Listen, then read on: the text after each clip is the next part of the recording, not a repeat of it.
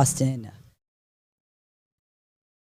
And on day 3, there might be a slight delay with our brain power a little bit too, right? So the lights are representative of, just it's been crazy. Just the amount of, crazy high level lifts, the amount of world records that we've seen. This is the meet to be at, guys, Yeah, and we love it. I mean, we feed off of this energy, but we're also on 4 hours of sleep.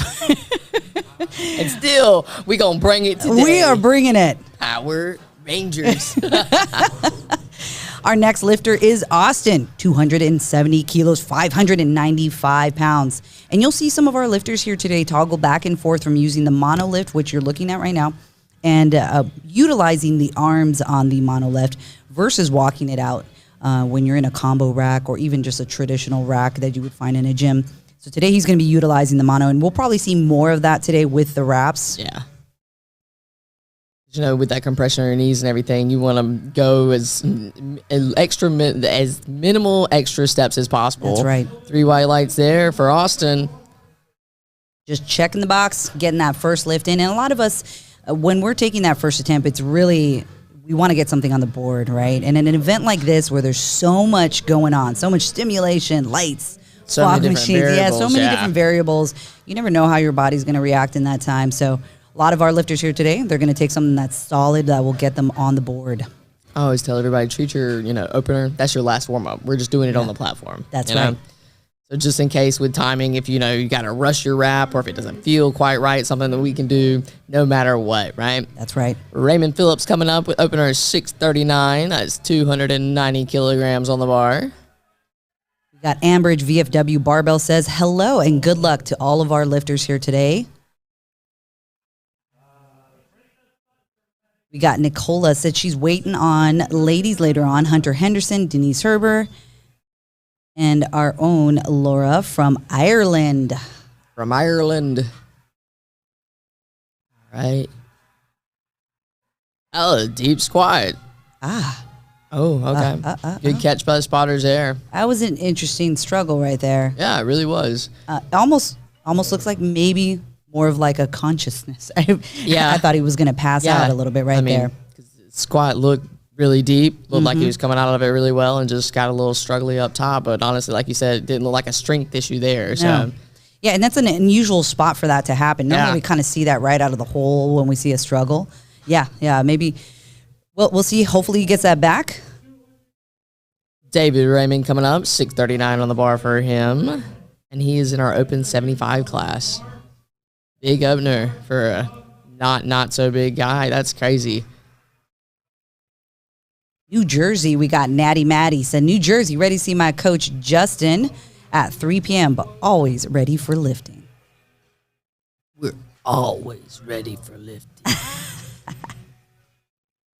Easy money. Very nice. And so far, all of these squats, a lot of times when people, think about wraps and they're like, oh, okay, depth is going to be an issue here. But pretty much all of these squats, even, our guy might have lost consciousness a little bit, all these squats are looking good, looking deep. And I think that's one thing here. You've seen our judges. The judges on the side, we're on the ground. We're not letting anything crazy pass here. So it's like, you got to put it in there. No matter what you got on your knees, you're going to put it in there and it's going to be legit. That's right. Scott Percy said, I can't wait to see the 67.5 women's class. It's stacked and strong. It is, man. That class is unreal. Best class there is, that's guys. Right. Just saying. Cajun Power. Not biased. Louisiana in the house. Here for Azariah Pierce. Mark Gaudette opening up 644 on the bar, 292.5 kilograms.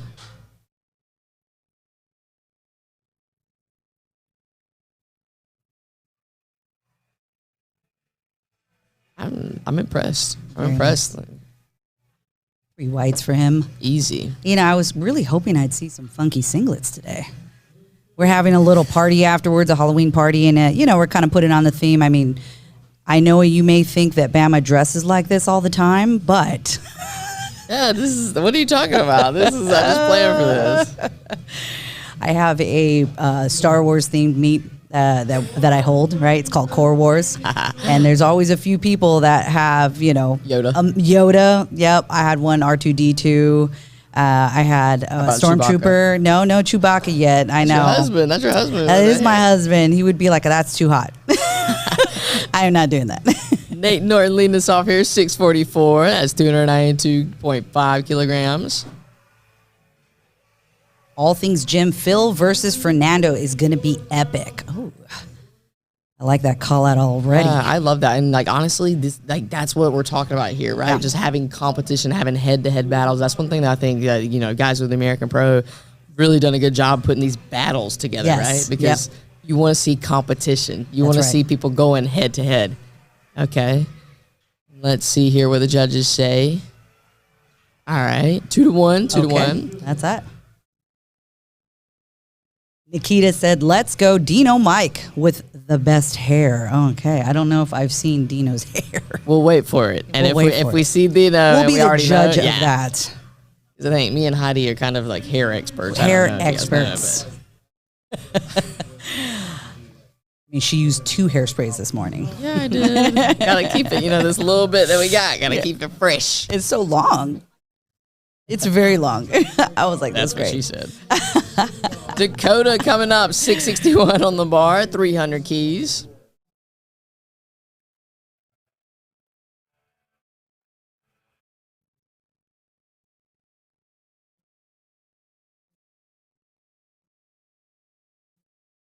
All right, we're seeing a walkout here.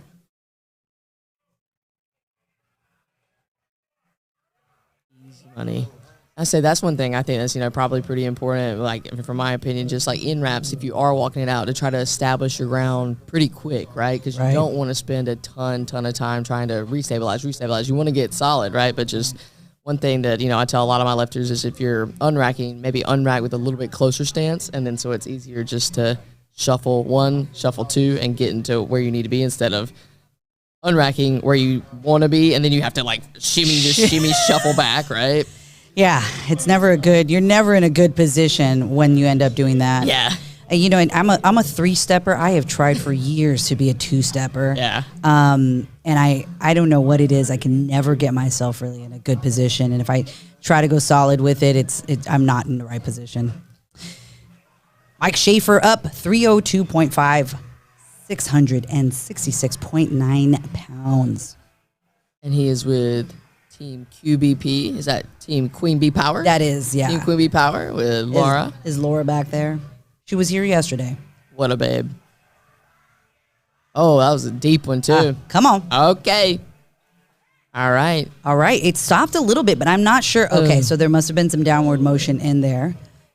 He looked a little bit confused there, too. Yeah. But potentially downward motion, or maybe I saw one of the calls yesterday, just maybe like soft knee, soft hip up at the top. He didn't start and finish in the same spot. Yeah. Just so that might be one of those things, too, that just some of those that you don't see all the time. Yeah. But definitely rules. So rules. Yeah, are so rules. the lifter has to, whatever position they start in, they have to finish in that position.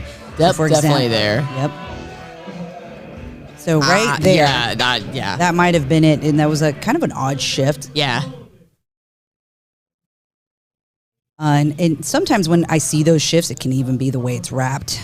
Yeah, and that's what we were talking about. There's so many different variables. Just that it might be one wrap was a little bit tighter than another, or anything else causing some shift. But anything can happen here. So I feel sure we'll see him come back and get that, no problem at all. I was about to say I was waiting for his next attempt. I wouldn't be surprised if he even went up from that, but it looks like he's going to retake it. Smart move. We got Matthew Sullivan coming up, 310 kilograms on the bar. He's in our men's open 100 class. Strong pick here. Ooh, okay. Depth looks strong there, but look like we just have a little bit of a hiccup coming up there, so I feel sure he'll come back and get that. Billy Baccarat, 694 for an opener. That's a good name. Yeah, I like that. Strong. Baccarat. Yeah. Strong. BB, baby, BB. BB. I give everybody nicknames. You do. I like it, though. I saw, let's see, I think his name Daniel Duncan, I think yesterday. I called him Double D all day when I was I knew commentating. you I were was going like, to say that's that. my boy Double D. Double D. And he was like, yeah, I like that. I was like, good. My husband's initials is Triple D. I'm not even, I'm going to get fired. I'm not going to start that this morning. Setting you up here. Billy coming in strong, 694, walking up to our bar now. After Billy, we have Nider and Russell, and then we'll be bringing it back to our second attempts.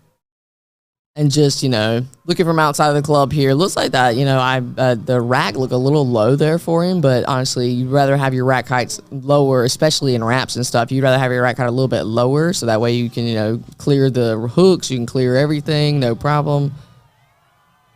Yeah, and honestly, once the weight settled and everything on him, it looked perfect for him. Looked great. And you'll notice he had his arms in, so when you look at that combo rack, the arms holding the bar, you can adjust those, and some lifters like to have them more in so that they can have their hand grip a little further out, and that's just something that can be adjusted for them. It looks like on Billy's we had 2 reds on the side, so not sure maybe if depth was an issue there, but little hiccup there for him. Feel sure he'll either retake that or even go up from it. So. Let me know if I'm saying his name right. It's Nider Hayden. Okay. We were talking about how I pronounce names in the car ride over here, and sometimes I maybe add a little bit too much Latina. Roll some R's. Yeah, roll some R's. Maybe it's not Jamie, it's Hayden. So correct us if you are here and you're in the chat and you can correct us. We try to get it right for them. Just give us some I phonetics. respect names. Yes. Yeah. All right. Coming in unrack strong. Moving well. Let's see what our judges say here. 3 white lights for him. Big opener for 82.5. Yeah. You remember Ant? Yeah. Anthony Hawthorne? Yeah. I loved watching him compete. Yeah. And a lot of times you see these big numbers, you're like, 800, 900, 1,000. But then seeing like a smaller guy hitting like 600, it's like, wow. That's like a quadruple body weight or something. Yeah, it's like, crazy. Okay. I do feel that way about Christian sometimes when your lifter, when I see him, because he's lean and he's jacked, but then when he's moving, I'm like, man, he's moving a lot of weight. Except his bench press, you know what I'm saying? But we did hit a PR, so I'm proud of my baby. Put him in his place. But I told him on his third, I was like, hey, Chris, get this and you'll bench more than me. He missed. I said, you just wanted to give me, you should have let me stay there. But that's, I was thinking about it last night, and Chris, my boy Chris, my boy Chris is a 148er, and he pulled 700 pounds. Yeah. My boy Dawson pulled 800 pounds. But I mean, the weight discrepancies here, I'm like, Chris is all right. Yeah, all right. Right. We got Russell Steve Yankee. I like it. Russell, please. I love that. Yeehaw, my man. Let's get it. 749 on the bar. He's with Michigan Bar Benders. There we go. All right. Looks like he shifted back a tiny bit there. I feel sure we'll see him come back and get this. An interesting position where he's wearing his belt, too. Just, from the statement here, looks a little bit lower. And that's one thing that, a lot of lifters will ask me, well, where should I wear my belt? And it's like, that's really up to you. Yeah. And some of them are like, me and Ashley have talked about this, there's no right or wrong, right? And so that might be a good position for you if you can get a brace there. I mean, you see a lot of bigger dudes, they like to wear their belts lower, or either they like to wear it super high, right? To kind of, make room for their bodies, right? Right. Especially on deadlift, we're talking about how you'll see, and very popular person wear their belt high is Eric Lillybridge and even Andrew House. And, I think part of that is they're still able to create at least some sort of efficient abdominal pressure, right? So they're trying to create something from there. I've seen somebody say that they wear it high so they don't have any thoracic extension going on, which I thought was interesting. But I couldn't wear it that low, and maybe it's because of my hips, and the space between my hips and my ribs are probably about 3 inches. Yeah.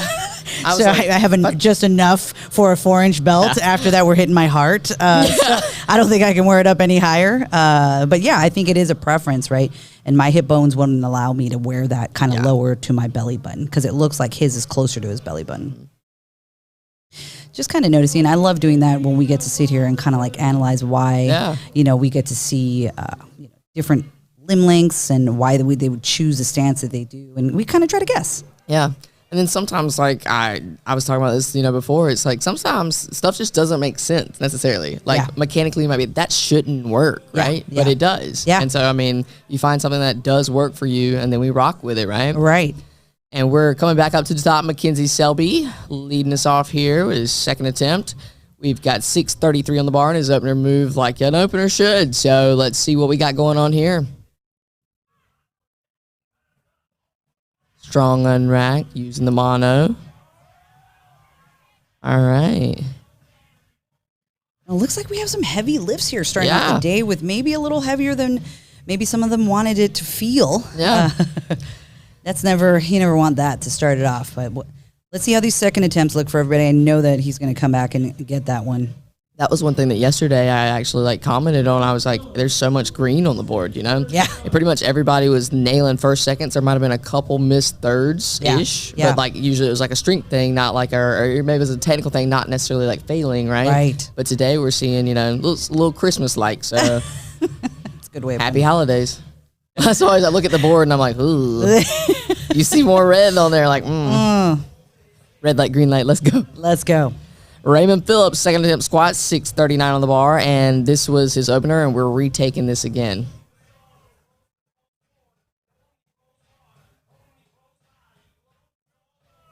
I love watching how lifters, you know, just like take their time getting, you know, that intentional setup and just how they get underneath the bar. Yeah. I think, okay. And even on that, it looks like a little hesitation when you get up underneath the bar there. Yeah. You could almost tell, like, pretty much, you know, when he took the unrack, kind of rolled him forward just a little bit. Because I feel like as soon as I get the unrack, no matter, I can tell if I'm going to get the squat. Oh, yeah. You know, you put it on your back and you're like, oh, that's it. Yeah. Like, you start smiling, you're like, oh, done deal, right? But an unrack that doesn't feel super settled or it's like, okay. Yeah. You know? And we got Greeno with his festivities coming back there. What is the name of that hat? If anybody in the chat knows the name of this hat, I literally saw him yesterday and I thought he was like a Russian coach. And he was like, I walked around the corner. I was like, Greeno, that's you. Austin up with 295, 650 pounds. Looks like he's being coached here by Joe Sullivan. Austin jumped up pretty big, 25 kilos. Oh, that's a big jump. Yeah. Opener smoked it, though, so Yeah. I like that. I like big jumps, and I cannot lie. But truly, that's... My dear. Yeah, that's okay. Thank you. Thank you so much. I think he's wearing Squat to Depth, so that's Albert's company, isn't it? Yes, it is. Yep.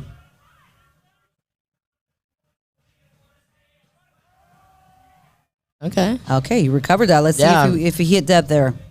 Good speed there. There we Looks go. like depth, three white lights. You can definitely see a little bit of instability there too, Yeah, right? And right so that's outside like that hole. speed isn't necessarily right always there. the kicker, right? Because once we got to the hole, you got to keep that brace, got to keep everything tight. What do you think are one of kind of the biggest red flags when it comes to using wraps? Like, what are some things that you see often people do wrong? Oh my gosh, Gino, I did not see him here with the devil hair. Yeah.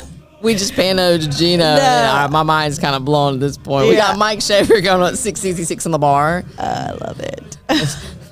I guess Gino's representing 666, the They're right. beast over there in the corner. I love it. Miss Sargent said, snowy Colorado here. The hat is called a Ushanka. Oh, bet. Thanks, babe. Yeah, thanks, babe.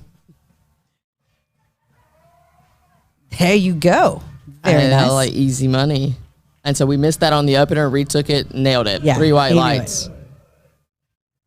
Yeah, what would you say are some of the biggest red flags you see happening when people are wrapped? I mean, honestly, timing. I mean, like, you see, like, you know, maybe you wrap too early and you're in the wraps for too long, or you wrap too late and then you're rushing out there, right? So just, like, getting the timing right, I think, can really set the tone. And then just, I mean, with actually doing the squat and wraps, people already think, you know, I put wraps on, I'm adding 50 more pounds, I'm adding 75 more pounds. So I feel like a lot of times people might get a little more overzealous with, you know, anticipating how much we're going to be able to do here. And it's just one of those things that's like, you have to make sure you maintain control and embrace, right? Yeah. With all your squats, but into the wraps, because if you want to get that rebound out the bottom, you've got to keep it tight in the core. So I think that's something that we overlook a little bit there. How about you? What do you think?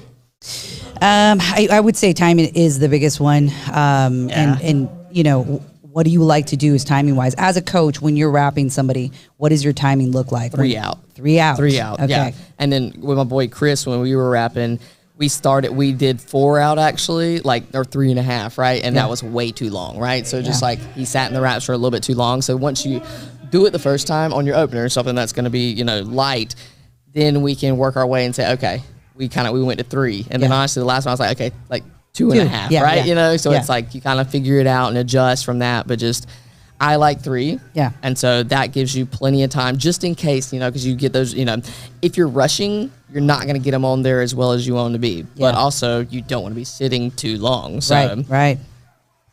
Super important. And here we have David Raymond, 302.5 kilos, 666.9. That was easy. Yeah, looking solid. Really like the posture throughout the whole movement there. Mm-hmm. I feel that. On an emotional, spiritual level. Yes. Oh, man. It's a great feeling once you walk off from there. And you know what? Shout out to our people that are operating the mono. Yeah. Because this is just something that I think is underappreciated. We appreciate our spotters and loaders for sure, but just operating the mono all day and jacking that up, bringing it back down. I mean, just and pulling the pins, pulling the arms. It's, timing with that is so important. I mean, first time I ever operated a mono, I was so nervous and I was like, I don't know when to pull it. Keep pumping? And you know what I did? I shut it too fast. I got the girl trapped in it. I was like, I knew this was going to happen. That's why I didn't want to do it. Mark Gaudette coming in 677 on the bar for his second attempt, and we smoked the opener. So let's see what happens here.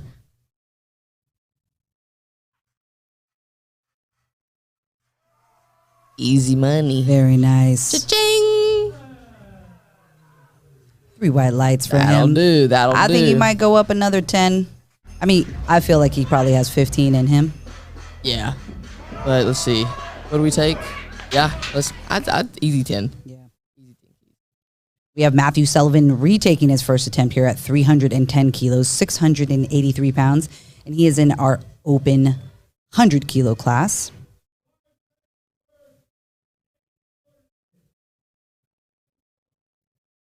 And we have Greeno, Ushanka Greeno.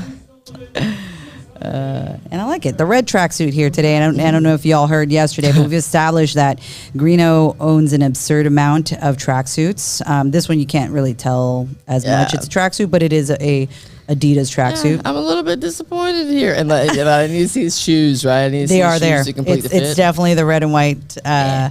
It looks good. It looks like he's got red on red over here because I can see some pattern on the arm. It's probably velvet. I'm not gonna lie because he's bougie like that.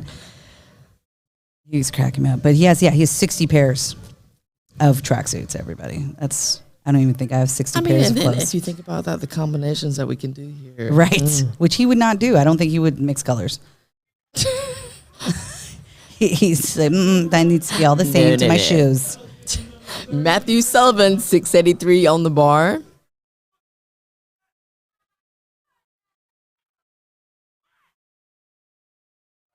Ooh, good catch by our spotters there. It was a little interesting when he unracked it. Almost looked like he pumped it a little bit. Mm-hmm. I'm not sure if he lost a little stability in his knees, but it almost looked like he was ready to take the squat. Yeah, but didn't. And that's one thing too. I mean, just like we're all ready to go, and we all know how to squat. We all know how to do these things, but just like sometimes you're so amped up, and then commands, right? I gotta wait. Oh, hold on 1 second. Bet. So we're not down there or whatnot, but Joey just came in and informed us that probably the reason why he was rushing is he had only 3 seconds on the clock, right? Yeah, he racked, unracked. Yeah. And that's what we're talking about with the timing, right? Because you're sprinting, waddle sprinting, right? To the platform, and it's like that just is never a good feeling. No. I would much rather have a little more time and just deal with the pain and suffer a little bit. Right. Okay, we got a strong unrack here. It looks a little bit shaky. Ooh. Ballsy. Yeah, it looks a little high. Let's see what they up 2 to 1. Yeah, 2 to 1. And that's one of those things that you're just like really commending our spotters once again here, because you see lifters, they take the unrack and they start shaking, or you don't know how much shaking is too much, right? And then it's so really good job, everybody staying locked in, right? And just paying such attention to every single lift. And it looks like he might be scratching his third. So hope he's feeling okay. Well, he got 292.5 locked in at least. Yeah. Got on the board there. We got Billy Buckrath coming in, 705 on the bar. BB. BB. Hey, BB. Hey, BB. All of our lifters here today are using Zone smelling salts, one of our sponsors here today. I was talking about the last time I hit some salts last time at Showdown. Man, felt like I got punched in my gut. If you need to wake up later, I'll make sure. Howdy, you ready? Ready, coming? Man, I might use that actually. Hey, let's do it. You know I'm here for it. Go get us some salt, Ashley. All right, strong unwrap from Billy. All right, looks Very nice. good. Yeah, looks good. Look at that loving embrace from behind. You know, that's the reason why we like to squat, so we can get some big hugs. Big hugs. All right, and that looked good. That was a 20 key jump. How much do you think he's got calling for after that? Or no, he took a 5. I'm gonna say 7.5. Okay. And our Dakota took a 20 key jump, so that was a conservative jump, a little 5 key. I think he's definitely easily got another 5 if he wants it, and maybe he's saving some because he missed the opener, took something on the second. We'll see if he takes a little bit bigger jump. Yeah, I would say less than 10, but if he's, I don't know. let's see. Drum roll, please, BB. What you got? What you got? And if you want to see what our lifters are doing in real time, you can visit liftingcast.com. and click on the American Pro Day with wraps. You can also click in the description box where we have the direct link, and then you can see where they're standing too. We have a forecasted placing in there based off of their weight class, as well as a forecasted overall winner. And it looks like Billy took a 5 key jump, so Heidi was right. Heidi was right. I'm just going on the record. Oh, that was nice. Nice. From Dakota. And he's the one who took a 20 key jump here. 3 whites. 3 whites. I like it, Dakota. And also, if you're online and you're looking at Lifting Cast and you're clicking around, you should go to the WRPF website because I hear the WRPF online store, we're running a sale. And if you use code PRO, you can get 30% off. Yeah. And free shipping. Yeah, we got all the raw. Now, I don't know if it's free shipping. I know it's 30% off. Yeah, don't hold me to it either. But we have 30% off of our wraps. Our raw clothing. Really cute. There's some cute tops. I had Brittany, one of our other commentators, was wearing it the other day in one of the photos. I was like, man, if that doesn't sell everything. She's a gorgeous strongman competitor. I look like Brittany if I put it on. You might be missing something. Lipstick. I had a whole collection yesterday. I don't know what you're talking about. That's right. Russell trying to take this again, 340. Let's go, big Yankee. Okay, all right. We're rooting for Russell over here. Come back and get that, Russ. Just remember, our lifters have to be successful with at least one attempt. They have to get one number on the board to stay in the game. Here at the American Pro, they will probably more than likely let them continue on. It just depends. Normally, they don't. If you what they call bomb out, they don't let you continue on. But at state meets, you can most of the time. Yeah. Look at Nick Osborne said, "Let's go double D."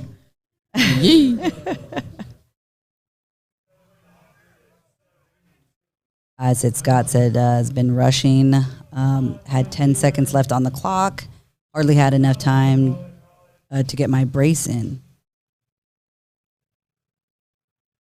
That's what I'm telling you. Timing.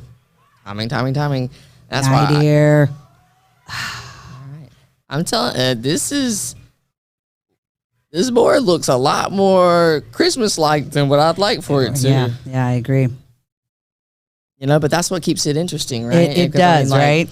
Like say yesterday, I was anticipating, a lot of times with the heavier guys, like sometimes you see just we're pushing a little bit, we're pushing hard here, maybe some more missed lifts, but there was a lot of strategy looks like that was in yesterday's meet, and not saying that there's not any today, but it's just like we're seeing a lot more reds, we're seeing a lot more missed attempts, so maybe people today are not playing quite as conservative, but then that opens up a, door for other people to take it. When we always, I'm sure all of you out there are predicting based off of training maxes, based off of performances, like who's going to take what. But this is the exciting part, right? Because you need to show up and actually hit those numbers because you just don't know who will be able to creep up right next to you who was not expected to take that place. Now we're moving on to our third attempts with Mackenzie Selby, taking that 287.5 again, getting wrapped in there right now.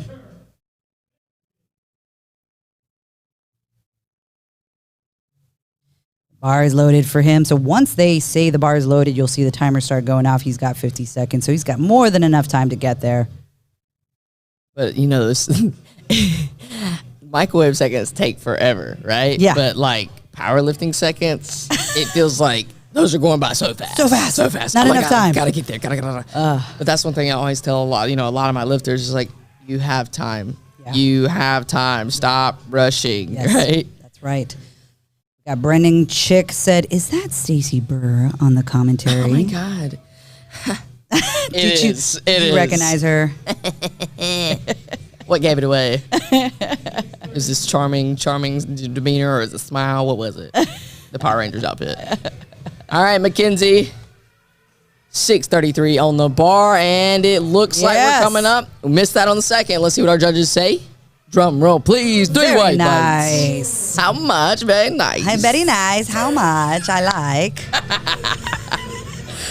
Yes. All right, and this is Raymond Phillips, and it looks like we need this to stay in the meet for Raymond.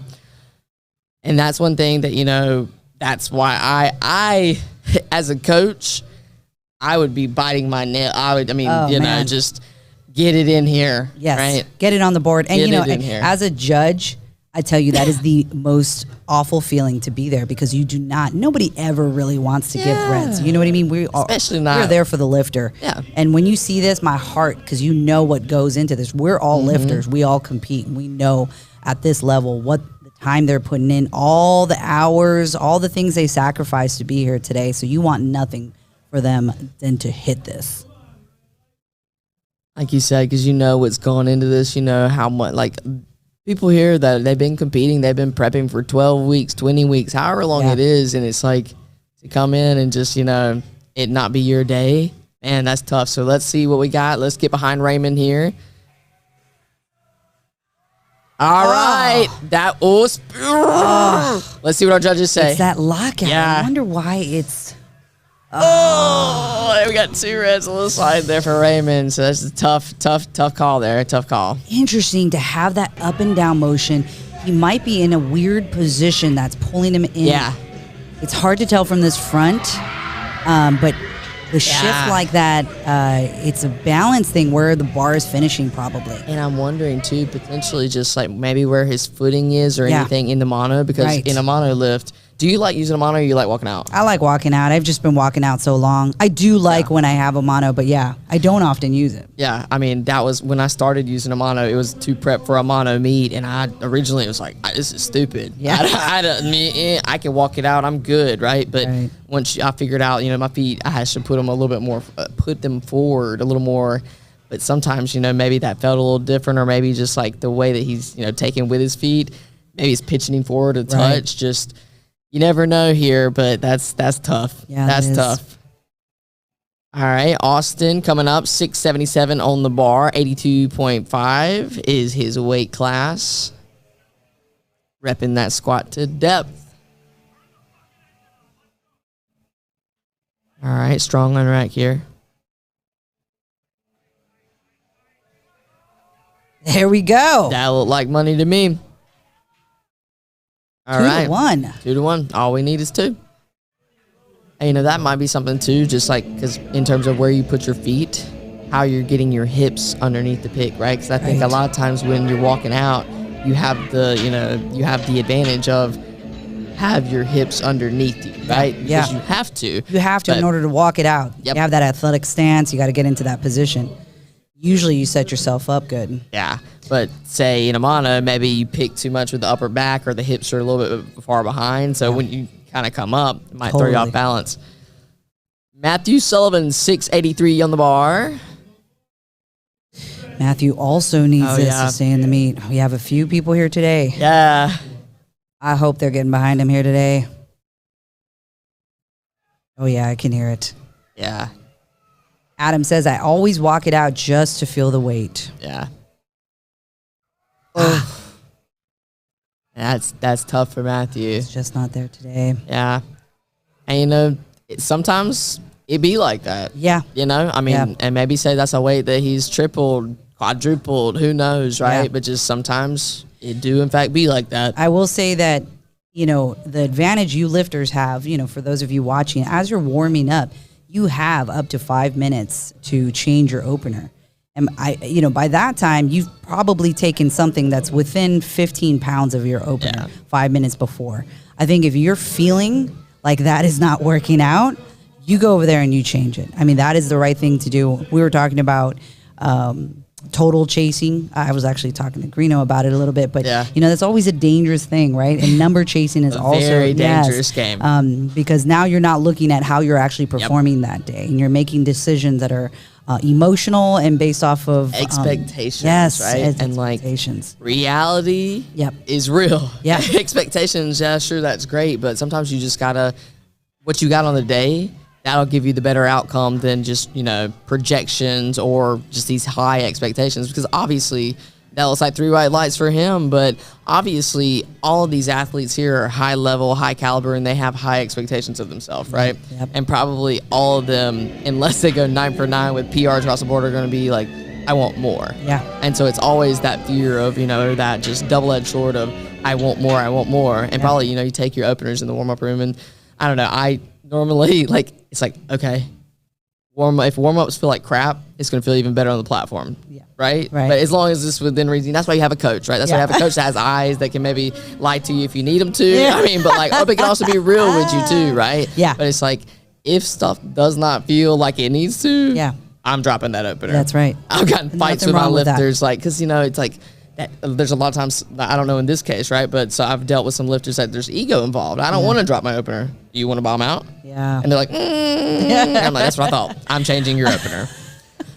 Mark Gaudet coming in, 705 on the bar. Because it's like, ultimately, the goal is the third. Yep. The goal is the third on every of your lifts. So your opener, in my opinion, is irrelevant. Wow. That was a nice squat. That's the way you do nice. it. Nice, Mark.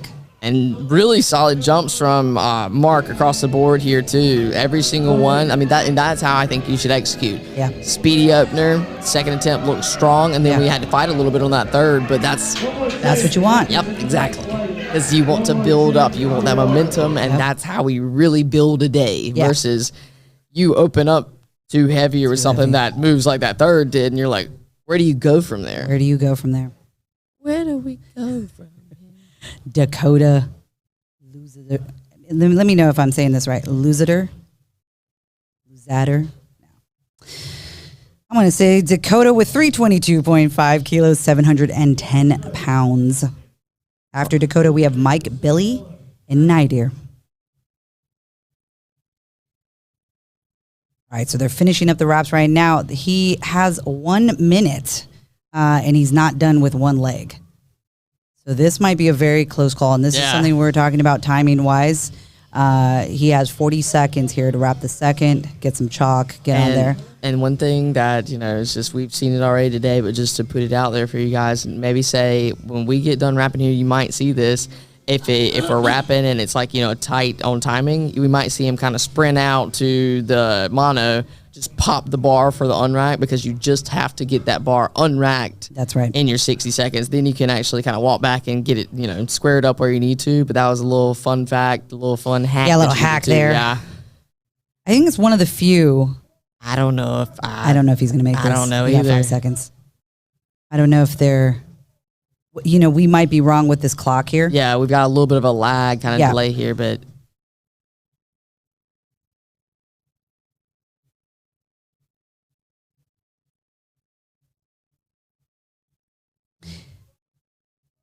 Nikita said that's not him. Oh. Okay. Is that not him? Okay. We're full of crap. We stand corrected. We have Brennan Chick said, I watched Stacey Burr on Table Talk on my way to the meet yesterday. To get me hyped. Let's go. Let's go. Also, shameless plug, Champion Mindset Podcast, Meet Day Meditation. Everybody loves that one. I haven't heard that, Stacey. Next time you compete, baby, I got you. I like it. It's just me whispering sweet nothings through your I like it. You got this. You got this, baby girl. I already meditate, so that's only going to make it better. Mike Schaefer, 710 on the bar. Team Queen Bee Power. Do it for Laura. Oh, yeah. Oh, yeah. That looked nice. What did our judges say? 3 white lights. Good lift. Loving that.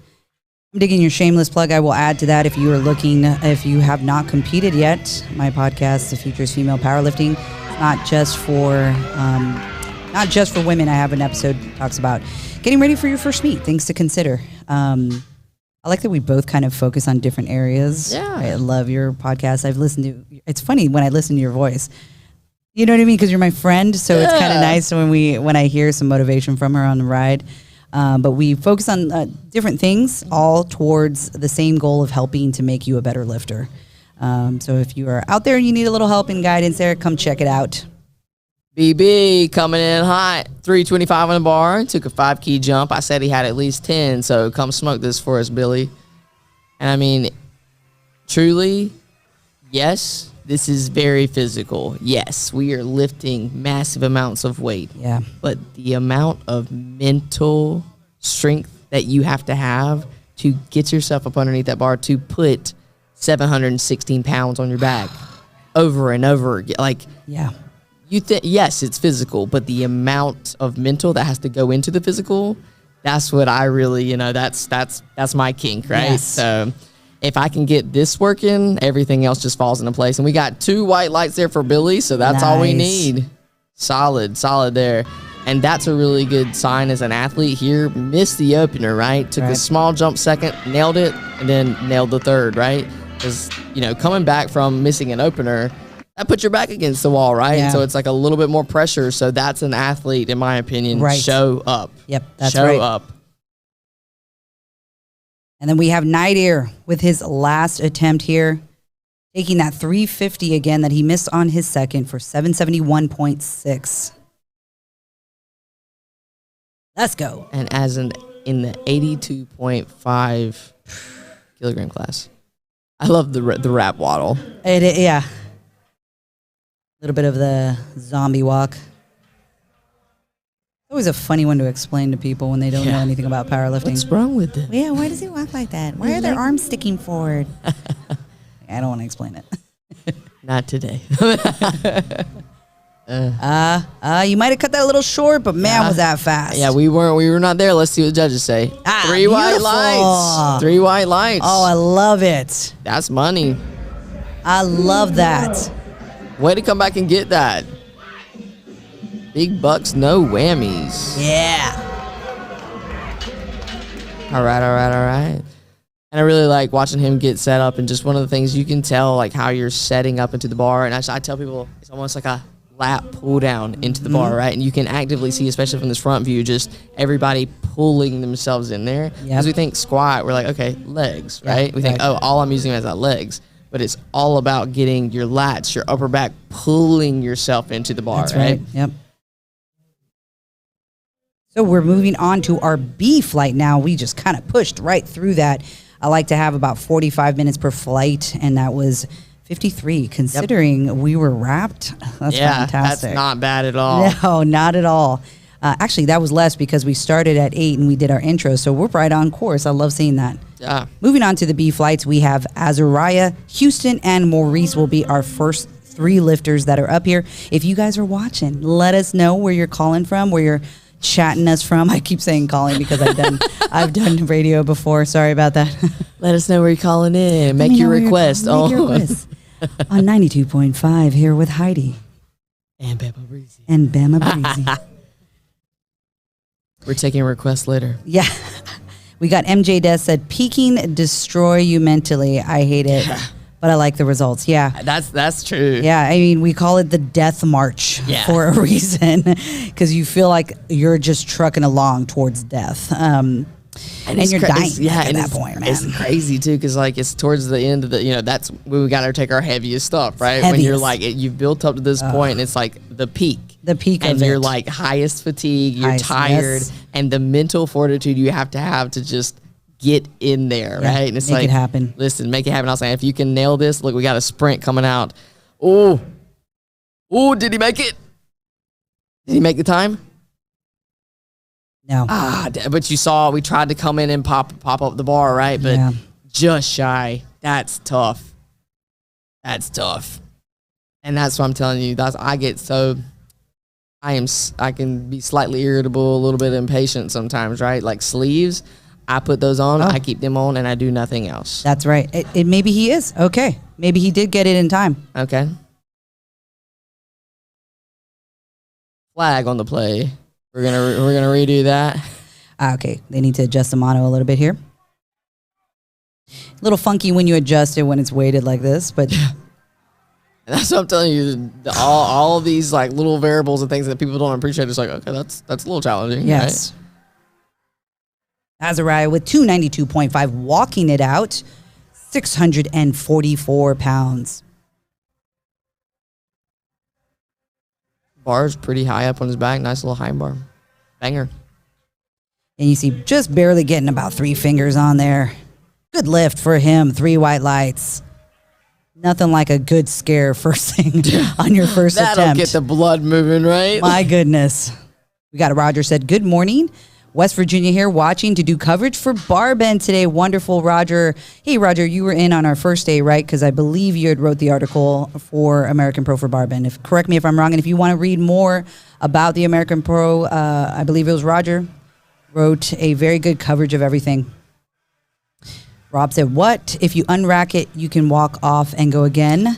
No, you can unrack it if, so this is what we were talking about. Yeah. It's a little cheat code. You actually, the way the rules are written, if somebody is pressed for time, you can just get under the bar, unrack it and re-rack it. And technically the time does not start again. You can just kind of get real situated again. Yeah. There's no rules against him walking off the platform and then walking back on. He doesn't have to stay on the platform theoretically. So, and then they're going to have a little bit of things here and there that they're probably going to work out a little bit here and give on the side side of the lifter. Yeah, because that's the thing. All of our judges, we're team for the lifter. Yeah, that's right. Houston T. Woods coming out, 292.5 on the bar. No, wrong. 307.5 on the bar for him as an opener. Easy money. Very nice.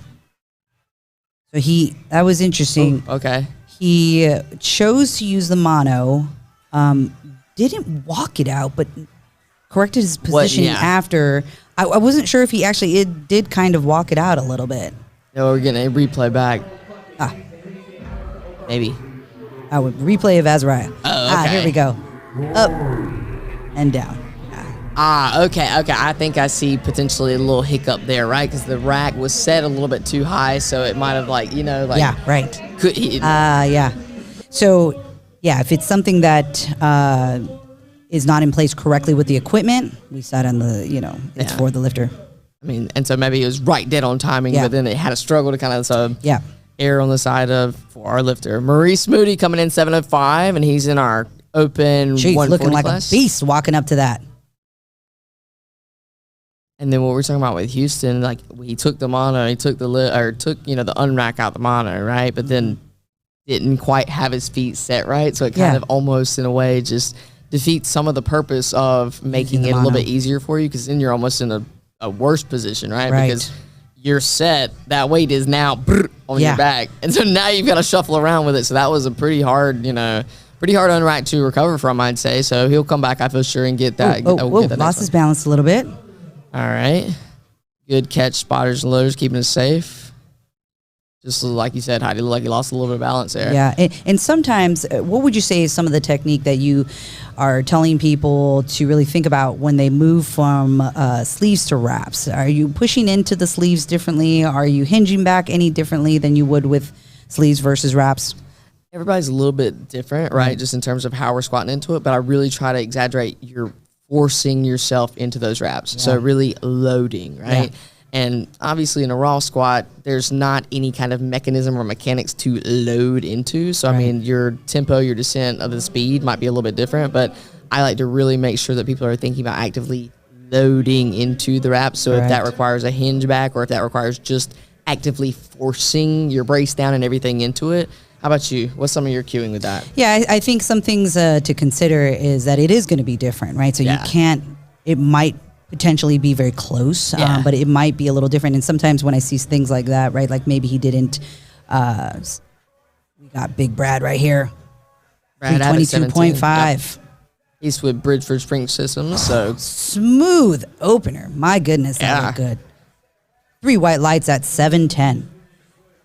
Yeah, potentially if you're not, whether it's you're hinging first or pushing into those wraps first, if you're not doing one of those things mechanically in the way that you normally do it, you might have that shift, right? Because now you're rebounding through the wraps in a different way that you don't normally do. That can just cause you to be off balanced. And I mean, think about it. If you have like this almost like a rubber band that you're loading into, and it springs forward. Yeah. If you're maybe not as set, like your feet aren't as stable, your base isn't as stable. Yeah. That little bit of faster kind of come up might surprise you almost, right? Like I'm not surprised, right? But it's like that might take you a little bit offhand. So. Yeah, right. Robbie said, thank you for the clarification. Yeah, and if you all have any questions at all about any sort of logistics or why things happen the way they do, we love explaining. Both of us are a bit of introverts and we like to talk, but it works in your benefit here today because we will talk all day. So if you have any questions on how anything is rolling, why is it, the way that it is, looks like we have one lifter being wrapped right here. Might be on that second leg, so he might make it here, but we have 30 seconds. And this is it. So we're moving a little faster today. Okay. Yeah, it looks like we got it here. Yeah, he should be okay. Yeah. Brad squatting 710 after a quad tear is nuts. Yeah, that is. That is nuts. Especially for it to move that well, too. Wow. Like, I love seeing a lifter come back from... I don't love to see any kind of catastrophic injury, right? But looks like we might be and he has to put that. Close. Just put on one. Just put on one. Come on. You can't. So no, because he can't. Yeah, he timed out. Yeah. You cannot wrap your wrist wraps on the platform. He should have. So this is what I would have done. I would have skipped the wrist wraps, unracked it. I actually don't know if he would be able to put his wrist wraps back on off of the platform. I don't see why not. There is no verbiage in the rule book that would not allow him to do that. So this is another thing. When we have that happen, you see our coach right here is now struggling. They're loading up that bar, but he was expecting at least 30 more seconds for the squat to go through and finish. So now he's got to speed it up, knowing that his lifter has to go up sooner than expected. As a coach, there is nothing, in my opinion, more anxiety-inducing, truly. And because you want to, because I'm a perfectionist too, so I want to make sure I get that wrap on and I get it perfect, right? I want you to feel good, confident, but then it's like I'm racing against the clock and I'm trying to make sure that there is nothing. Once we get done with a wrap squat, once you get done with the wrap squats, it's an easy day. Yes, but this is, woo. And it looks like he did a great job right here because we have 40 seconds. Yeah, plenty of time for him to get on there. These wraps won't be on there that long, but just enough to help him out. This is Sailor LaValley?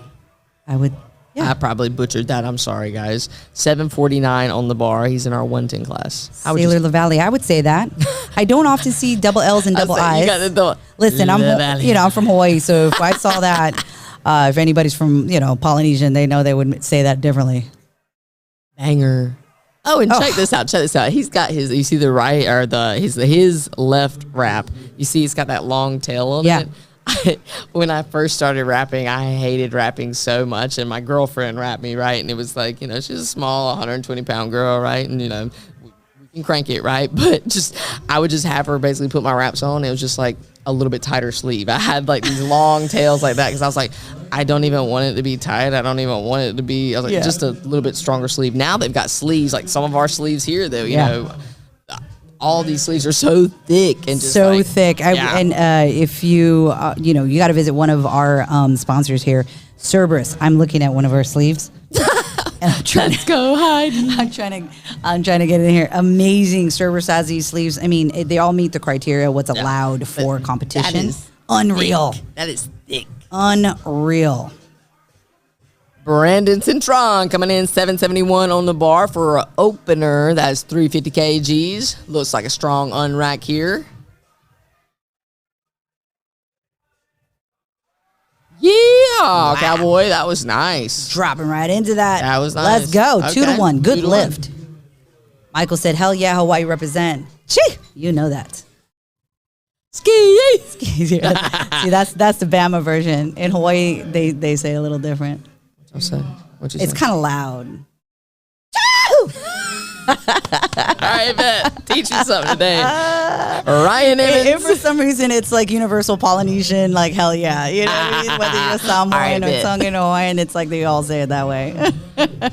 Ryan Emmons, 771 on the bar. Let's go, Ryan. Donovan said he woke up late. What flight is this? We are in flight B here today.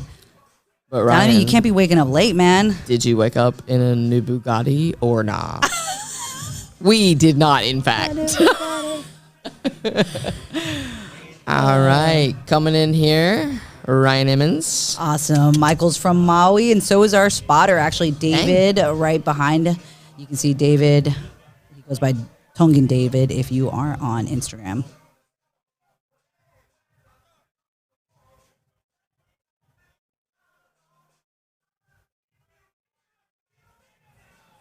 There we go. A little bit wider stance here. Oh, man. Oh. I was watching him whenever he was taking his unrack, and he looked, he looked a little bit unsure of his footing, right? And just like, I don't know his training, I don't know his lifting, but it looked like he was a little bit unsure there. And which we talked about, he came up so fast. The squat was super easy, but there was just that instability, right? Yeah. I feel sure he'll come back and get that easily, if not even go up from it. Yeah, the strength was definitely there. Looked like just a little technical error on his part. Armin Arabian, 793 on the bar, and he's in our 125 kilogram class. Opening up with almost 800 pounds here. Now we're cooking. Cooking with grease, baby. And see what you see. Most lifters, you have very little clearance or very little wrap left over because we want as many revolutions as possible. But honestly, different strokes for different folks, right? Yeah. Some people love to have just crank that wrap on me as hard as you possibly can, and then some people, I'm like, just minimal as possible, please. I like to feel my legs. Oh. Good catch there. Good catch there. Look like he dropped the head a little bit. Oh, maybe might have hurt. See him grabbing his left leg potentially. Oh man, that's tough. I hate to see that happen. I mean, and this is a risk that we run with, opening with 700, 800 pound squats. We're so used to it, but it's still huge. Yeah. And to remember, a lot of these lifters did weight cuts, and we do see a lot of cramps. Yeah, and what do you kind of supplement for cramping or anything like that? Yeah. What do you like to do for your lifters or anything or yourself? Yeah, I'm a big fan of Element, and the sorry, I was just looking at Chris here. I'm a big fan of Element, which is a magnesium, potassium, sodium mix. There's other ones out there that are just like electrolyte lit mix. I personally will take that every day. I just find that I perform better. Sometimes when I'm doing jiu-jitsu, I get so sweaty, I'll take 2 of those. Yeah. But I find especially if you're depleted, of course, I think the number one way, if you can afford it, is to do an IV drip, just like we had here today with Elevate Hydration. Yeah. I mean, especially if any diuretics are used, like you have got to just, IV or just get as hydrated as you can back from that. And that's tough to recover from. Chris Jones, 832. And really controlled on that descent. Let's see what the judges say in terms of depth. 3 white lights. I have supplemented some glycerin when I was that one time. I did 8 pounds on accident. Don't ever do that. When you only need 5, don't go over. Overachiever. I know, my goodness. I did supplement with some glycerin. Not the best, it's a little kind of funky to drink something like that. But it can help with just rehydration.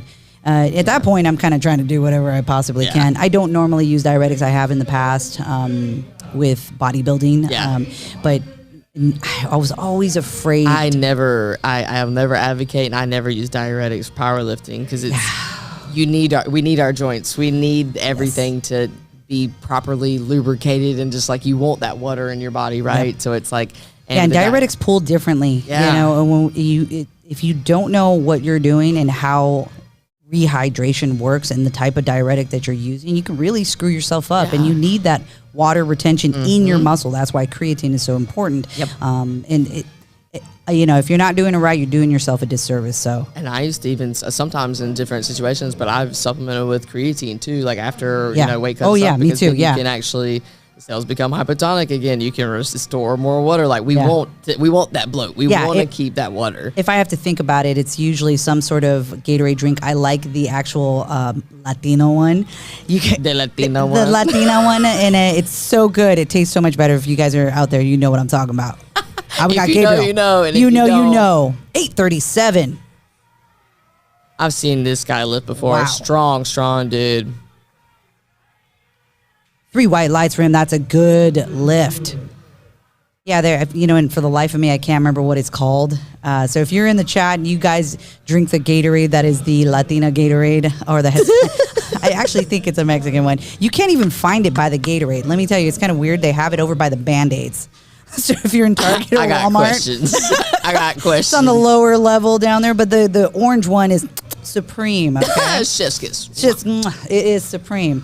But normally I'll do an electrolyte pack with that, and then even there's another one in there. If I have to do the glycerin, I'll do that. But usually I'm drinking something before I move on to eating. Yeah, that's the most important thing. Right. People just want to force feed, but it's like the water in your body, and especially if you've used a diuretic. It's not like the diuretic doesn't leave your body like, oh, you weighed in? Okay, I'm just going to dip now. No, your body's still going to try to flush out that water. Right. So then that's why I think it's such a dicey game, because we can cut weight, we can make weight, but then we need to rehydrate properly, or you're not going to be able to put that weight back on. Yeah, and I always tell people to, drink as much as you can, whether that's sugars and carbohydrates that you're going to have in there. Don't buy the 0 calorie or no sugar. You need that as part of that hydration. You might not want that day to day, but when we're talking about here, Pedialyte, yes, Pedialyte's good too. Mm-hmm. No, so it's the it's the Hispanic Pedialyte. Oh, I was like, it is Pedialyte. Somebody look it up for me. It has a Latin name to it. It's probably got some R's in it. Say it so Heidi I can say it. Run it around. She said, Heidi, you can't say things like normal. Like when we were talking all normal, and you say something about like some food. I'm like enchiladas or tacos. The whole conversation will be normal Heidi voice, and then it's enchiladas. And then I'm like, there's not even R's in there. What, what are you even talking about? You know exactly. If you know, suero, you know. That's it. Thank you, Jason. Hey, that's pretty in suero. Suero. Yeah, it's totally different. Like Pedialyte it tastes a little medicine-y to me.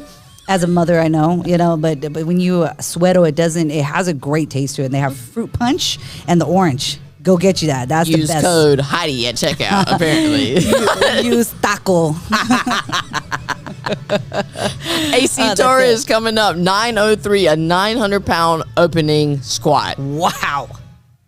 My goodness. Nook if you buck. Nook if you buck. Look at the mono. Look, like, this is shaking. Like, what type of equipment? Like, what I'm saying? Like, just... And looks like we're leading and loading in.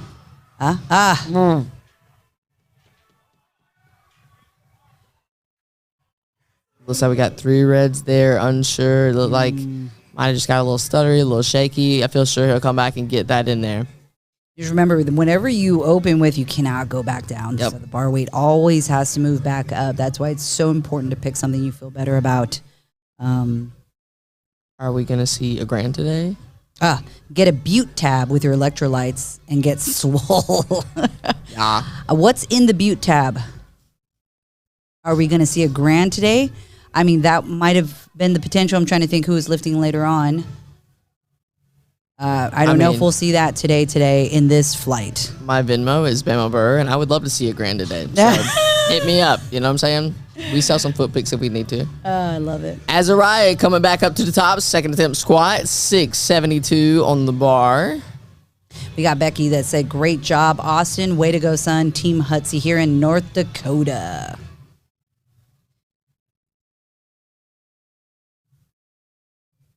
Oh, as a cattle farmer, they use it for cows. The Butte tab? I got questions. I got questions, So I Ginger. need to go get this, and then I need to go to the Band-Aid section. Suero. Powerlifters are a different breed. All I gotta say. Azariah. And it's really cool too. I think one thing that we haven't even touched on is just like the differences in wraps. We're seeing so many people that are wearing different kinds of wraps. You see different colors, you see different textures, and just that's one thing. Like maybe you want a cast-like wrap, maybe you want one that's stiffer, that has more stopping power. And so based on how you squat, what your descent speed and everything, that was a solid squat from Azariah. But that's one of those things that just is dependent on the lifter. But we have so many different variables and options too. So.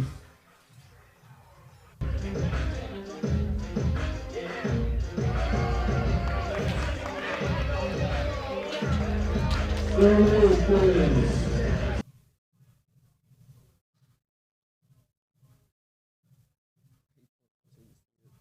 like, High bar as well. That's right.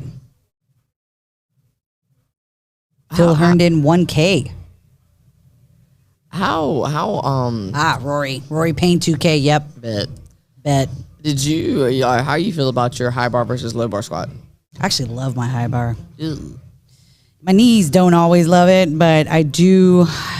I lean into the things that suck a little bit. So I do like when my high bar looks good. I think it's one of those things where you're like, that looks pretty. You don't look like a folding chair, So I do. I would say the last 2 years I've really focused on front and high more in helping me to translate to my back squat. My legs are just not as strong as my back. Maurice Moody, second attempt squat, 705 on the bar. One thing that I like, my front squat or my high bar, even high bar and versus low bar, like a 300-pound discrepancy. Like pretty rough, pretty tough. But like now, as Your back is unreal. Yeah, well, because my spinal erectors are so strong, right? Yeah. But it's like now transitioning, doing the bodybuilding thing and just training.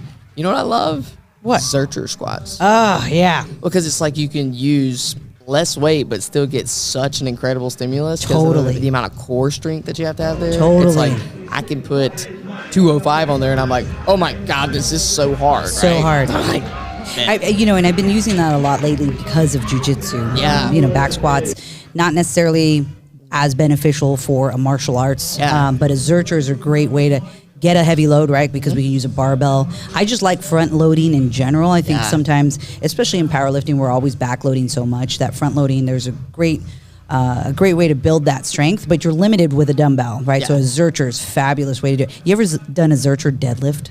yes. Have you? Stupid. I mean, just like, yes. I couldn't even get my butt down there. I'm like, I am already that short to the floor. Why is this a problem? But like, you guys Google a Zercher deadlift. Oh my gosh, you're hooking it right underneath. It's pretty amazing.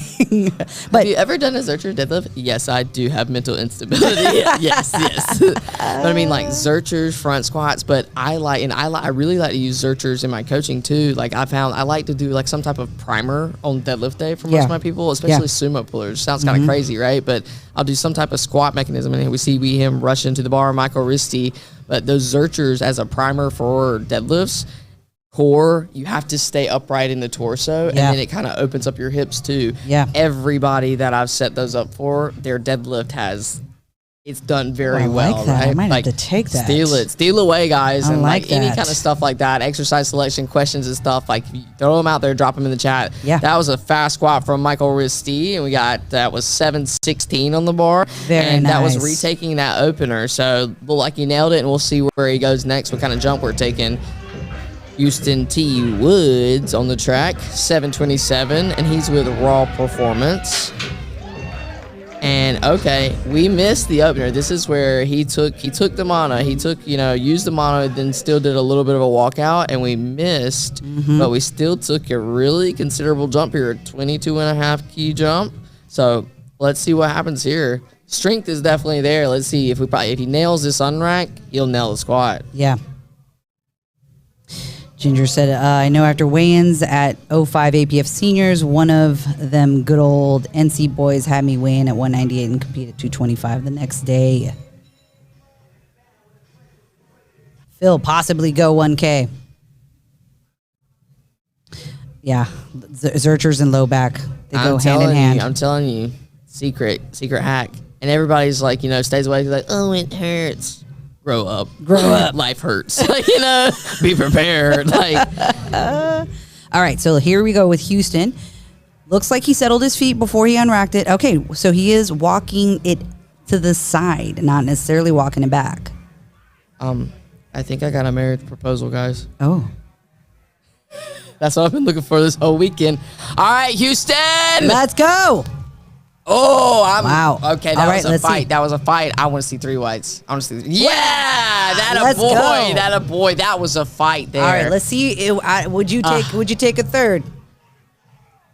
Based on his response, yes, I'm thinking he is going to. Yeah, I mean, I would say 5 is tough. I mean, he got spit forward, right? Yeah, and I mean, if we could keep the chest up, say it with your chest. I'd say think about somebody pulling you up 5 feet from here. If he could keep this up, I feel like he would honestly. Yeah. He's got a decent amount more in him, but he fought through just kind of losing that position, still managed it, right? Yeah. So I guess that's probably a decision. We'll see what happens. And he went up. He went up 7.5 keys. Wow. Let's see. I'm happy to see that. Brad smoked his opener, and this is 7.55. And in the comment section, I think somebody dropped that he had quad tear? Quad tear. Was that it? Yeah. I mean, so. Yeah, and these are the kind of wraps I love. And it's the nice and tidy looking for me, Beautiful. Beautiful. Technician up there. 3 white lights for Brad. Yeah, honestly, I can't take any credit. You guys in the chat, Dawson and Josh Bryant, tag team, I'm just there. I'm just Dawson's mom, okay? So I just make sure he's where he needs to be, in the right place at the right time. So Dawson is coached by Josh Bryant, and from what I've seen, Josh Bryant, if you're going to get strong or you're going to die, Yeah. So there's no other option. And Dawson, he ain't ready to die yet. He's hard to kill. So him and Josh have been a great duo there. Sailor LaValle coming in hot, 788 on the bar. Finishing up that second wrap, his coach definitely has been, he is going to be stinking tired. I can only, when I see a coach who's got multiple people, one of our people in Alabama, if he's watching, Les Keys, at one point I remember he had all the big boys, and I swear he was wrapping 8 guys like back to back. It was unreal, and that's hard to do because once your lifter starts walking out there, somebody else is already starting to wrap somebody. So you got to have help when you have that many people there.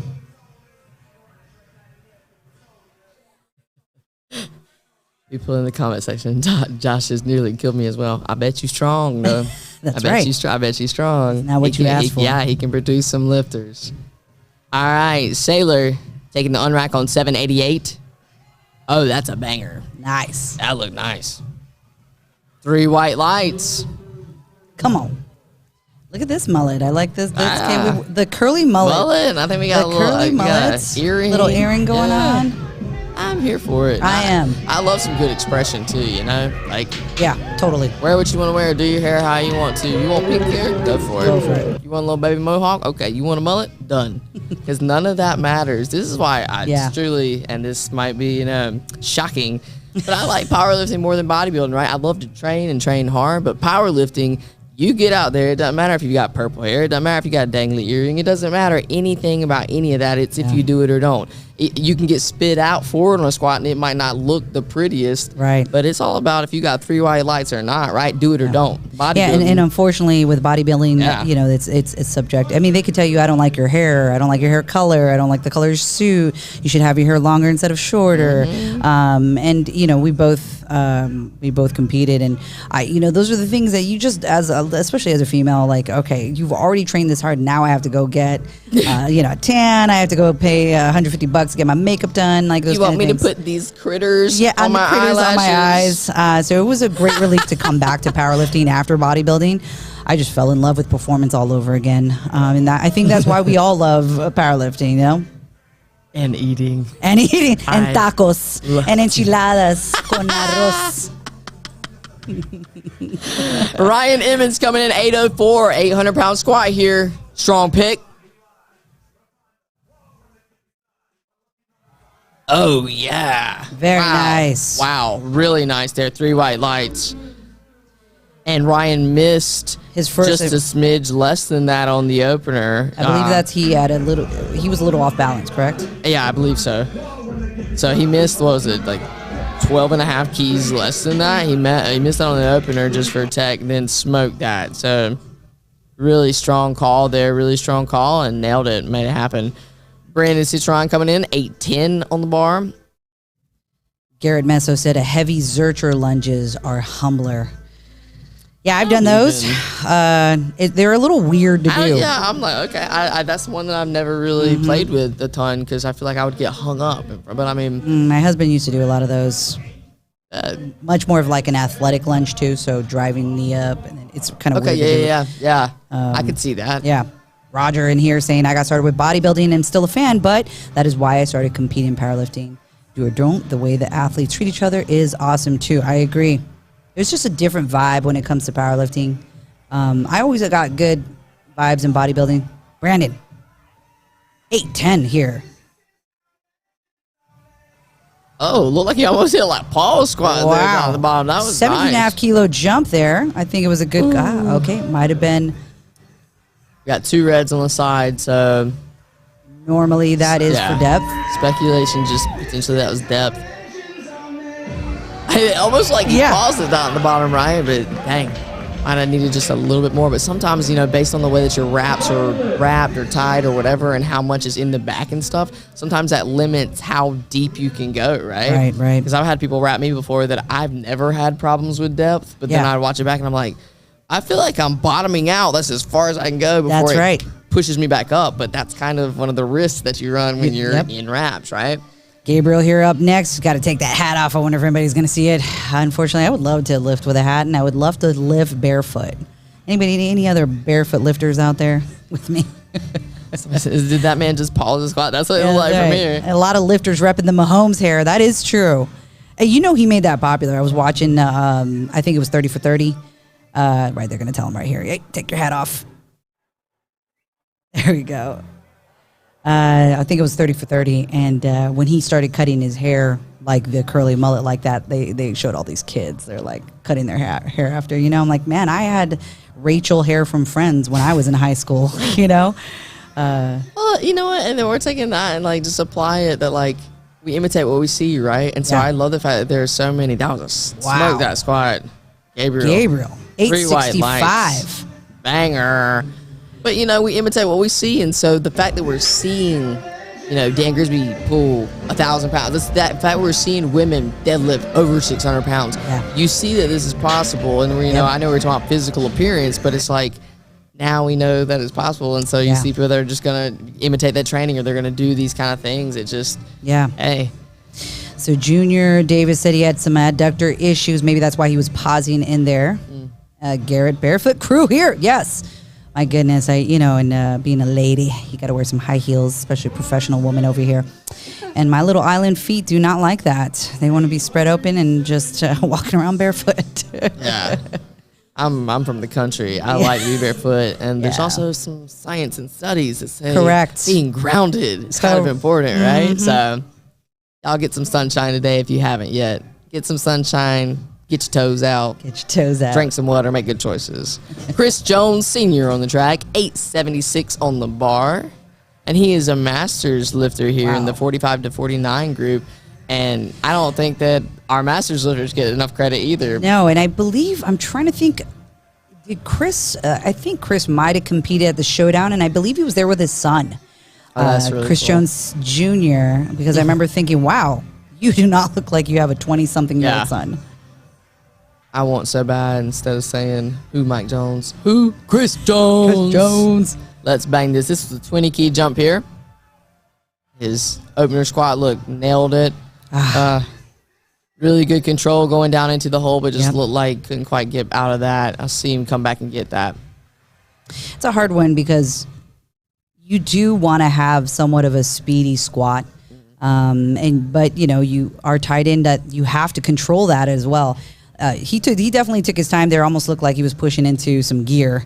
That's how slow it was going. But Chris is a fabulous lifter. I've seen him before. Me too. Always impressive. Always impressive. I know he'll come back and get that. Justin, 881 on the bar, and he's a 125 kg lifter.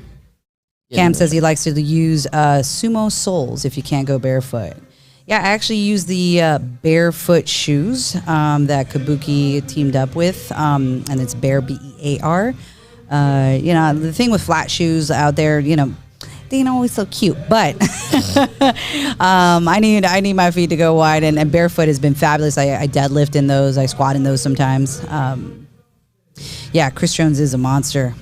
Huge bench. Who? Chris Jones. Who? Chris Jones. All right, Justin's coming up, 881. Looks like we got wrapped up. He's getting his wrist strap set. They are wide, Cam. You know, these shoes are wide. You know, and you know what happened? You know, we try to have some professional attire when you're judging, and I was looking for dress shoes for women that were not hideous, and also not very comfortable. small. Yeah, and comfortable because we have 16-hour days sometimes. Yeah. And once the algorithm hit that I was looking for wide shoes, I had every hippie shoe out there. I was like, these are ugly. I did find one though. Hobie Bear. Use code Heidi at checkout. Heidi at checkout. Use Pro at checkout. 30% off. WRPF.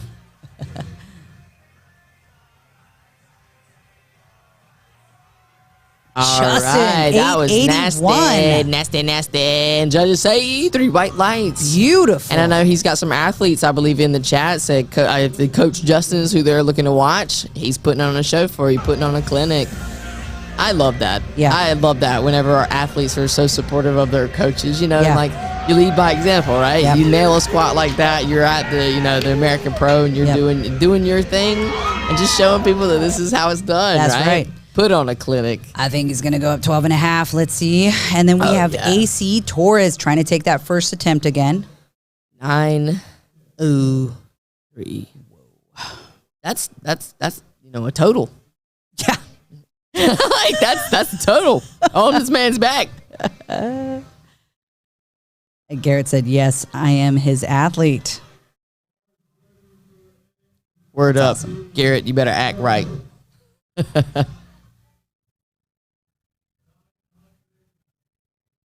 903 pounds here for AC. All right, guys, let's get behind AC right here. I'm telling you, the monolift just... Yeah, just look at that thing wobble back and forth. These things are built for that. So you know AC is just handling this right now. Yeah, I feel he's going to smoke it. Yeah. Okay. Oh, okay. Yeah. Ah. He racked that. Yeah. Dang. Yeah. Oh man, that was it. Just beat the rack command. It looked like he got off balance And a kinda tiny fell bit. into it, yeah. That's the only thing when you're, and I find this actually happen a lot with benching. Yeah. So if we're talking about, just racking it, and even a technique that, I don't often train this for beginners, but a lot of people say drive back. I have had so many beginners over the years, once they drive back, they're so used to racking everything. Yep. They have very poor control once that bar is over their head, and they can't stop it. So, I can't tell if that was depth either. Man, but it looked like he had that. Yeah. Head position was better. You didn't see him collapse at the upper back or anything. I mean, so clearly, he handled that weight there, and I'd love to see him come back and do it again, and let's get it on the board, because missed it on first, second, so we're gonna have to put it in there on that third. And now we're coming back to the top of the flight, Azariah Joel Pierce. Taking a 12.5 kilo jump. All right, 699 on the bar.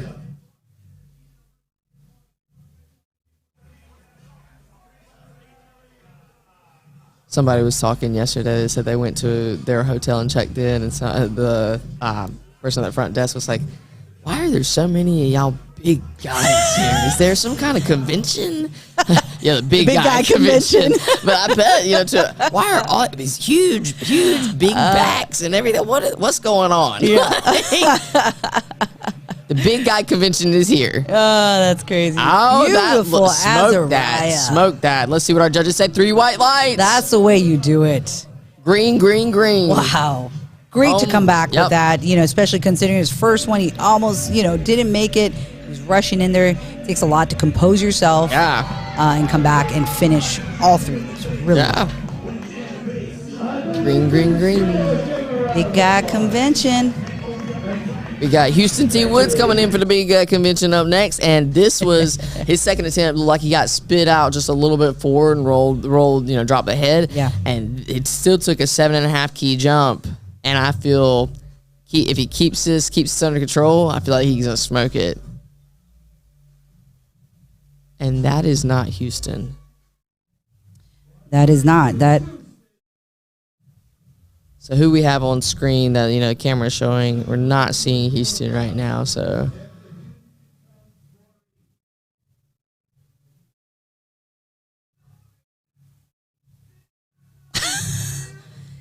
Houston got small and Caucasian.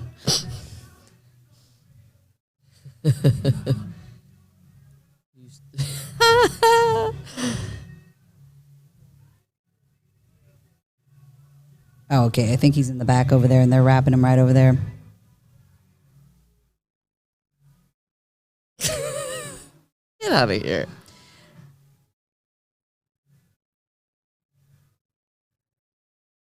So we have 14 seconds here.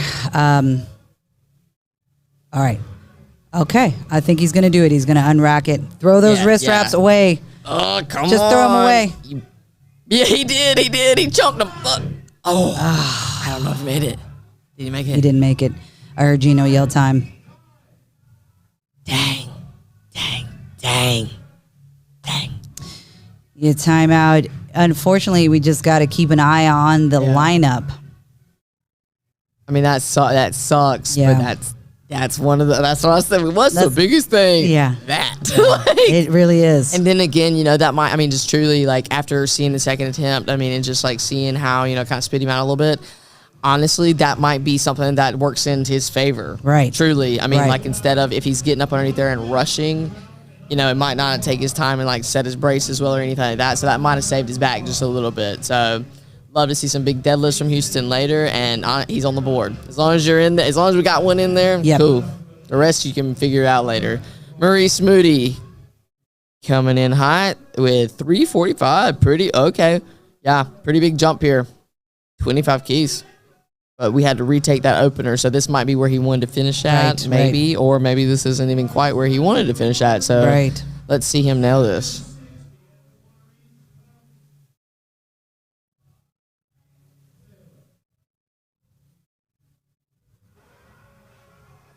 And thank you guys so much for tuning in and chiming into the chat. We've got some good conversations going on here, and this is what we want to encourage is just talk to us, guys. Tell us what you're looking for. Tell us who you're cheering for, where you're calling in from, society. Where you're chatting from, Alabama, okay? All right, Maurice has a strong unrack here. Looks like he's loading into that whole even. Oh, wow, yeah. Goodness. That 25 key jump and still had plenty left in the tank from the looks of it. Very nice. 3 white lights there. That was nice. Kelly asked, what time does boy. session 2 start? Our prime time starts at 3 o'clock Eastern Standard Time. Up. And they say that. We're singing over here, but I don't know if y'all can hear the music. They're in my brain. They're already there. They're already there.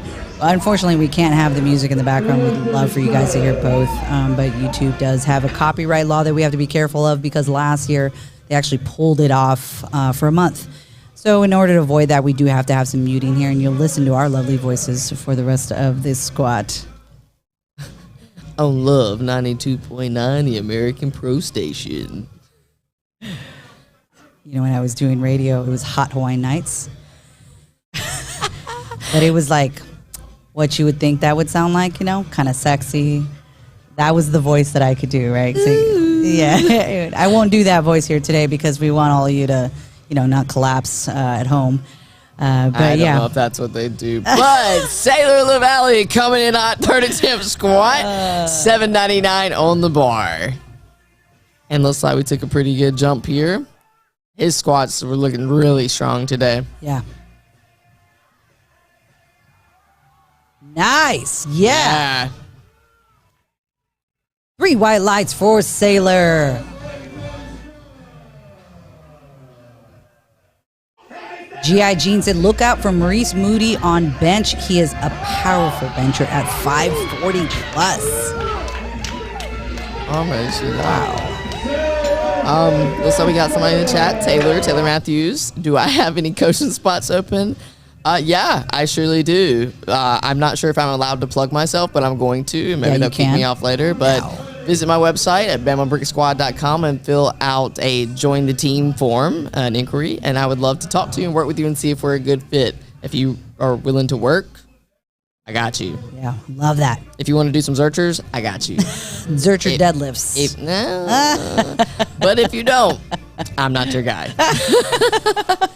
And what's different about prime time versus now, Heidi? What are the qualifications for prime time versus where we got? There is a higher dot score for prime time today on wraps. I believe it was 450. Yeah. So in order to be on that prime time, not only did they have to apply. Oh, let's go, Michael. That was nasty.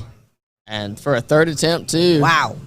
Razzle 3 white lights. Yeah, that's nice. Oh, beautiful. That's really $7.99 for him. And that's another one. We missed the opener, retook it, then took a massive jump because that looks like he probably finished somewhere around maybe where he wanted to, or maybe, just even still had more in there, but like ballsy. That is ballsy. Matters. That's a massive jump. Yeah, you're talking about 40-kilo jump is a big deal. Yeah. 40 pounds is a... Yeah, that's okay. 40 keys is like... 40 keys is huge, and you got to think of the percentage, too. When we look at percentage jumps, I normally only like to have like a 7%, less than that, but he's talking, it's a big percentage jump right there. Brandon Citron coming in, dyslexia, 367.5, and we're retaking this with the same thing we took on the second. Lucas says he loves the blue Power Ranger suit. It was supposed to be black, but I'm really happy that it's blue because the blue Power Ranger looks so much better on her. Brings up my eyes. Let's go, Brandon. Come on. I thought he was going to come up with that. Yeah, so you see the knees shoot back right when it was just so quick. Really hard to recover from that position. Let's see if we see it on the instant replay. But, it looked like he was going to grab that. Yeah, I mean, he hit the hole hard. I mean, and maybe sometimes I think that's what, almost it can be an overcorrection. Sometimes you really okay, I'm going to really try to descend with some speed. Yeah. And try to get some pop out the bottom, and you might lose that tightness a little bit. But I thought he was going to end up coming up with that. We got Ryan Emmons coming in, 821 on the bar. And isn't it crazy that this, what we're seeing right now is our, morning flight, and then our prime time is, this afternoon starting at 3. Mm-hmm. But we have a 900-pound opener in this morning. This is unreal. Absolutely the insane. level of athleticism and strength that you're seeing here today is unreal. And you also know what I like, too, about this. And, I saw some kind of, sideways comments in the chat, too. But it's one other thing that I love about powerlifting, body types don't matter. No. It don't matter. No, it doesn't. If you're strong, you're strong. It doesn't matter what your body fat percentage is. We're seeing more and more of a trend that's coming in with, lower body fats, right? Yeah, Our powerlifters that used to be just, powerlifting is just fat old guys, right? Yeah. No, in gear and everything, you're seeing more athletes, more athletic physiques and more, efficiency. And I think part of that is just, the change with the times, but a more efficient lifter is going to be, muscle is going to be what moves that weight. Oh, I got a little lost balance, came up, stepped back, nailed the squat, but couldn't quite stick it. So 3 reds on Ryan, but really good attempt there. But I mean, with our session meets and stuff, people are having to recover a little bit quicker. We're having to just be able to get from an 800-pound squat now in probably an hour or so. We're warming up for bench. We're starting to That's an athlete. Yeah. But once again, an athlete comes in all shapes and sizes. I want to repeat that. Athletes come in all shapes and sizes. Yes. So quit playing games. All right, guys. That's right. You're going to irk my nerves. 450 dots is prime time. Yes. 397.5 coming in for Chris actually, Jones. Let me check that. Actually, I want to almost say it was 475. I'm not the numbers guy. I'm just the color. I think I'm getting, because we just had nationals, it was 425 for nationals. So I'm making sure I didn't get that mixed up. Chris Jones. Monster Chris Jones. All right. Unrack looks strong. Let's get a good brace set in here. Come on, Chris. Yes. Come on, Chris. Get out of it, Chris. There we Come go. on. Come on. Yes. Let's go. Judges say 3 whites. Come on. Yeah, baby. Yeah, baby. I'd love to see it. You know what? Like, and I love our A1 Digital is really putting on a production here. I mean, just like with everything, because we all see what happens right here. You know, everybody's recording the actual lift, but it's, you know, watching your lifters walk off, watching them, you know, celebrate, watching them just, I mean, with their coaches or with their family. You can tell that this is important and this means something to them. And truly, that to me is just so special, right? Huge. Just like the emotion that's there with the celebration and everything. It's like, you know how hard this man has worked for that? Yeah. Like every single pound, you know? Yep, that's right. Mad respect, Chris. Great job. Got Gabriel Vega coming in, 405 keys. That is 892 pounds. And man, I've watched this guy get strong. I mean, like, he's always been strong every time I've seen him. He's always had a strong performance, but he has really just, I mean, put in the work here. So our non-tested wrapped is at 505 dots. Yeah. So it's 450 for the drug-tested sleeves, 475 for the drug-tested knee wraps, and our non-tested sleeves, 485 dots, and the knee wraps is a 505 dots.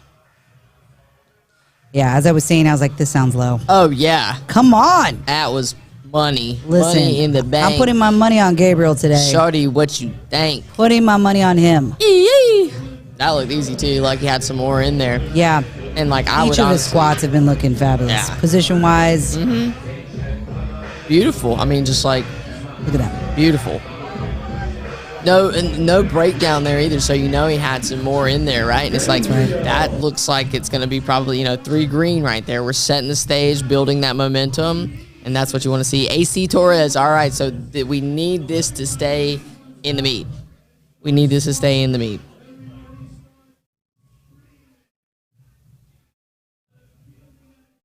Thank you, Miles. Thank you for, you know, that comment in the chat. Said, thank you, Bama. You know, a powerlifting athlete can look like anything. An athlete can look like anything. That's right. And I think we all get caught up in that sometimes, but that's what I love about powerlifting. And it's so diverse now. Yeah. I think everybody can probably say, if you've been in it a while, over the last 10 years, seeing how people have changed. I mean, just the involvement of women in powerlifting. Absolutely. I mean, that's why I created my podcast, because I felt like I wanted to hear more voices of women in powerlifting. And I was, you know, I feel very lucky. I've been able to interview some amazing people. That's how I got to know Stacy over here. Oh, Love you, babe. AC, let's go. Big weight. Come on, AC. We need this to stay in the meet. 903 pounds. Oh. Just fell into it. I mean, and honestly, moving 903 pounds multiple occasions, I mean, truly, that's no matter how strong you are, that's a toll on the body. So that's a tough break for him. Yeah. That's a tough break, but glad to see you staying safe there. Safety first, because you live to fight another day, right? That's right. And we finished off our 2 sessions of squats today, already moving so fast. It's only 9:48 Eastern Standard Time if you're watching here. And we're going to be moving on to our bench press. We might be taking anywhere from a 10 to 15 minute break before we move on into bench. So what did you like? What was your best highlight here this morning? Honestly, I love to see some strong squats here. Yeah. And I mean, Chris Jones really pulled it off. He had a good day. Gabriel had a good day. And honestly, you know what? Houston on his second attempt, I don't know. I don't know about you, but I love seeing somebody fight for something. Oh, I agree. You know, like I love the lifts that aren't necessarily like, oh, that was absolutely perfect and beautiful, right? Like Right. I love to see somebody fight for something. I think we all so, do. I mean, Houston, mad respect, my boy, mad respect. I'm ready to see what he does for the rest of the day. But all of these lifters are absolutely incredible. Yeah. So Yeah, I was really loving Gabriel's squad overall. I feel like very consistent throughout Yeah. all three of those. Very calm and composed. A lot of our lifters, they did amazing. We did see a lot more reds on the board. We were talking about it. That's what makes this sport exciting. Yeah. You know, that when we see people taking a little bit more risks on big meets like this, it's a big deal. It's a really big deal. Yeah. And I mean, I think I was surprised to see a lot of the like timing issues. Yeah. Truly. I mean, Yeah. like at a meet this, I mean, yes, this is a huge thing. Like timing is everything, right? But I think that I was surprised that there were so many people that did struggle because obviously you see, okay, everybody's struggling with this. Yeah. Let's make an adjustment. Yeah, So that's right. Well, join us back here in about 10 to 15 minutes, and we're going to move on to our bench press. And don't forget, we have our prime time, our big lifters wrapped, huge lifters coming in at 3 p.m. today. Join us again in about 15 minutes. Oh, ouch.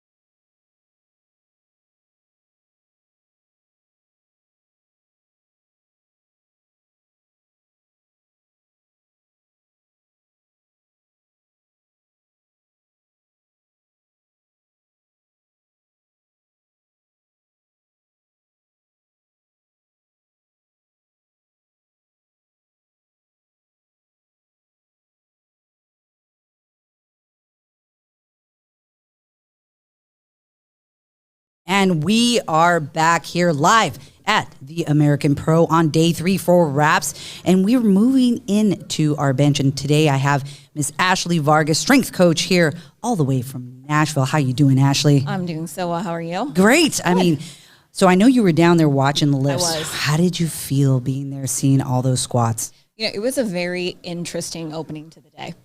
So, I mean, we saw all of the common things that could go wrong in wraps go wrong. Yeah. So, a lot of Christmas tree lights on the scoreboard, a lot of timing issues. Yeah. A lot of timing issues. Yeah.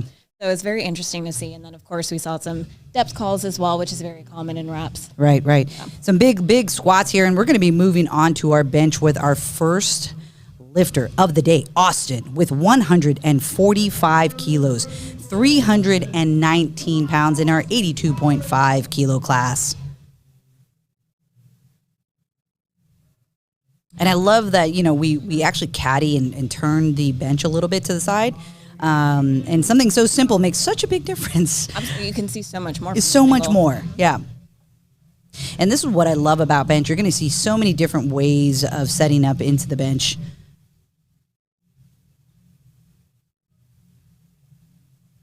$319 for Austin. Clean opener for Austin. And we go 3 white lights for him. Oh, in the comments here, we have Carl Kagel. Great commentators. Well, Carl, Thank you. you know who I am, and I know you, and it's good to see you. Carl's a lifter from Alabama. He actually entered my last meet, Core Wars, or the second last meet I had. I was there for that one, too. You were. So Carl was actually one of our Masters lifters there. It was his first meet. He's a great guy. I love to see people getting into powerlifting at that age. Right? That's so awesome. I love to see them continue on, too, because, Absolutely. you know, as we all know, you get pretty damn beat up. Roger said, I'm actually surprised that there has been no world records on squat and bench yet all weekend. 5 deadlifts and 1 total so far from this meet. That's right. Raymond Phillips, 325. Oh, yeah, 3 white lights for Raymond. Getting that bar loaded for Dakota, 160 kilos, 352 pounds. I feel like we're going to see maybe some world record squats on from the ladies. I would have to check, Roger, but I believe we might be seeing that for the wraps for the ladies. We have quite a ladies battle later on today. Oh, that's 65 67. or 67. Yeah, my goodness, 67.5. That's a killer weight class right there. And that is, you know, I put it in perspective. That's my weight class. Same. Right? I'm like, that's my weight class. That's my weight class when I want some tacos. Exactly. There's a reason why we're talking and not lifting. With Right, them, right? that's correct. And it's amazing, you know, because when you see these lifters in person, you're like, wow. Dakota, 352. Very nice. Kind of a long pause there. A lot of times when we see a longer pause on the chest, they're waiting for that bar to stop moving. So either the bar is sinking low and low and low and low. Sometimes it just slowly starts sinking, and they wait for it to pause completely. So it has to be motionless at your chest. Or if they decide to sort of just keep it lightly on the chest, if it hovers and it wobbles, they're not going to give that press command. That press command is 100% up to the lifter. Up to the lifter.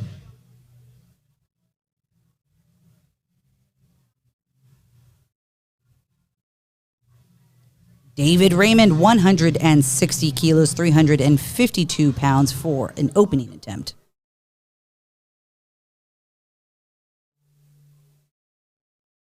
That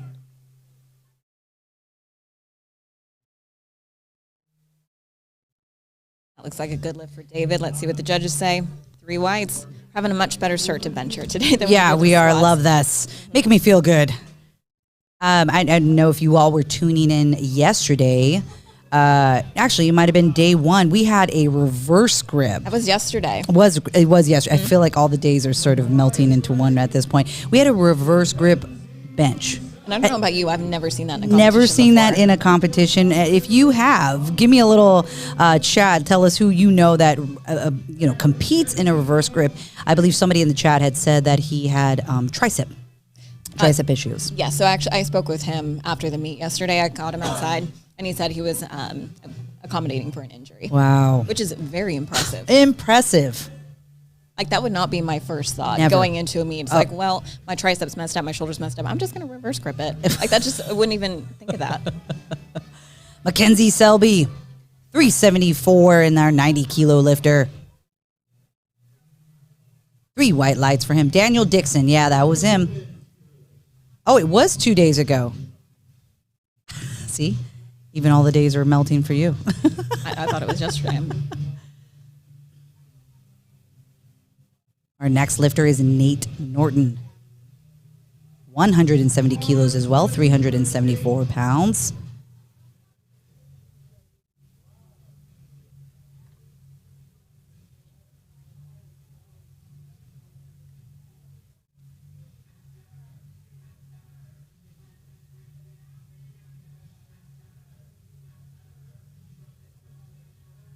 We have a lot of close opening attempts here, so it's going to be very interesting to see the strategy going into the second and the third. Yeah. So our when you're competing, you can have somebody hand off to you. So you see that he has his handler right there, handing off. The handler has to step off the platform. Whew, very fast. But that way, you know, I don't know about you, but, you know, a lift off. If you have somebody lift off, and I feel like maybe I have this happen more often because I'm a woman, but they'll pull off too much, right? And it's just, they yank it, and you're totally out of position. So it's really nice that you can have somebody there pulling and handing off to you that's going to be in a way that you've always practiced. It's light. It's what you like. Absolutely. And not all federations offer that either. Oh. A lot of times you have to do a self handoff, or you have to have one of the spotters hand you off. Oh, my goodness. And having we'll call it an improper handoff, but just a handoff that doesn't work for you can make or break your bench. Yeah. Oh, my goodness. It can screw things up very badly. I had a training partner many, many years ago. He liked to have it actually drop into his hands. And I'd never had that happen. Normally, people are really locked in and they just kind of want a reverse extension out of it. Right. And he liked for it to be lifted up and almost just like, boom, right into his hands. What was the reasoning for that? He just said he liked to feel the weight. I would not say that... that gave him any sort of advantage. He wasn't some superb bencher. Okay, so I'm not going to... Maybe that was his problem, though. Yeah. So I would not take that cue as something I would do. But it's just interesting how people feel, you know, they want to lift and in this case, get a lift off. We have Billy here, 175 kilos on the bar.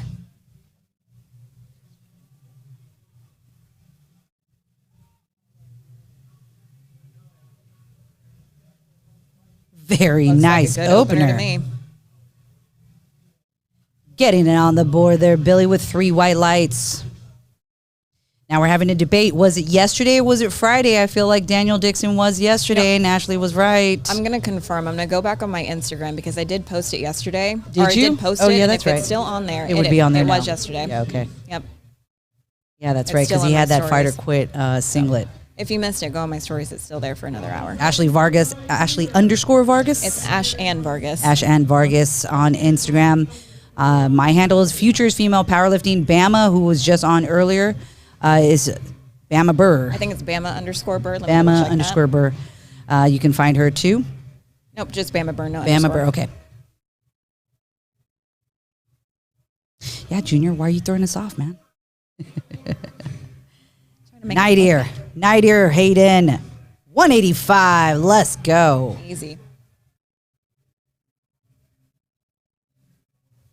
3 white lights, and you'll see that our spotters and loaders are adjusting several things here. So they are adjusting the handles to create the bar to go up, and our safeties on the side. And the safeties really are, you know, it's nice if it can save the bar from your chest, but really they're designed to save your neck.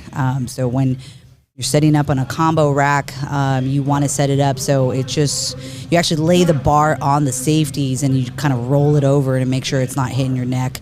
I kind of like it a little higher just in case something happens and you're not banging your face, because that has definitely happened. I believe Liz Strain, who competed yesterday, one of her injuries, that it was something like that, and she banged her face pretty bad.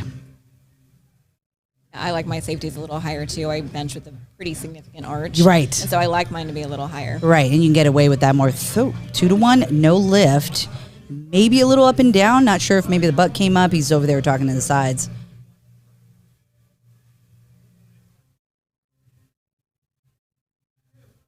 It is a tough job judging the side, I will tell you. It's pretty clear when you see a butt come up because you just can see. Crack of light. Yeah, crack of light. You know, you can't. Yep. At least on your side, you try to look for the butt coming up, but you see at the angle that you have to be at to really make a good call.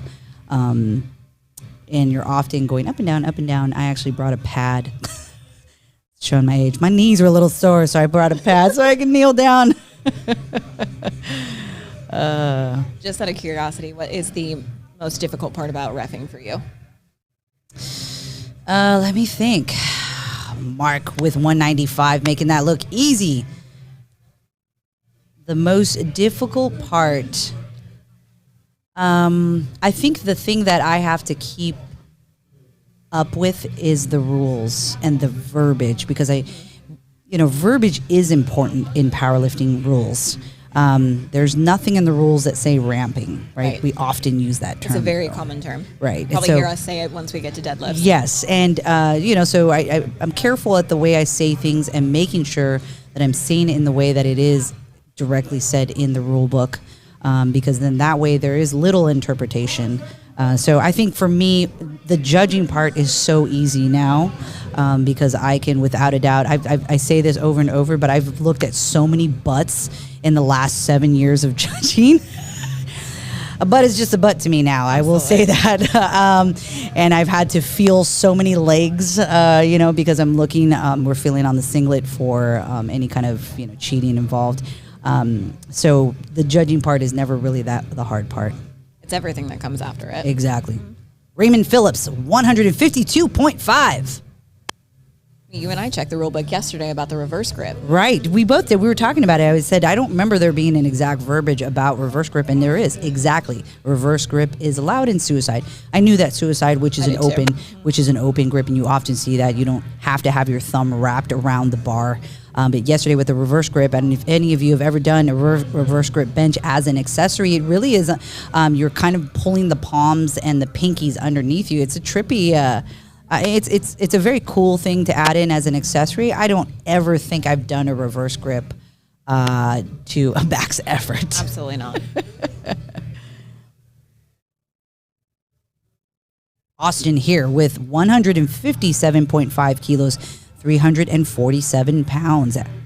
After Austin, we got Dakota, David, and Mackenzie.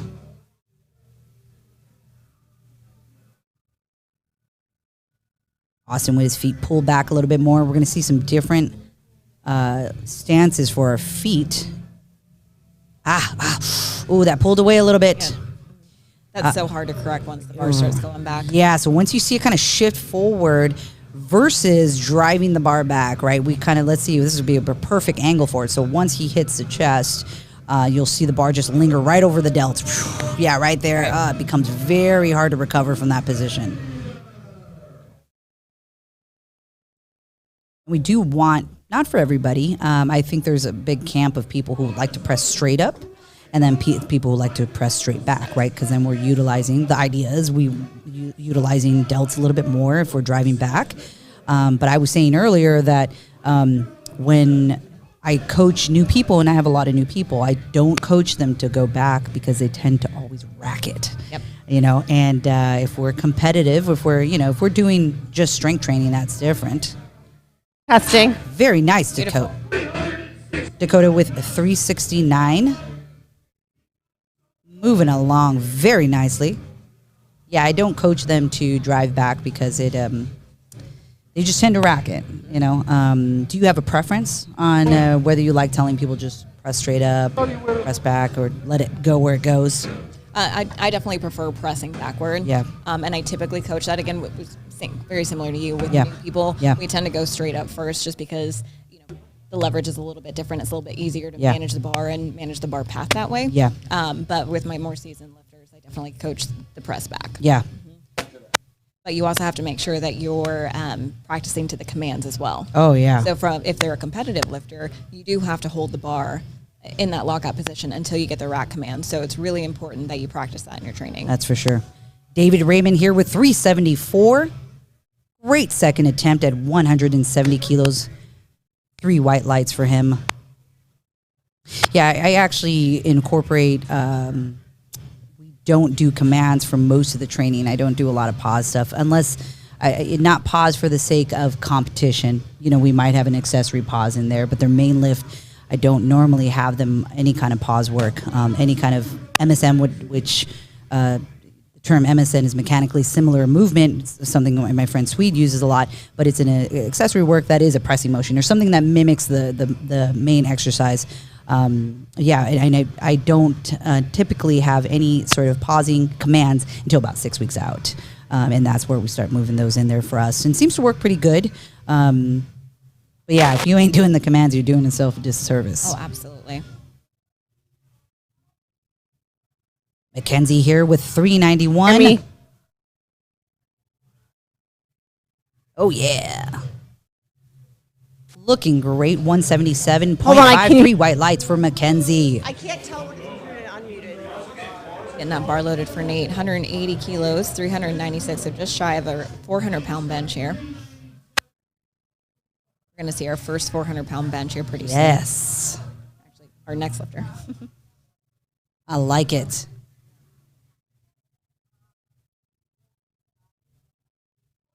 Nate with the Ranger singlet. I like it.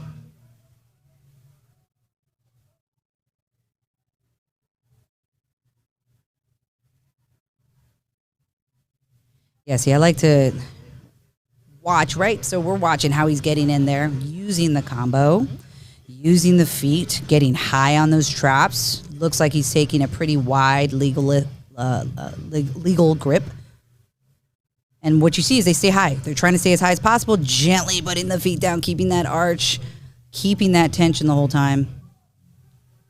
Looks like he did a little bit of a self handoff with that too. Come on, come on. Ah. Nice try there, Nate.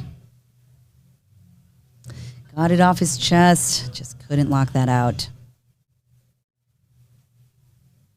It's a very common sticking point for a lot of lifters, right when those triceps need to kick in. Yeah, you're like, come on, kick in. Mm-hmm. Why am I doing all this tricep Sometimes work? one will kick in and one is significantly lagging, Yeah. and that's always very frustrating too. Yeah, I feel like that's going to happen with me since breaking my arm.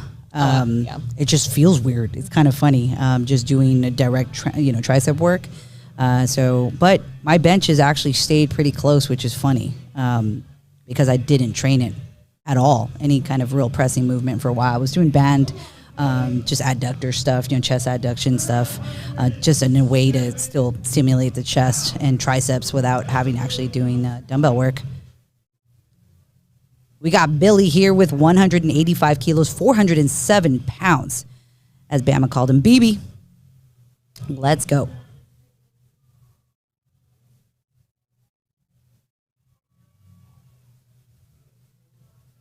Nice coming through, Billy.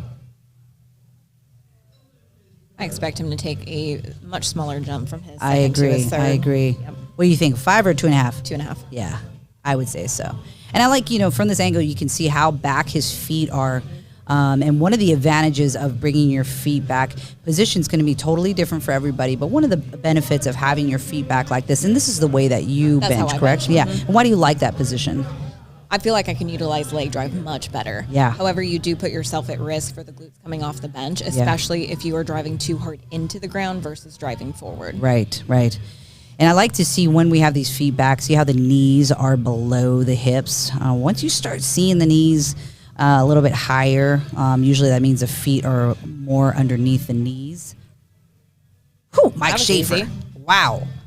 413, second attempt looking like a first. I like control. it. Very good control. Once we start seeing the knees right underneath the ankles, you can have a lot more lift off under the butt because you're driving that energy strictly right underneath it. And if you were to sit down and do that, you could tell, man, your butt's just going to pop right off. So it might feel stable and feel like a cool position. But those are things to consider when you are, changing up your stance for bench.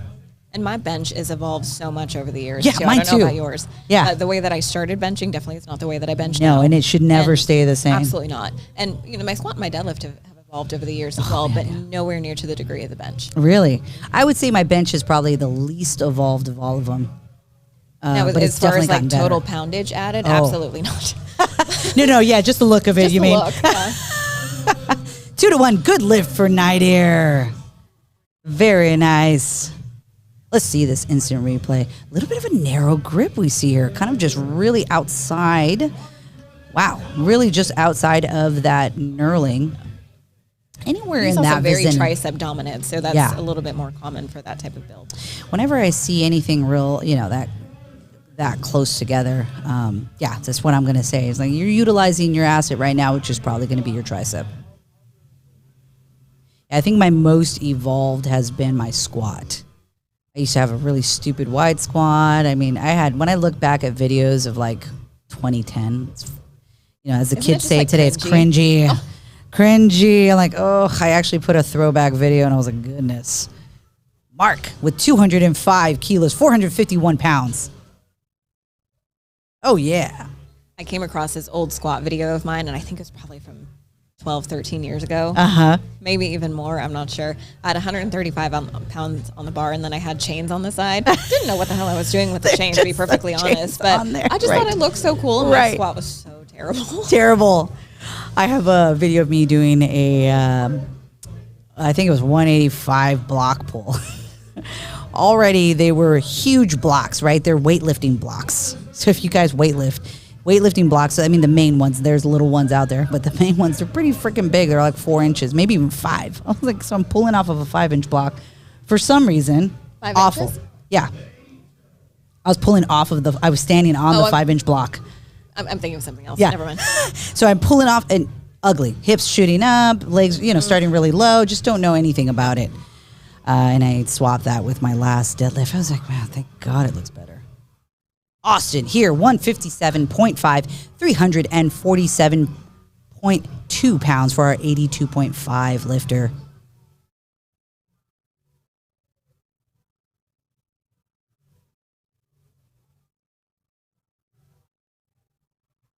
Let's go, Austin. Come on.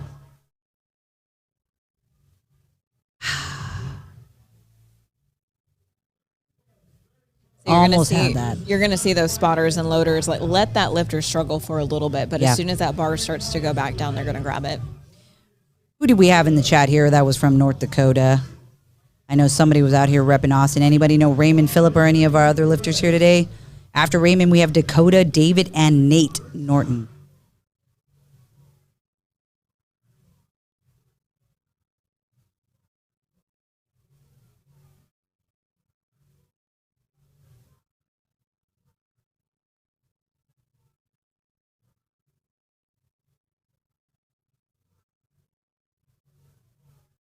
Sean Smith, easy lift. Interesting. There's a Sean Smith judging today.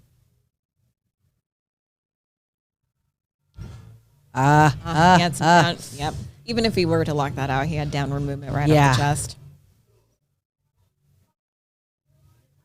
That's a bit of a hard one. This is where sometimes I personally like to see them try to take the grip a little bit out. Just looking at him when he finished his bench at the bottom of his chest, his elbows are so far back behind the body. Mechanically, that becomes very difficult to press when you have almost, it's just so far back. I do like to see just a little bit higher. That might help him, but who knows? My husband hates widening out his grip. Why is that? It hurts his shoulder, his elbow, so he can go out a tiny bit, maybe a thumb. I also do feel like and he would laugh, but I do feel like it's an ego thing. Like, I don't have to go wide grip. You know what I mean? Like, I don't have to do sumo. I'm a conventional. It's a range of motion Range, conversation. yes, yeah. you know what I mean, right? And all of you out there know what I mean as well. Now that we said sumo, the chat's going to light up. Yeah, let us know who's a sumo lifter here, who's a conventional lifter. Dakota with 170 kilos, 374 pounds. Easy. Beautiful second attempt. 3 white lights for him. We're on third attempts. We are on third attempt. Man, It looked like at first, to be honest. It did. It's been going so fast, I forgot I saw him 3 times. Next lifter is David Raymond with 177.5 kilos, 391 pounds. Our platform crew's been very efficient today. Yeah. And I like that Dakota got that third, the elusive third that Ashley and I have been talking about. I don't know about y'all in the chat there, but, that third sometimes is always a little bit of a problem.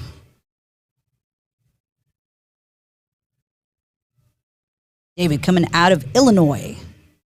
Thompson, Illinois. They're taking that there. And we're probably going to tune over to our girl, Brittany. Brittany is going to be doing some interviews. Brittany coming here. at We you got some people behind the from scenes. the center. I just pulled Martina, literally right from the. What you're seeing today? It's seeing a lot of nice. A bit heavy, so it's maybe expectations in these openers. We saw a few bomb outs this morning, which kind of we know how hard people work to get to the stage, and then seeing that kind of crumble during the first lifts of the day. I know that really sucks. So as a wrap lifter, it's rough. What is your absolute favorite part of the sport besides obviously the big lifts and all that, but something that people that don't know the sport would get excited about? Honestly, I love playing softball. Cutthroat. It's like, screw that other team. We want to murder them. And like, this sport is much like, you help them, you cheer them on. Like the love and friendship in the sport is amazing. I agree. And you're from, we both live in Las Vegas. And you're with Fight or Quit, correct? I am. And my friend. How long have you been competing? 3 years. I agree with you on the camaraderie, and thank you so much. I'll grab you again. Bye. And we're bringing it back here with our lifters. Our next lifter, Nate Norton.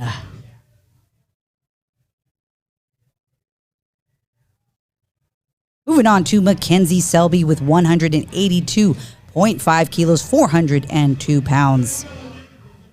I love Brittany out there who is doing our interviews for those of you watching. Brittany is a now retired, but damn, she is still strong. Strong as heck. Strong woman out there, multiple time strong woman competitor. And gosh, I don't know how many titles she has, but she is amazing. You got to follow her. B Dimes on Instagram. She's a dog mom. You're going to see a lot of doggies and a lot of training. And I love it. We were talking about log lifting earlier, right? Log pressing, and man, I love watching her do that.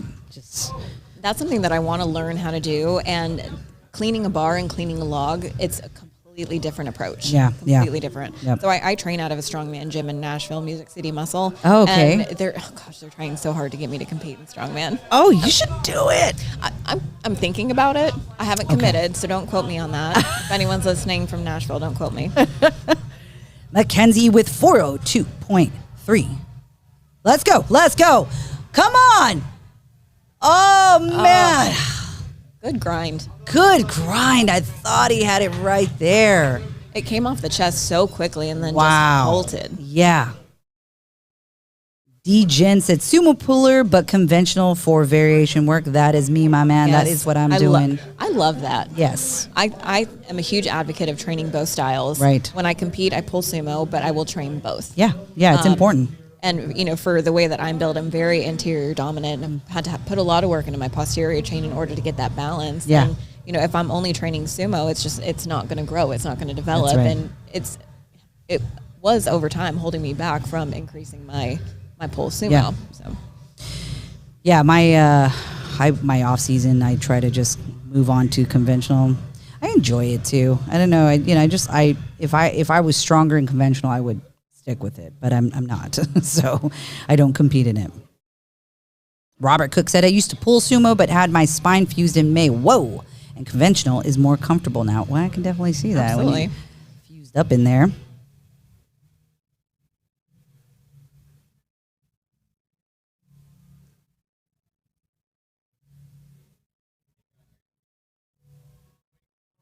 Let's go, Billy.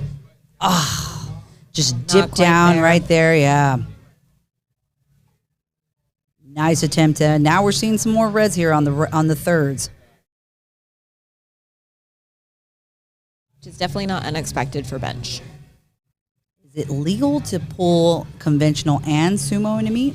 Yeah, both stances. Any stance is, hybrid stance, which is kind of like in between both. Any of those stances is fine. You can alternate. You don't have to stick to one.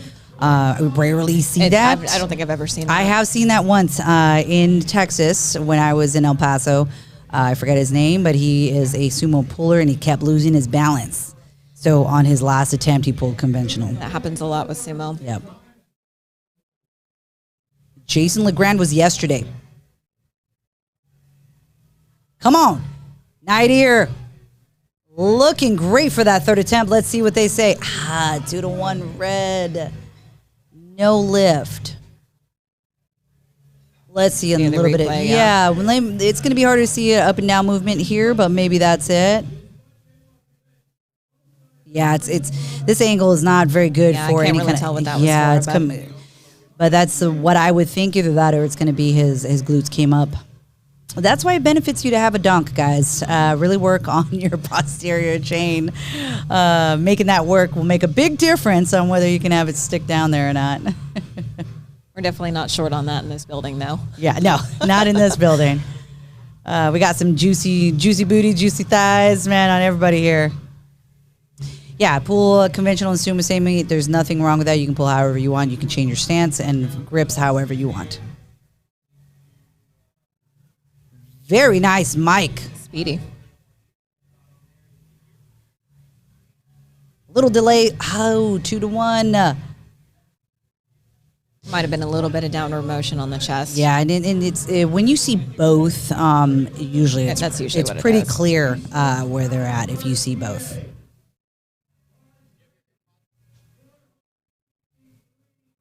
Yeah, it's really hard to tell from that angle, so I'm almost gonna say maybe it was his butt.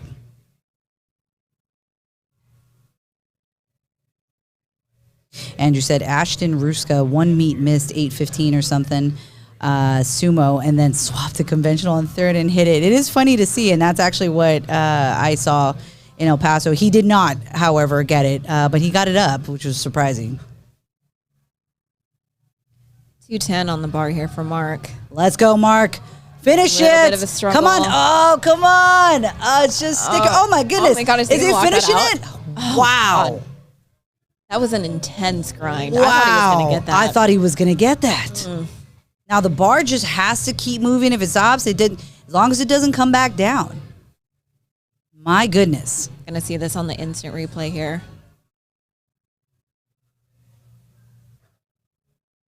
Not giving up here. It's going. Wow, right here. It's like it's almost locked out. Yeah. Even though he didn't get that, I think that's the highlight of Flight A right there. Right. That was awesome. Yep. Love that. Moving right along to Flight B, starting with 195 kilos for Azariah. Oh, Nate Ribideau. Nate is coming out of Florida. Nate, I'm sorry, I forgot. I want to say, I've been talking to Liv, so I've been wanting to say Fortress Athletics, but that is not the name of your gym. But Nate also chimed in, said he had somebody, one of his athletes, pull sumo, and then switched to conventional because he wasn't feeling it. It's almost the same kind of day, and pulled a PR, which is pretty miraculous. I guess it's more common than we thought. Yeah, I've only seen it once. I probably will never see a reverse grip ever again, unless I see Daniel Dixon again. He'll live down in history for that one. Right. Azariah, 429.9.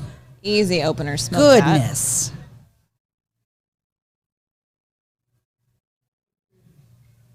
Yes, Fortis Fitness Studio. That's it. My bad.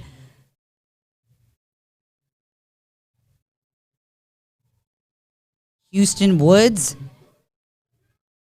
195 opener. Big opener at 429. Man, imagine opening with 400 pounds. I love seeing this. He's going to make this look easy. Houston wearing something. T-shirt. You got to get his straps on.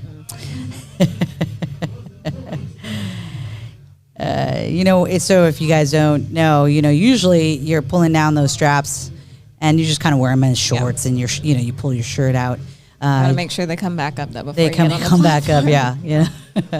I wanted to talk a little bit about this bench now that we're on bench over here, but we have a type of slingshot that, it's not by Slingshot. It's Anderson Powerlifting is going to be selling it. It is unreal. If you are here or you are on AndersonPowerlifting.com, you have to check out their slingshot. I've never felt one this thick. To me, it probably mimics best a suit.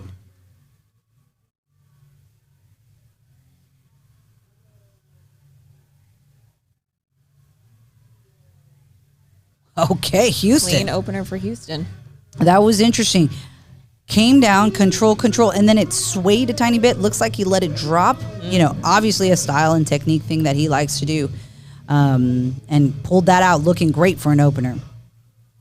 Yeah, this is this bench slingshot. I like using these. I don't think I could even use this. I would probably have to load up like 300 pounds in order to maximize, a slingshot. It's pretty hefty. It's pretty hefty. So if you guys want to try a new type of slingshot, I really liked it.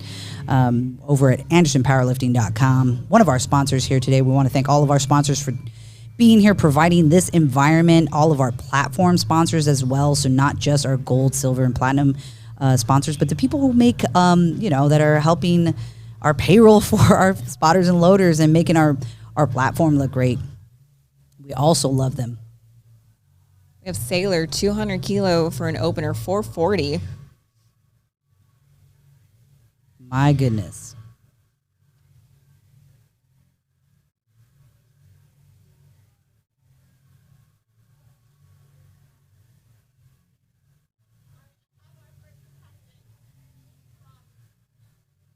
Two to one, good lift for Sailor.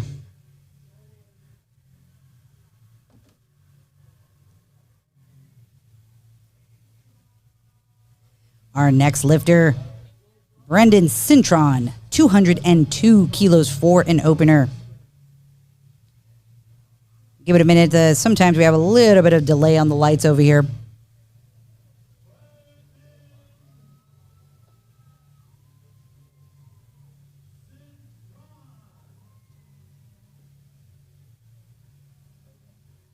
Let's go, Brandon. Center red line, it could be his command. So the center is going to be looking for commands, also up and down movement. So maybe they saw up and down at that spot. Normally it is commands.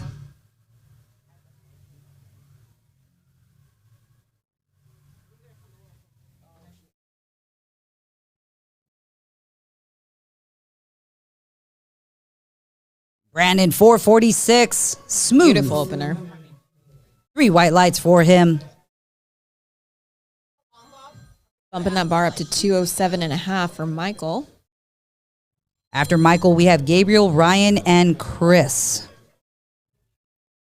I'm looking at all these openers here, and if you want to also follow along with our people, in the description box in YouTube's our YouTube description box, you'll find the link for liftingcast.com, a direct link that will lead you to our lineup here today, or you can visit liftingcast.com and click under the American Pro for Day 3 wraps, and you can follow along, see where your best lifters are, and maybe give us a little shout out. Let us know who you're excited to see here today.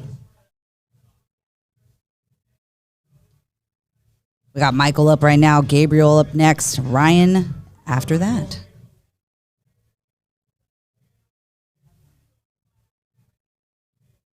Very nice opener, 457.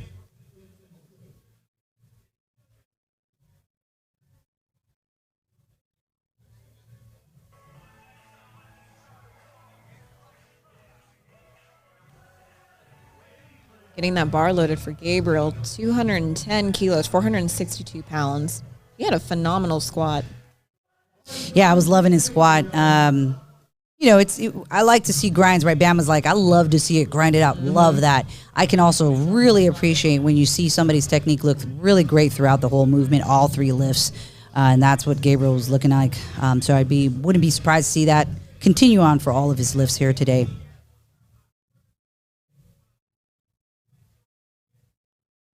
Beautiful.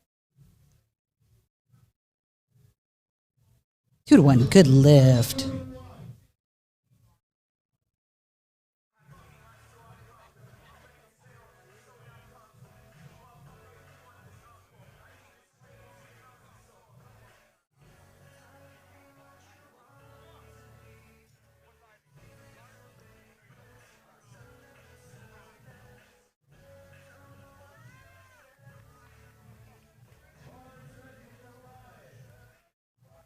Bar is loaded for Ryan.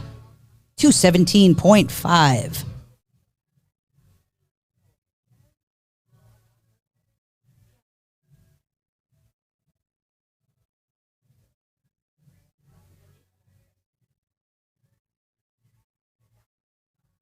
I'm sorry, 212.5 for Ryan. After Ryan, we have Chris, Justin, and Brad.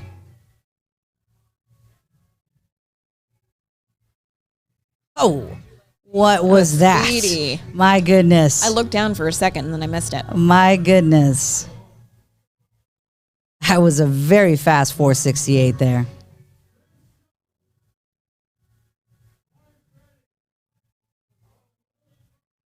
The bar is loaded for Chris, 212.5, taking that same weight that Ryan just did. Chris is one of our master lifters.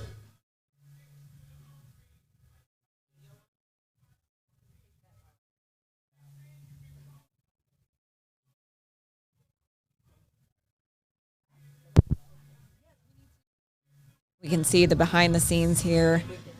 Chris is getting very hyped for his lift.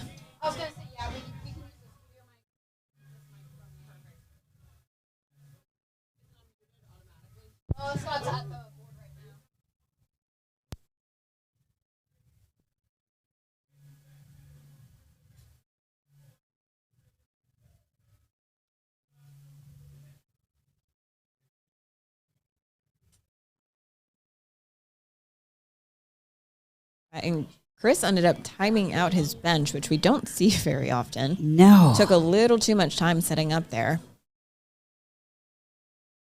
Yeah, Chris is a big bencher. I would love to see him just go up for that second. So I think he should, honestly. Yeah. I mean, usually those first attempts are the last warm-ups, but in this case, I would definitely just go up as well.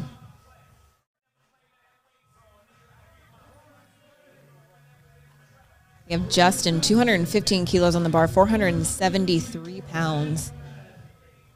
Big openers in Flight B here.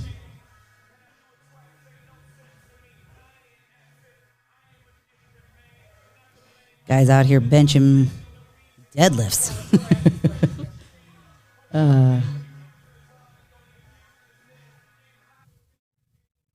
Justin had scratched his third squat.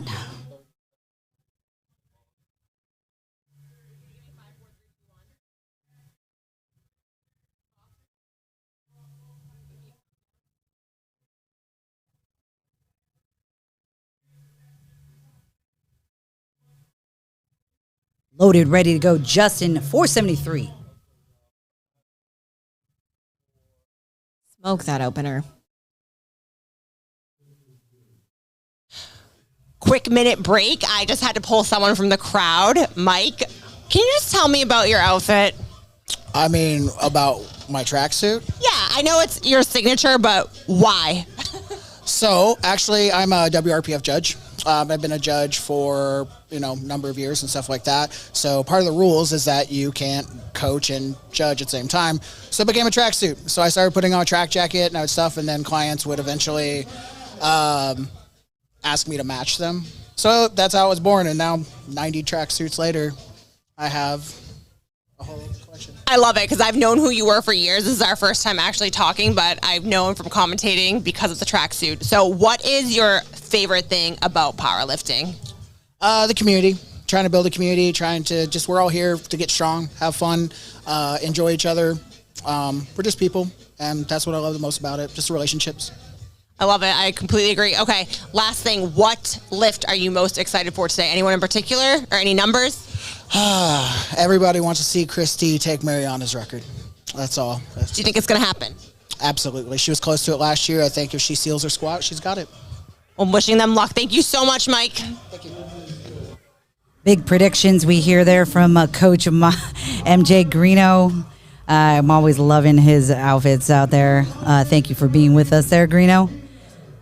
Moving on to our Maurice Moody, 240 kilos, 529 pounds.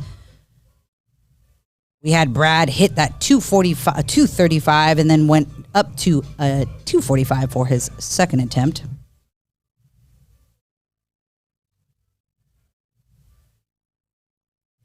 I think, when we're talking about records here, Christy Hawkins is who he's talking about. I am so excited to watch her lift today. Christy is just She is one of some my people favorite lifters are of all built time. different, man. She's just in a class of her own. Class of her own. Boom! Maurice. Smoke that second. No doubt. 3 white lights for him at 529. Yeah, we had the comments earlier. Somebody said, watch out, Maurice's bench is a 540 plus. I mean, he's opening with 530. I'd love to see what he finishes with.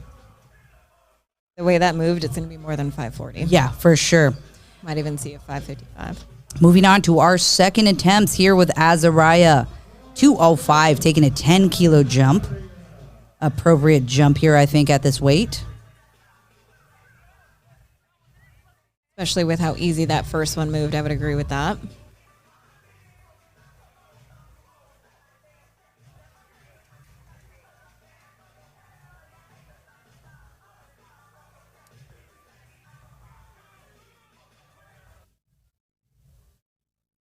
I just noticed those socks. American flag socks. Oh, are they? I believe so. They're pretty spiffy. I like that. It looks like he has gold shoes.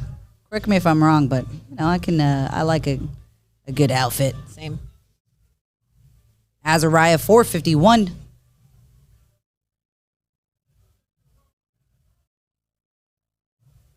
Easy second attempt there. That moved exactly like his first. Yeah. 3 white lights for him. Gonna watch that instant replay here from the top view. Very clean.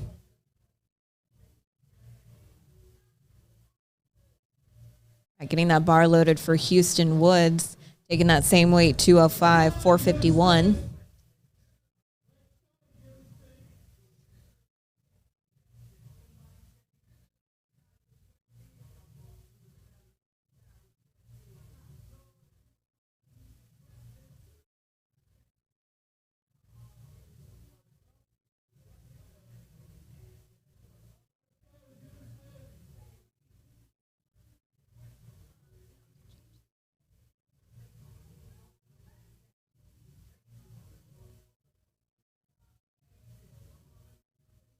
We got a little delay here. This is not Houston.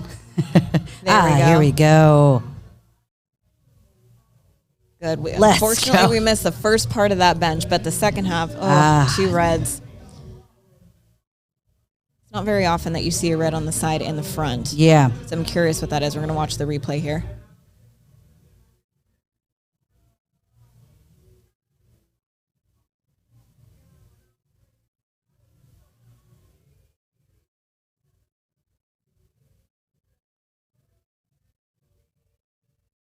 Yeah, even from the instant replay, I'm not sure what that call was for. Yeah, I'd be interested to hear. Now that I'm looking at Sailor's mullet, I like it even more. I do. Gosh. Strong mullet, Sailor. I'm digging it. We can thank Morgan Wallen for the mullet comeback.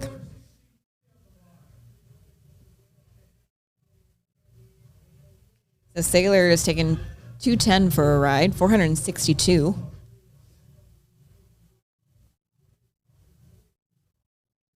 It looked easy. See what the judges have to say on that second attempt. 3 whites for Sailor. Very nice, Sailor. And we have Brandon up next attempting that same weight, 210 kilos. This is going to be for a national record attempt. That's 462.97 pounds.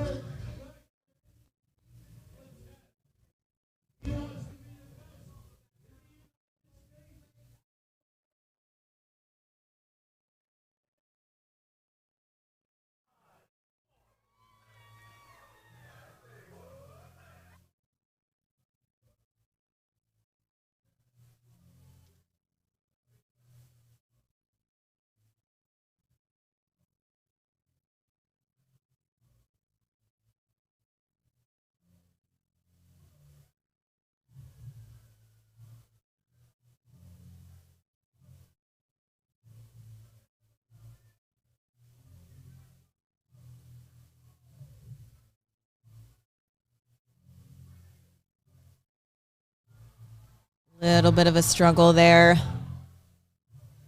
Doesn't quite have it. I'm sure he's going to reattempt that on his third. Again, a national attempt record here. Heidi, we have a kiss cam today. Come on. He's like, oh, that means us. Oh, there we go. Oh, wonderful.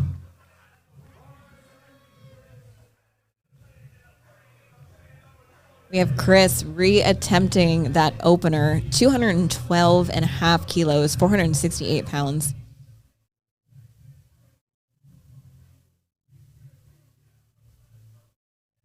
And he timed out on his first one, so didn't even get to attempt it. We were talking about this earlier. I'm surprised that he didn't choose to go up. Yeah. Yeah, he stayed at that 212.5.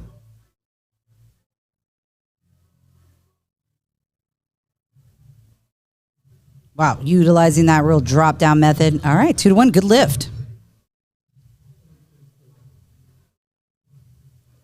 See that instant replay from the top view. You'll really be able to see that bar sinking into his chest. Had a little bit of a bounce.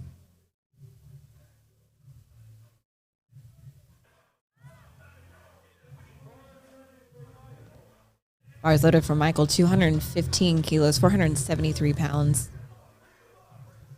Creeping up closer and closer to that 500-pound bench. Just chipping away. We're not even at prime time yet. No, we're not at prime time yet. Took a 7.5 kilo jump. I think that's reasonable. After Michael, we have Gabriel and Justin.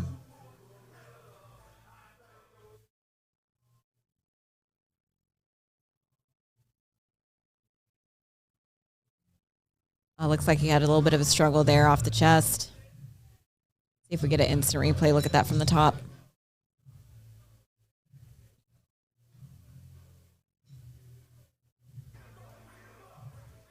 Nope, no replay on that one.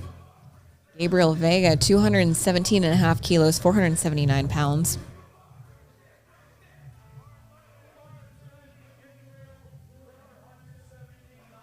Now, he is a very technically sound lifter.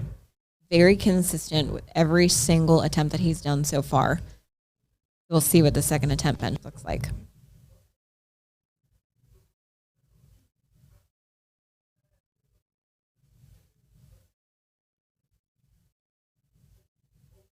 Very methodical in his setup as well. I like it. Oh, struggling on that lockout. He was so close. Even though he was not able to lock that one out, it still looked great moving into it. Sorry, guys, yeah. I'm cutting out. Oh, so close right there. He says no. No.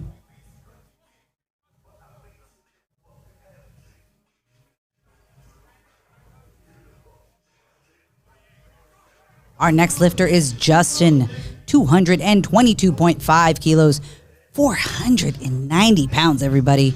Just getting close there.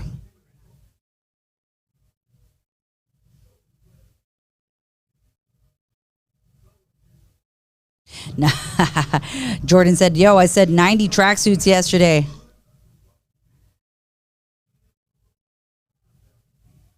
Boom. Very nice. Let's see what happened. Technician, he's like, I know that's 3 white lights. Our next lifter is Ryan Emmons with 230 kilos, 507 pounds.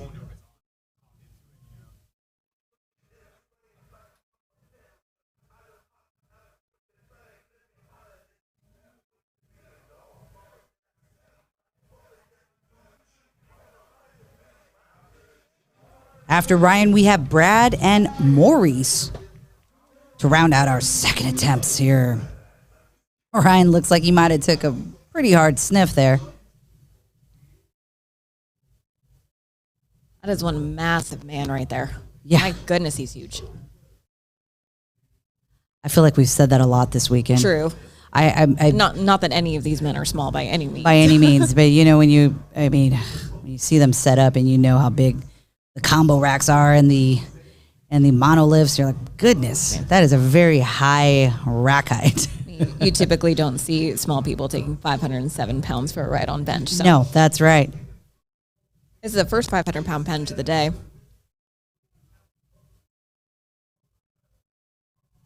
Easy. Wow. That was incredibly fast. Good amount of power off the chest. No hesitation in that sticking point. Beautiful. We'll see that on the instant replay.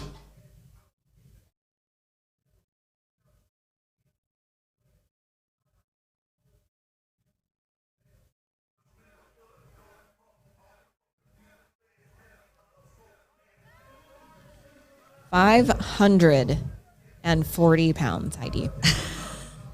540, Brad Abbott. My goodness, taking a 10-kilo jump here from 235 to 245. You would think we are squatting or deadlifting here. I know. Well, we are not. We are on bench. We saw a big bencher yesterday, Mr. Kolb here. I don't know who he was handling, but, I've heard, I don't know him personally, but one of the strongest benchers out there, I believe, gosh, now I'm going to have to look this up. If anybody know Cole's bench that he just had, I want to say it was 12 or 1,300 is amazing suited. Gosh. I think it might have been in the 14s. 14s? I think so. Oh, man, it looked like he had that right at the end. He's got one more shot to get that. I like that Brad's profile pictures with his kids.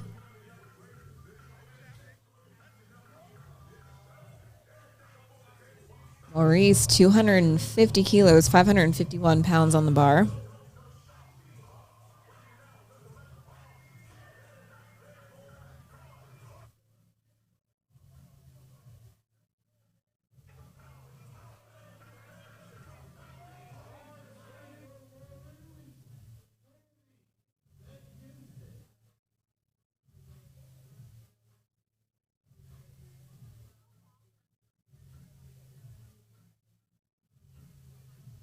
Yeah, Jimmy Kolb, 1401 IPA TriStar Bash in Tennessee. That's right, I forgot he was in Tennessee. Mm-hmm. It is the heaviest single lift in powerlifting history. My goodness. Single lift, so including squat and deadlift. This man can bench more than anybody in the world can deadlift. Unreal. That's insane. Like, it just doesn't say right, or it doesn't sound right when I say it.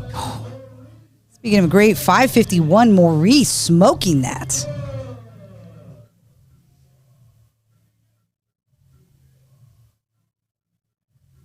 Now we're rounding it back down, coming to our third attempt benching.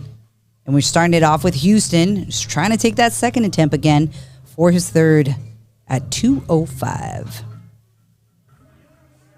After Houston, we have Azariah, Brandon, and Saylor. No timing out here.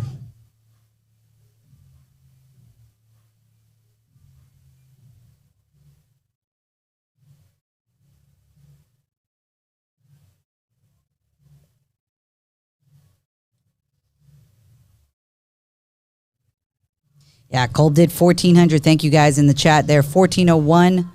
Unreal. I'm sorry. Yeah, 1,401 would be good.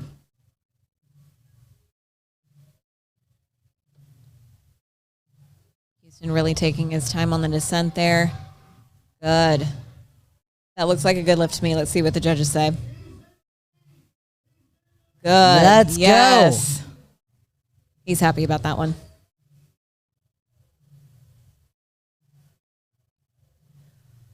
Probably not where he wanted to end up, but he did at least get 10 kilos more. And I don't know if he would have had much more than that if he had hit that on his second.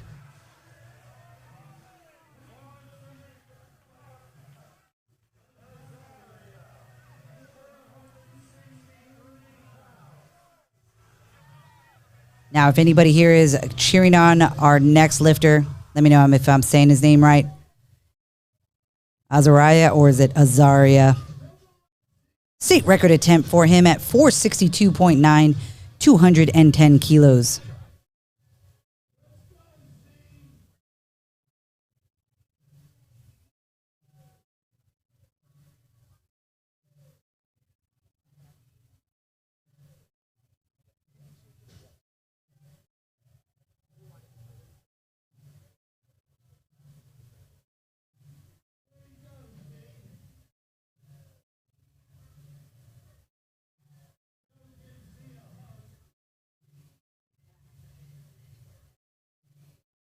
Sounds like he goes by Z. Let's go. Getting that bar loaded for Brandon, 210 kilos. Attempting that same weight, 462.97 pounds. This is for a national record attempt. So he was unsuccessful hitting this one on his second. Came up pretty quickly off the chest, and then he really struggled on the lockout. Yeah. Let's see if we made some corrections behind the scenes and able to get this one.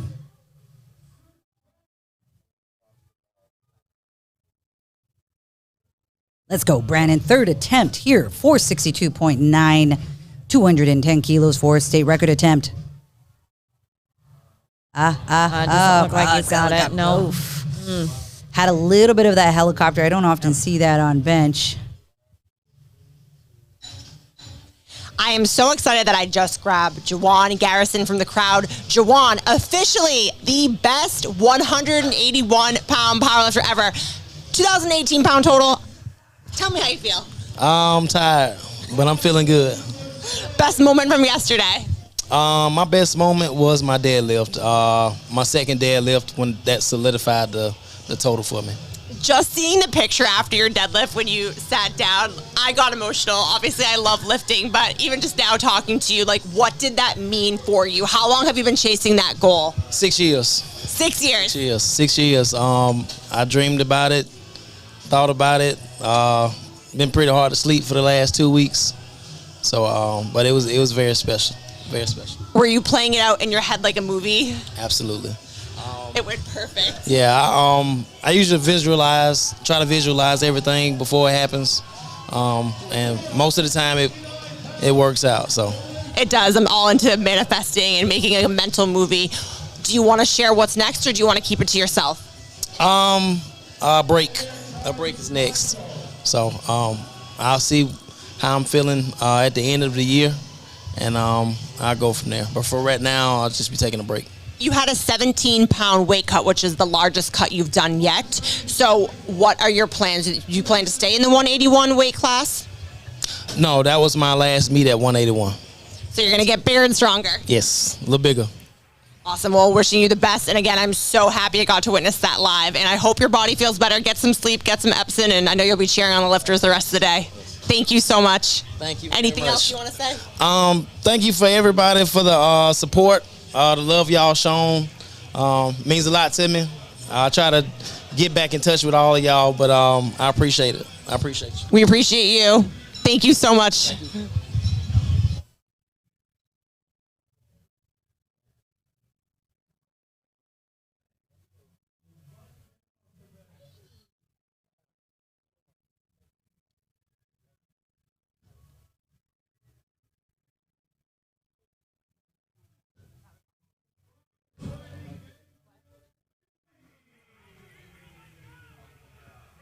All right, we have Gabriel Vega back up. Third attempt here, retaking that 217 and a half. Did miss that one on his second. Let's see if, and he got so close on his second. Let's see if he's able to pull this out for the third.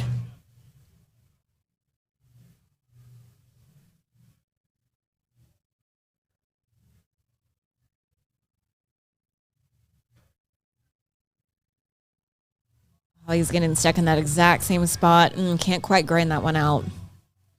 Not too far from it, though.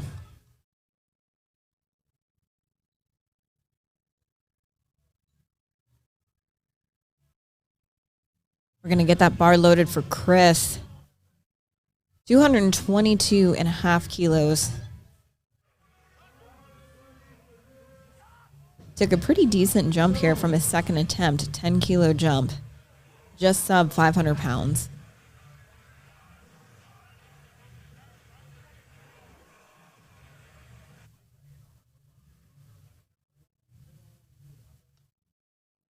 I don't think this is what Chris was thinking he was going to be hitting for his third attempt after that timeout on the first, but still a very solid third attempt if he gets this.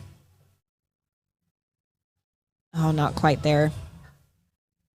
Went right back down as soon as he got it off the chest, unfortunately.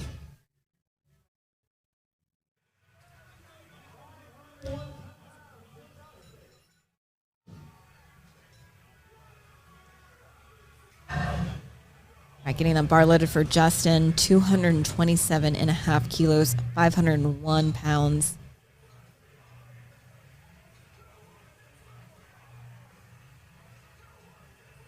We had somebody in the chat ask, what flight is this? We are on our B flight. And we only have 2 flights this morning, both A and B. So after we've finished third attempts for bench, we are going to take a 10 to 15 minute break, get set up for deadlifts, and then start rolling on our deadlifts with flight A. Awesome. Our next lifter is Justin, 227.5 kilos, 501 pounds.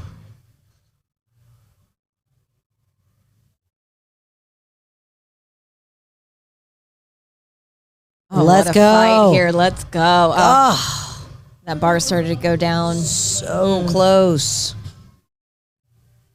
And watching just a bit of his footing here, sometimes you have to be careful where you're placing your feet. He's so close to that bench.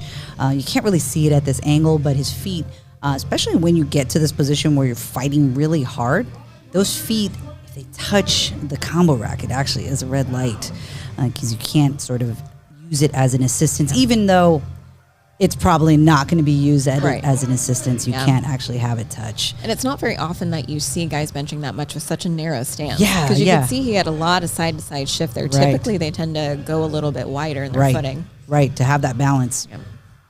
Next lifter is Ryan, 237.5 kilos, 523 pounds. Let's go, 523. We're just getting higher and higher. We got our last 2 lifters after Ryan, Brad, and Maurice. 260 for Maurice. We're thinking about it, but 260. I like hearing that.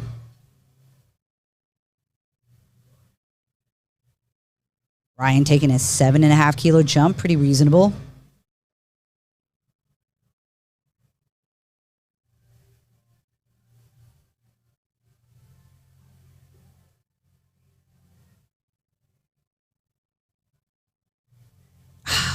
Just missed that.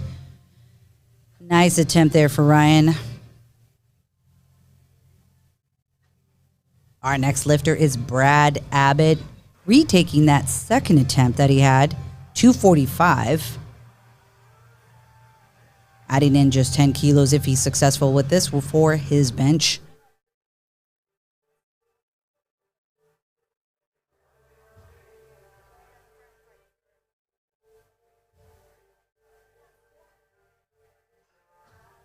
We're going to give a little pause here. It's kind of moving a little bit funky. But we do want to thank all of our sponsors who made all of this happen here today. Fighter Quit Apparel, Reach Supplements, our rain that has been hydrating me all weekend, my goodness. Or dehydrating me. I guess that's how you look at it. You know, normally I'm a 150 caffeine kind of girl. Oh no, ma'am, I'm much more than that. Are you? Well, I'm not an energy outside drink of the coffee. girl. I'm a coffee girl. Right. So I typically don't do energy drinks. I have been drinking them this weekend to keep me going. Yeah.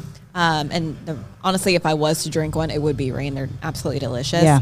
But yeah, 150, way more than that. Yeah, I don't have Rain at the spot that I usually like to go to, and actually the new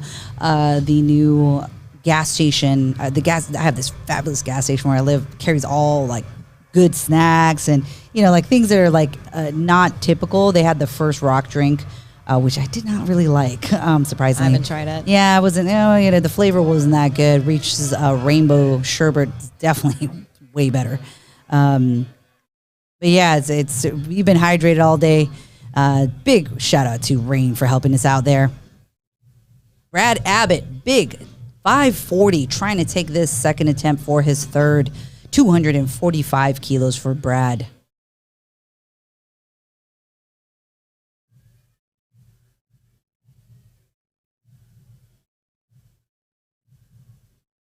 Brad repping Indiana.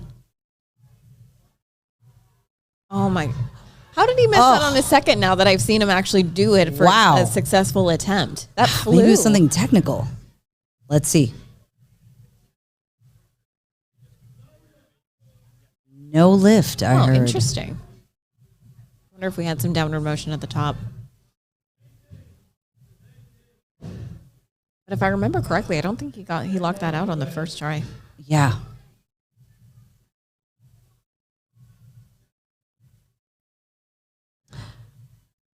Sure. I don't know what the call was on that. Okay, Azariah's name pronounced Azariah. Okay, I'm saying it right. Perfect. Sorry, I heard somebody in the background. Our MC was actually saying it a little different, so I wanted to make sure I was saying it correctly. I have a thing about names. Like, I like them to be pronounced correctly. Or and you give everything such a beautiful accent. Oh, okay. We were having this conversation in the car. She says my last name better than I do. Vargas. I can't say it like that. Oh, well, but then I also just like over culturalize some names there that don't need to be. I make them all like, I say them phonetic and, anyways. Names are a big deal for me, so I like them to be pronounced right. Maurice, 573. Goodness. Let's go. Oh, my gosh. Oh no. man. He lost the bar path on that one. That one came forward. Oh, man. What an attempt, though. What an attempt. Regardless of whether or not these 500-pound plus benches are successful, can you imagine just holding 500 pounds? Yeah. Not doing anything with it. No. Just holding it. Just holding that in your hand in that position. Absolutely You know not. what I mean? Like, it's already kind of gnarly if you have it on your back. Oh, look at, we got a team picture going on here. As we're moving and closing out our bench attempts here today, we're going to be moving on to our deadlifts. And I think this is wonderful because we often forget to take a photo, like staff members. You've been the queen of photos this weekend. I have. I've been purposely trying because every time we do events like this, I'll take one or two and then I just tire out. But I'm very good at it. Yeah, I'm not a picture girl. Now, and at least I want to take more footage of what's going on. Absolutely, Or, I've been trying to take of you guys, just creating a little bit more memories to have there. Absolutely. But I love when we can make that happen because it is important. I mean, one thing we've heard consistently the whole time about our spotters and loaders and how amazing the staff has been today. I mean, if you're going to be benching 500 plus pounds, speaking of big benches here, you got to stick around because we're going to have a nice interview here in a little bit with Jimmy Kolb. But we're going to move on to our deadlifts. And before we move on to our deadlifts, we're going to be talking to Jimmy and Brittany here. And Brittany's going to be asking Jimmy a lot of different questions here. He is the man that we were speaking about earlier who had a 1401 bench, y'all. If you don't know about that, let's tune it over to Brittany.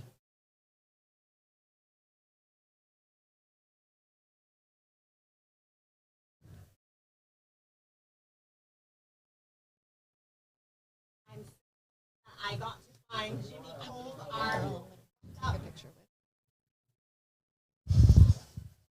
Sorry about the technical difficulties. So I just pulled Jimmy Kolb, who benched in July 1,401 pounds. Have to put the sunglasses on because I guess it's that cool. So I just want to talk about that. Yeah, so in July, I ended up hitting the heaviest lift ever done in the sport of powerlifting with 1,401 pounds. First human being to bench 12, 13, and 1,400 pounds. That's what I do. I'm a bench only guy, so I don't call myself a power lifter. It's bench only. I'm a bench specialist. Bench specialist. I love it. What was your previous PR prior to July? In February, I hit 1350 at a meet in West Virginia hosted by a friend of mine named Chris Chibiden, and I hit 1225 and 1320 consecutively 1 year prior to that. That's a huge jump. So did you start off, when did you switch to gear? How did your powerlifting journey evolve? I only lifted for the first 4 years in high school. I was kind of just wanted to be the big high school kid, lifting raw. At the age of 18, I got into equipment, and I've done it ever since for the last 15 years. So you realized when you were, 15, that you were pretty good at this whole bench thing? When I was in the sport to begin with in high school, I wanted to bench 700 pounds before I died. When I accomplished that feat at 18 or 19 years old, I thought I could go a little further with this. So you literally doubled it. I did. That's insane. Okay, so Anderson Powerlifting, and you're here today. What's been the highlight of your weekend so far? Watching my friend Dan Grigsby compete. We both served in the Marine Corps around the same time. We were both stationed at Quantico together. He was actually one of my students in the Marine Corps MC Security Group program. So seeing him compete and be successful, that was a highlight for me. Okay, so now that I know you're a Marine, I didn't know that prior. That makes sense. You have that mental toughness. So thank you for your service. And what are you most looking forward to coming up today? And then what is your favorite part of this beautiful sport? Well, what I'm looking forward to most, obviously, is just seeing the big boys lift the big weights, because I like lifting big weights myself. That's always exciting. Second part. Thank you so much. It was so great to finally meet you. I've been seeing your lifts on social media for years, and we will be right back. We're going to go to a quick commercial break.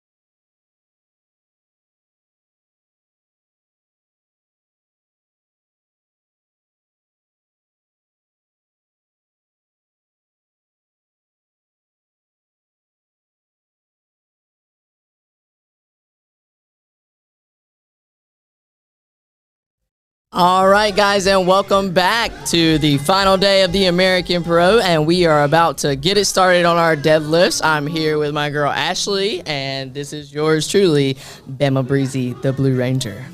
All right, Ashley, so what you thinking? Are you excited to see some heavy pulls today? Oh my gosh, absolutely. I mean, just looking at the opening attempts here, we are going to see some incredible deadlifts today.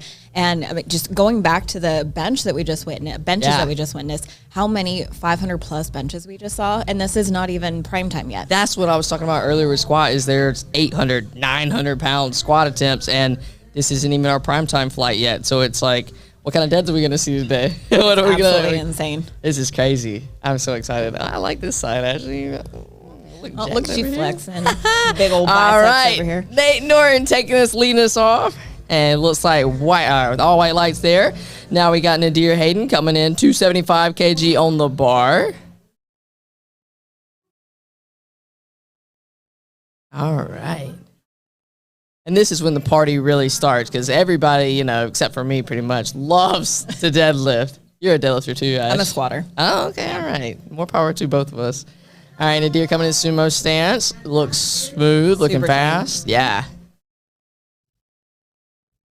And I know everybody talks trash about sumo, but honestly, especially with these kabuki bars, you're seeing so much whip out of this, right? Because you got so many plates stacked out to the sides. And so in that sumo stance with a wider stance, you see that, you know, the bar is really whipping. It's hard to control. Have you ever pulled on a kabuki? I have, several times. I actually really like it, to be honest with you. Okay. I like how much tension you can take out of the bar. Yeah. I like that slack pull. I really enjoy it. I can definitely, like, as you start to get heavier, right, like the 6, 7, 8s, it does present, you know, some additional challenges. Oh, yeah, absolutely.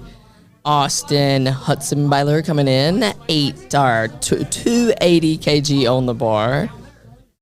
And another sumo boy, and this looks like a semi-sumo stance that we've seen a lot of that It's too. becoming very popular. Yeah. And I actually am a big fan of that. Oh yeah, because you're getting a little bit shorter range of motion because you have your feet wider, but you're also getting that same kind of like quad power and push off the bottom. Yep. And you're a little bit more stable in that position as well. The wider you go, the less stable you're going to be, and the more room for error you have. Yeah, and a lot of times the stability can be an aspect too, and then especially what we were just talking about with on the kabuki bar. So you got the bar whipping, and then your legs are so wide, it's like any kind of minor movement, or if the bar drifts, you're going with out it. there. Yeah. David Raymond, we are rolling today. I feel like these deadlifts are just so quick. flying. Yeah, 628 opener. And we're seeing a really pretty sumo stance here, and going to see him probably get that chest really Yes. vertical. That was pretty beautiful. Honestly, that was a really clean pull. All right, 2 white, 1 red. And that was one thing I was seeing some red lights definitely yesterday, especially when it got heavier too, that bar whip, right? Because it's really hard to fight it with that downward motion. You have to find that balance between the power and the speed, right? Because if you have too much power and speed in the pull, then you're going to get even more whip in that bar. Yep. And that was what I was telling, my boy Dawson yesterday. I was like, just make sure you hold it up top, control it. Like, because if it moves fast, you don't want it to bite back on you with that bar whipping like that. Mackenzie Selby, 287.5 kg on the bar. That is 633. What did Dawson end up pulling yesterday? 8 something? 804. Yes. Oh, he's a real boy now. That's one of those milestone lists right there. Yeah. And I was really impressed with that too, because he had more in him too. So showing a little bit of strength there, I was like, okay, easy 804. I'll take that. Oh yeah, clean. Nice. Have we seen a conventional yet?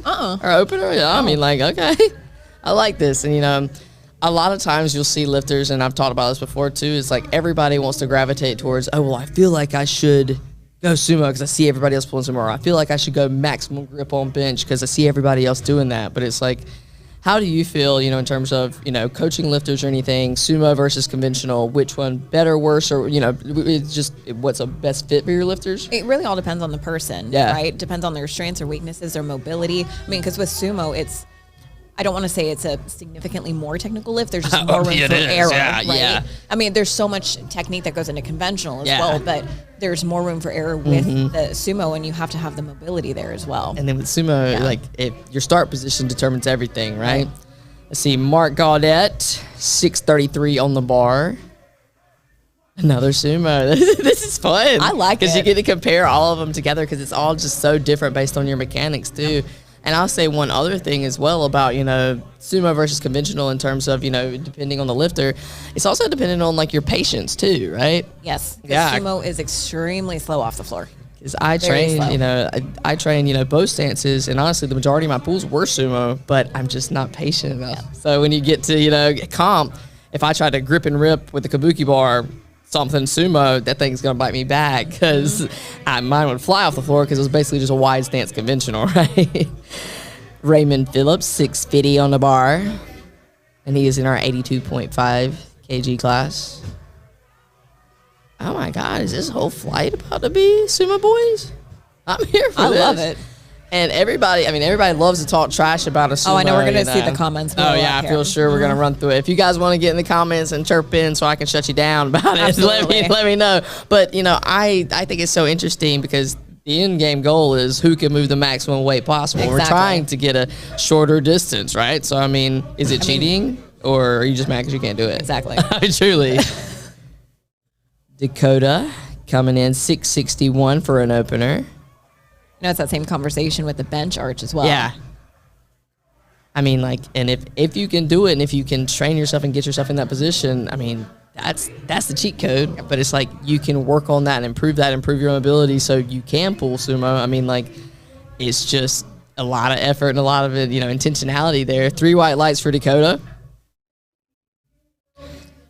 And I'm liking this. All these pulls, everything's looking super clean. The squats we started off with this morning, that was, like I said, a lot of Christmas lights. It was a very interesting squat session this morning. Truly. Like, we were scrolling down, and it's like, wow. I was telling Heidi, everything that can go wrong with wraps went wrong. Yeah. Multiple times over. Yeah.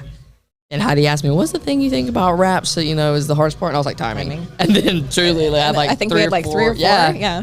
Which I felt surprised by, caliber lifters we have and stuff, but it just shows that this is still hard, it is. And there's still stuff that we can't even account for, right? You're trying to time it out correctly, but sometimes life be lifing. And there's so many other variables at the meet, and we try and recreate these conditions as much as possible in the gym, but you can't do it exactly like this. 683 for Billy. First conventional pull. Oh, yeah. Conventional king. There we go, BB. All right, 3 white lights for Big Bill. Conventional king in this session so far. All right. Got Mike up 312 and a half. Ooh. My man got a pair of shoulders on him. And I love this, right? On deadlifts, if you're new to the sport or anything, you see, okay, on squats and bench, we have to wear a shirt. We have to have, that coverage so that way the bar is, if it's in, you're touching the bar, you're touching the bench. But on deadlift, obviously nothing's in contact with anything, so you can take off your shirt, right? And so this is where that physique that you've built, all these heavy, show it off. Yeah, these heavy deads and lateral raises from my guy Mike. How do you feel about, in terms of like overhead press or shoulder work in terms of like applying that to improving bench press? How important do you think that is? It's like a taboo subject, right? I don't think it's not important. I definitely think it has its place, but I think back is more important. Oh, 100%. Back day every day. Back needs to be a priority. Back day every day. I think I said this yesterday when you and I were on the mic, big back, big everything else. Yep. Facts. Another pretty sumo starting up. Yeah, good external rotation down at the bottom. Oh. Ooh. Yeah, I think he might have, jumped the down command because that's the only command that you have on a deadlift is your head judge will give you a down command. Okay, flashing lights, setting the stage. Have a little stroke party in Disco, baby. But that's one of those things, with a sumo, right? Like at the top, you're trying to hold it. You're trying to keep that stability, and it's just, it might not be able to hold her. Might have lost balance a little bit there, so I feel sure he'll come back and smash that. 330 for Mr. Matthew Sullivan. That is 727 pounds for all you Americanos.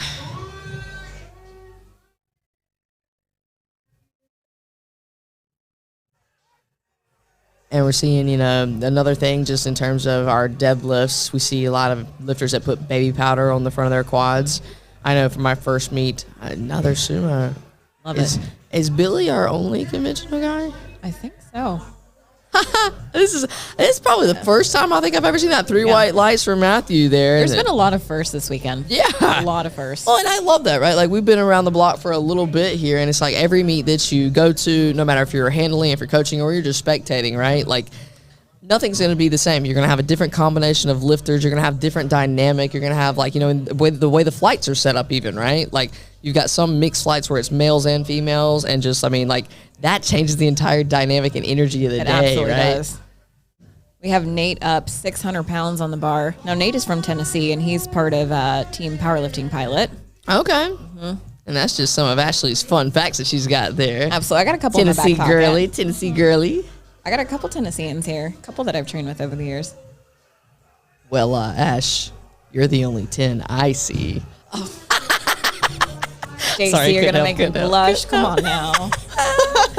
Nate Norton, conventional. Okay, I thought our leadoff Nate was conventional. So we got Nate and Billy. Oh, yeah. Easy. That was fast. Freaky fast. Is your name Nate or Jimmy John? 3 white lights. And we got an instant replay here because just in case if you blink, you might have missed it. That is smooth. And those quads, tons of quad power out there. You see a little bit closer stance in that conventional too. Like, that's something that I think is, you know, you see some, I think the all-time world record deadlift for my weight class, 148, our weight class, 148. Oh, no, I'm a little bit above you. Okay, all right, it's fine, you know. But the 148 class, I think Galena, her feet are so close, her heels are almost touching, right? So it's like, even within the conventional, obviously just like a sumo, you have wider, closer, and just working to your strengths. So absolutely. And like I said earlier, there's no one size fits all. Nope. And over the years, it's going to evolve as your body change. And 628 for Nadir coming in second Easy. attempt. Nice, easy money. And that's something that I don't think a lot of people even talk about is how your stance or how things change over time, right? Because your body changes. Yep. And if we try to put on the same clothes or we try to do the same thing when our body's changing, we're basically just fighting ourselves, right? absolutely. And as you add on muscle, your leverages are going to change. Yeah. You know, Heidi and I were talking about that earlier. Like, the evolution of my bench and the way that I set up and execute it has changed drastically over the years. Sadly, my actual bench number has not changed as much as I wanted it to. But, you know, in comparison, I know a guy. I just talked to him. Austin Huttenbeiler, 644.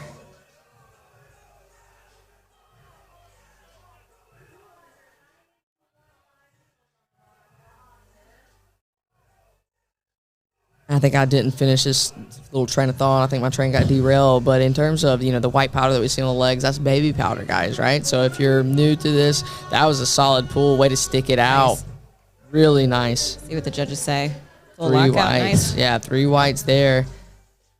So on some of the other squat and bench, you'll see a lot of the lifters putting chalk on their back and then on glutes for bench a lot of times, which can have an advantage and a disadvantage at the same time, but that's to create more friction, right? Yeah. On deadlift, we don't want friction. We want to take the friction away. Because that's what I thought. My first meeting, I thought that people were putting chalk on their legs. So I was like, okay. Oh my God, and I put chalk on my legs, and this guy said, what are you doing? I was like, well, he said, no, not it out my hands. I was like, okay, well, I'm going to learn today. But baby powder just helps you, you know, that bar just keeps sliding up on the legs, right? But biggest thing as a lifter, I tell, don't you touch your legs. Keep your hands to yourself. Mackenzie Selby, second attempt deadlift, 300 keys on the bar.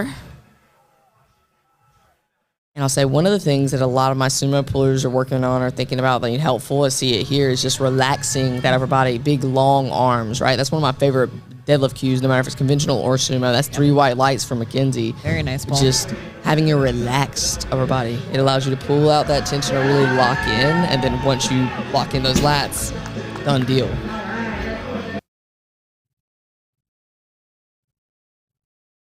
Mark Gaudette, 305 on the bar. That's 672 pounds. He's had a really solid day today. It looks like got all 3 squats, 2 out of 3 on his bench, and looking to see 3 out of 3 for him here on his pulls.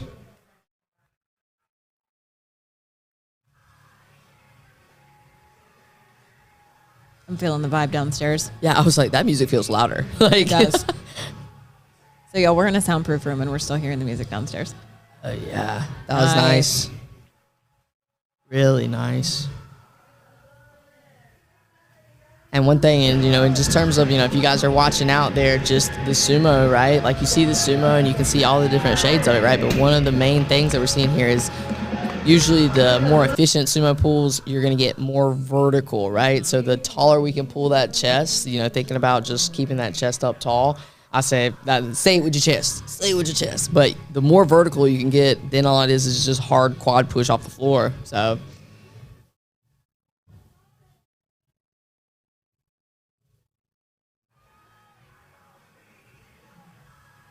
all right, and if you guys are in here watching our stream, make sure you tune in and just jump into that chat. Let us know where you're calling from, as Heidi says, or where you're chatting from. Let us know. Drop, who you're cheering for, who we're watching out for.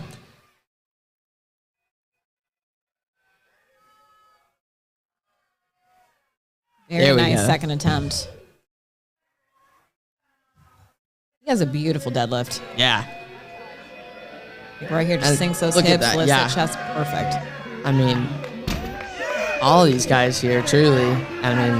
Caliber lifters that we have here, the caliber of meat this is, I'm not surprised, but I am impressed. Absolutely. I am impressed. We're not that jaded. Oh, we got some people chirping in sumo stance, best stance. That's surprising. I figured we'd have sumo haters, right? Same. We had that the last couple days. Got Raymond here, 307.5 kilos, 677 pounds.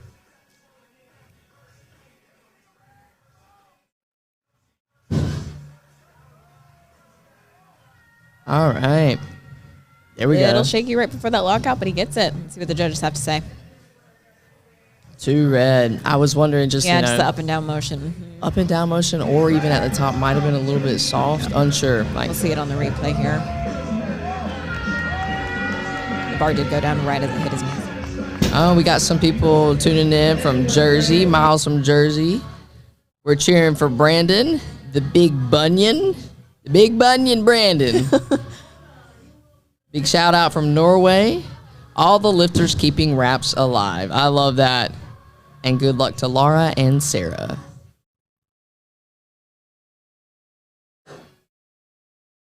We have Dakota here, 322.5 kilos, 710.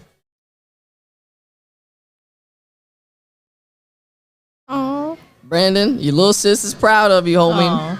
Representing Old Line Barbell. And you see Dakota's walking up there, and you see him kind of, you see the footing just kind of brushing those feet off almost like a bull, right? Mm-hmm. I tell all my lifters, if you're powdering up and you are in sumo stance, make sure you brush those feet off, right? You do not want those feet slipping. Because that's the thing with baby powder, and I say keep your hands to yourself because you don't want that baby powder on anything other than, just your legs. 2 to 1 on that for Dakota. And unsure what the red was for down there, but like I said, we're up elevated a little bit, so judges see something we don't maybe, but all you need is 2. All right, Big Billy coming in hot. This is Conventional King here, him and Nate. Not saying that I'm biased at all, but this is just real surprising.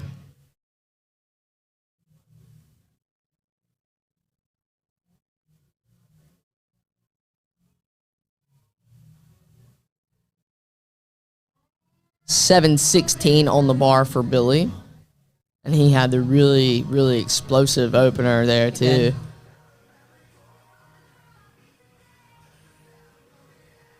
I wondered if we compared limb lengths of all these guys. If we just compared, looking to see how long all their, arms are versus, their torso length, XYZ. But a lot of these long arm kings checking in today. Beautiful deadlift. Oh, got somebody checking in from Texas. Yeehaw. That's where I'm at. Lone Star State. Let's go, Blake and Sam.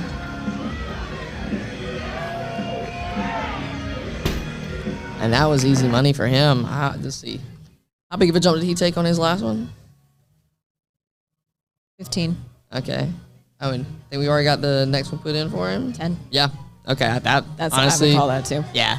That'd be easy squeezy based on what we're looking at here, how fast it was. Matthew Sullivan, 766 on the bar.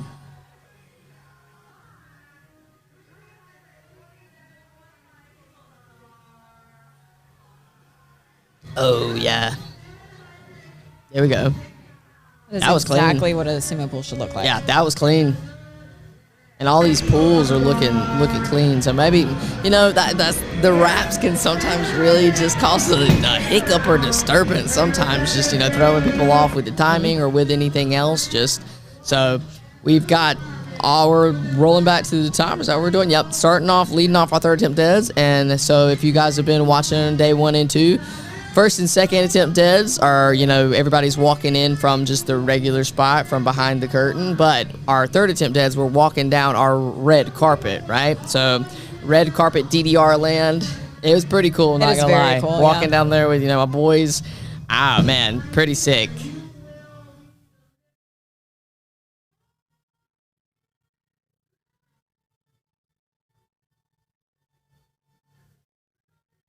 All right, Nadir. Come on down. The price is right. $644 in the bank. Let's put it in there. If successful, he will stay in first place, so absolutely no pressure here. But one of those things, just get it done.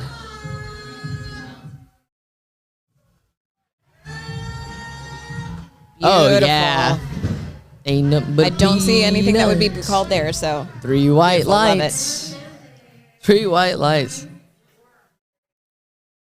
Didn't even look like a struggle either, and he's just, all right, job is done. I love that. And he's had a strong day today, too. Yeah, really solid performance.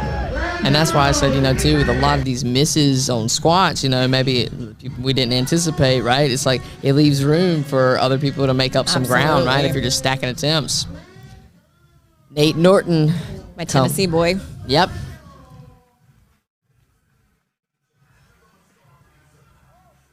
All right, and we got 650 on the bar for Nate.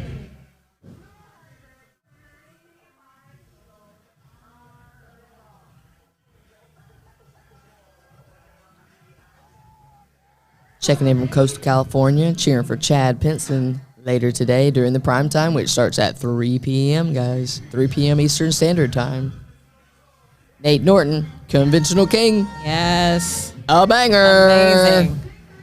Pew, pew, pew, pew. That'll do. 3 white lights. Beautiful. Man, yeah. You had a good day. Yeah, absolutely.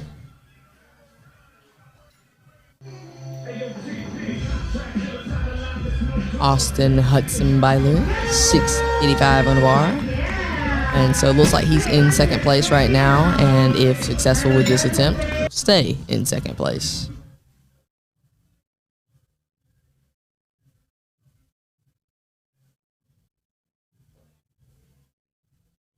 This is where you'll see a lot of strategy with attempt selection come into play. Yeah. Because you're looking at your placing, you're looking at where you could be if maybe you pushed it a little bit more. So sometimes when we get to those third attempt deadlifts, we'll see some calls that wouldn't necessarily make any sense, but if you look at where they would place if they get it, would then make sense.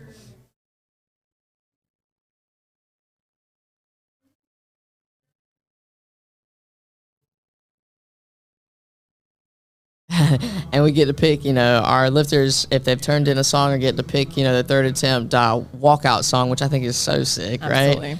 right? It reminds me of college, like, your, when walkout song there, but he's got a nice country song playing. Very patriotic. Yeah, maybe one of our first one. Let's go, Cowboy I just Austin. heard a little snippet of it. I think it's a Toby Keith song.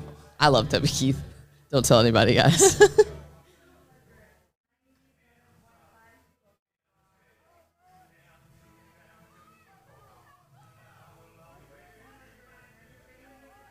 All right, and Austin's getting locked in. The mixed grip sumo pull here. Win Liberties. Come on, you better drive lock this it out. through. Lock it out for Liberty. Come on, Austin. Oh, man.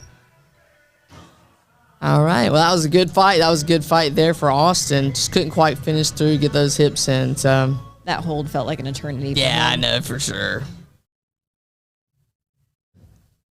Nadir, when you're watching this back, you got all the homies in the chat cheering for you, my guy. All the homies. Really good job today from him. He did an excellent execution. Raymond Phillips, 677 on the bar. He's in our 82.5 kg class. And I hope he has his concealed weapons permit because he's still got his shirt on. So he doesn't have the guns out. So there, I hope he's got a permit for that. All right, 677 for him.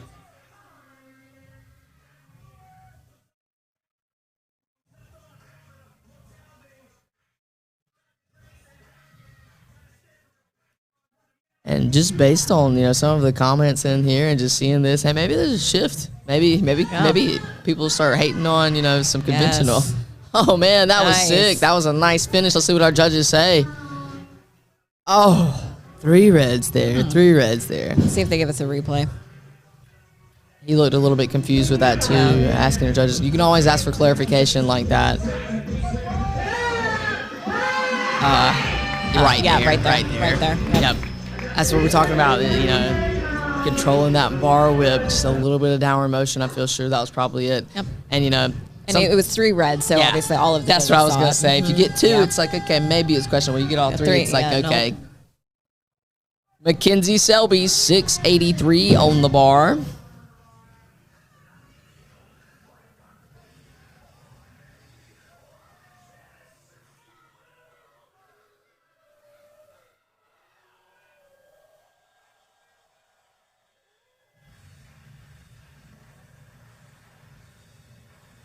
I was about to say when he was setting his hands, I was like, that looks mighty close, but that was just him getting his set. Good, strong on the slack pull, There we go. Nice. Come on, bring it back. All good, just not quite there on the day.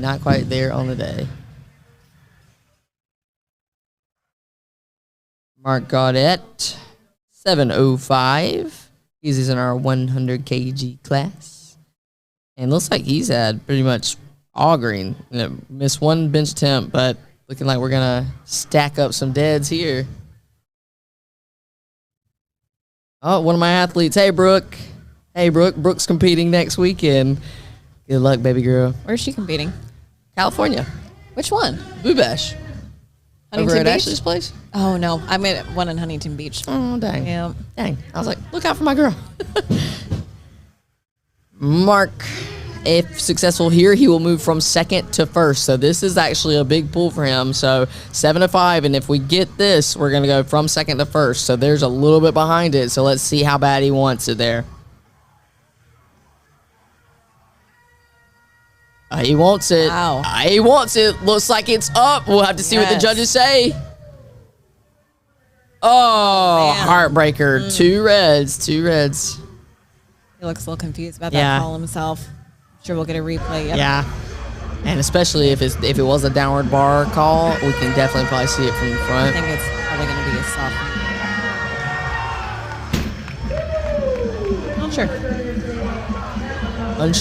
Unsure. I did see that the left side kind of drift down a little bit, but not sure if that was. It looked pretty smooth, but also we're not down there, looking at it and seeing the knees and everything else. So judges say. We are watching this on a screen just like you guys are. Yep. Dakota, 733, and if successful here, he will stay in 3rd place.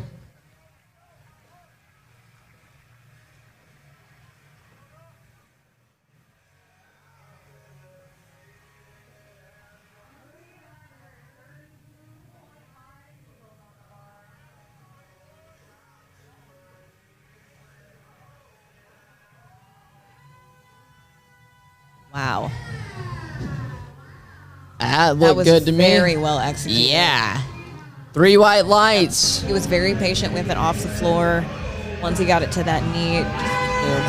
Excellent setup there too. You see, pull out the slack, just get it locked in there, throwing the hips forward.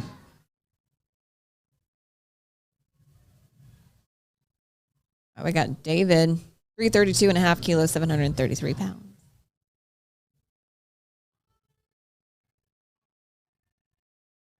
David Raymond, 733 on the bar for David.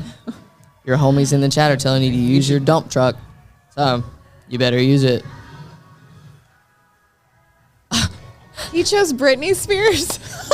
I'm a big fan of David. Let's go, dump truck David. Dump truck David. Listen to some Britney Spears. What's good? Let's go, D. Yes. Oh, come on, finish that. Shoulders. Oh, no. man, just shy on that one.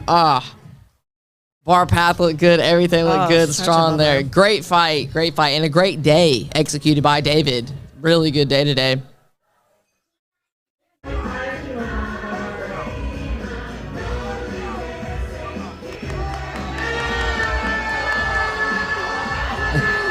Billy.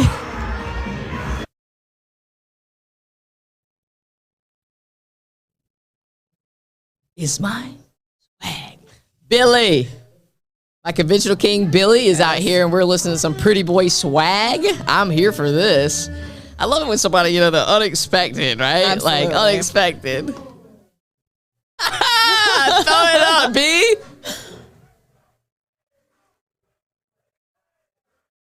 I feel like you can really see inside somebody's soul with a good walkout song. I'm like, all right, Billy, we gonna hang out later. Let's go, conventional king. This is 7:38, and if successful, he'll stay in first. So, pretty boy is gonna get it one way or another. Let's go, Big Bill. Easy. Amazing third attempt. Yes. 3 whites. 3 white lights, easy money. And somebody said we need IG live stream of the third so we can hear it with music. Sorry that we can't have the music for you guys because YouTube, copyright, you know. Yeah, they don't like it. Times are hard. Budget cuts. But last but not least here, rounding out the flight, Matthew Sullivan. This is our last third attempt dead for the first flight.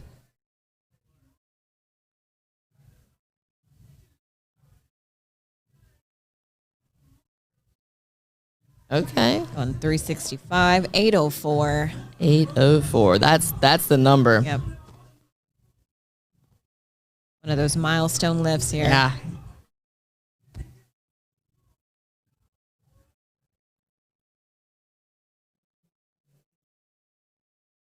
But guys, if you've never been to the American Pro, if you've never been here, you need to come. This is something that even if we had the music with it for, IG Live or something, just the energy and just experiencing what that looks like and feels like, I don't know. I've never been to a meet like this where you have that kind of intensity on the walkout. Matthew Sullivan, 804, getting set, getting that slack pull. And it's going, it's moving, and it's in there. What did the judges say? I love the patience on that. Yes, 3 white lights, and that's a perfectly executed sumo. That is it. Slow. Here we go. We got an instant replay, but slow off the start, right? Slow off the start. Exactly what you expect, and you get so much bend in that bar before the cleats even come off. And then once the hips actually drive forward, you see it usually accelerates a little bit at lockout, right? That is perfect. Job well done. Job well done from him. Job well done from all of our first flight lifters. And we're going to be moving right into our flight B, our second flight here, and it'll be Ryan Emmons leading us off, 666 on the bar. Stacey, you got some fans in the chat. Who needs music when you have Stacey? I agree. I mean, thank you guys. Thank you. DJ Bama Breezy coming at you live. I pretty much just live in a state of, I have my own, theme song music in my head all the time, so I just feel like that's how I operate in the world. All right, we got Ryan up 302.5. 666 pounds on the bar.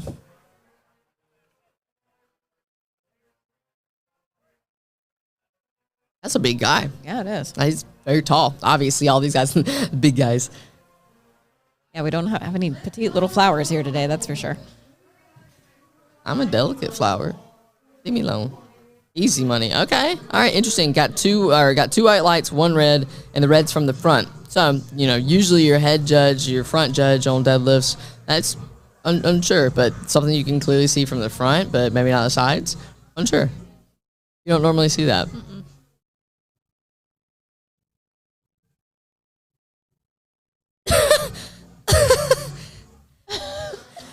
Hey guys, my name is Stacey Byrne. I am not actually the important one here. My guy Maurice Moody coming out on the stage. He is going to be opening up with 7:05. But thank you guys for all the love and support. I'm happy to be here. My boy Maurice, 7:05. and he is in the 140 kg class. Look at those shoulders. Yeah, man. Mountain of a man. Okay. This flight, we're going to have our conventional boys. This is how they separated it. We got the sumo team, team sumo, team conventional. Let's see who stacks up. 3 white lights. I said this to Heidi on the commentary earlier, but one of my friends, the Callaways, they were talking. Her husband was up at the hotel, and the front desk guy was like, "What are all y'all big guys here for? Is there like a convention or something?" And I was like, "The big guy convention?" I was like, "But I bet it does look. It's like so many guys, just big backs, tall. Like we just get so used to seeing it that it's normal. Yeah, and then you get all of us together in the same space, and everyone's like, "What the hell is going on? What is going on?" Yeah. Like, I feel safe, but also a little scared. Like, weird. Sailor coming in hot, 7:05 for an opener.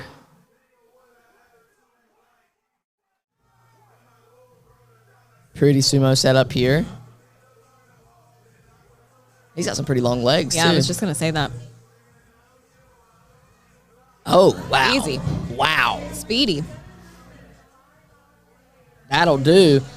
2 white, 1 red. Good lift.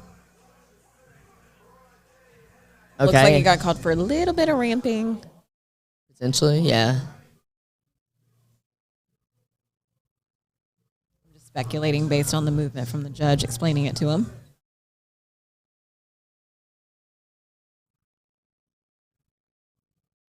Brad Abbott, 7'10".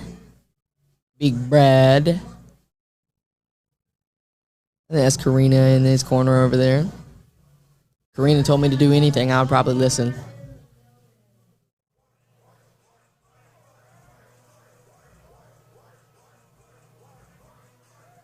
Very close conventional stance here. Mm-hmm. Especially for such a big guy. Yeah. You know, because you'll see a lot of like strongman guys. Like that's typically, the bigger guys, a little bit wider frame, like to do a little bit wider stance sometimes, right? So this is really nice. Wow. He picked that up like the morning paper. That's 710 pounds, guys.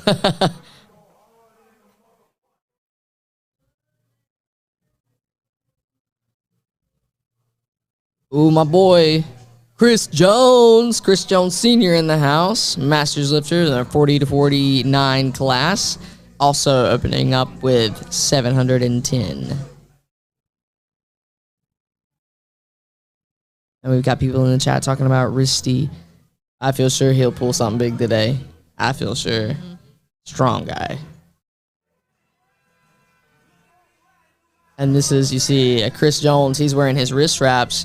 And that's something that I mentioned even yesterday, right? It's like some people find that, maybe helps with grip or just having a little bit of compression there can't necessarily hurt, right? Nice work. Very quick. Yeah. Nice work. Super consistent.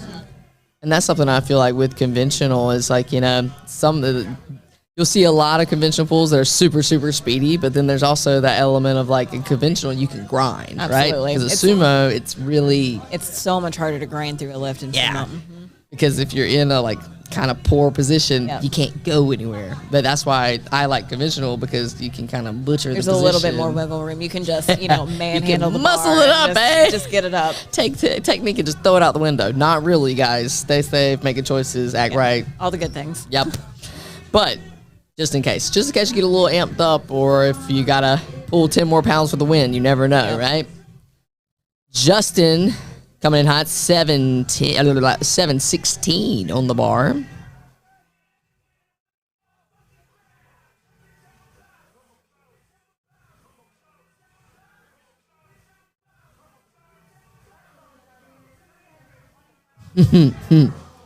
Next year, American Pro 3.0, responding to you guys in the chat, the big guy convention. 100. Absolutely. All right, and Justin, so 2 reds there. I saw that one. So right when he was taking the slack out of the bar, the plates actually came off the floor and went back down. Oh, so slightly. And the fact that he could do that on slack pull is very impressive.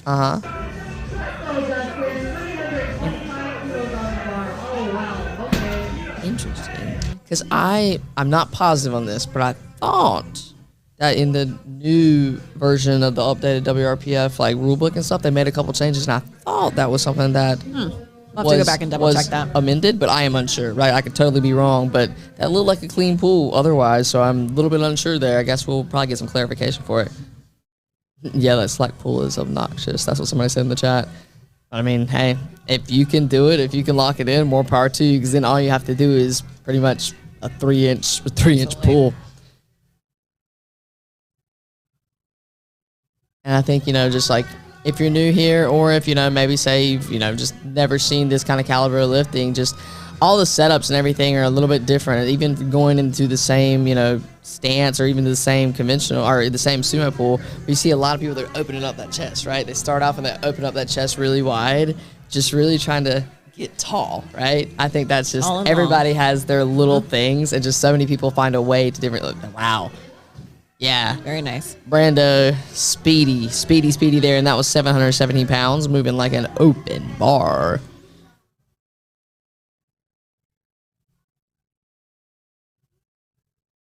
This is Gabriel Vega.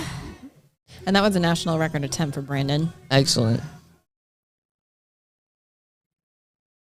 National record attempt and served it up, so he is now, and probably was before, national record holder, more than likely. 727 for Gabriel.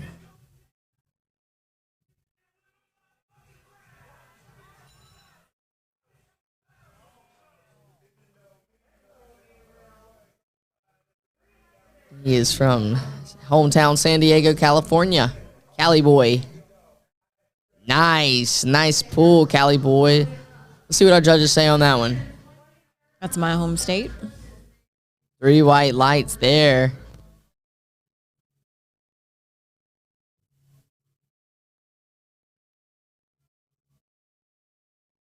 Houston T. Woods. 755 on the bar for Houston.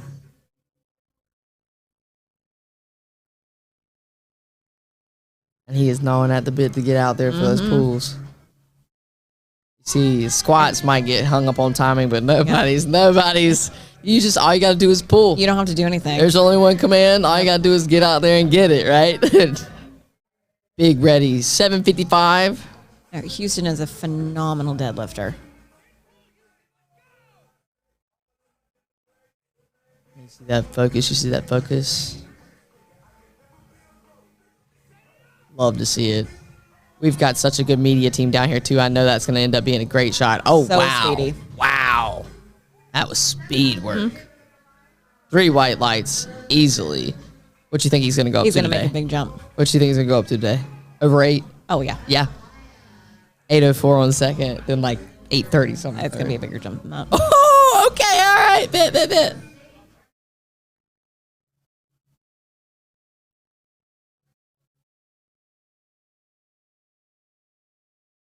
Azariah Pierce.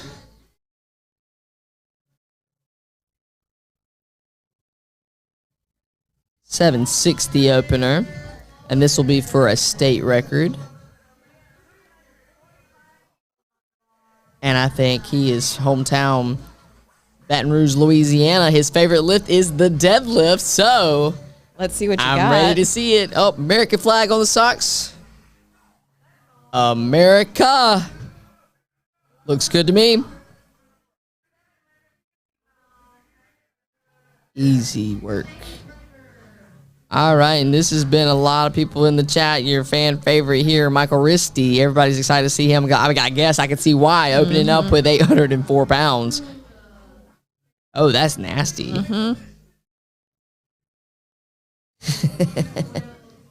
We were looking back at Houston's attempts. Oh, wow.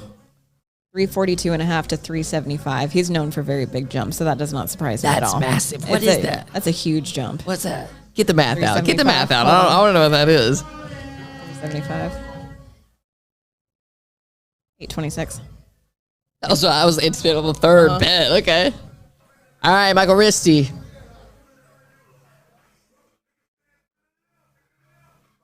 All right. Strong stance here. You got some long arms too, boy. I am so jealous. Setting the hook.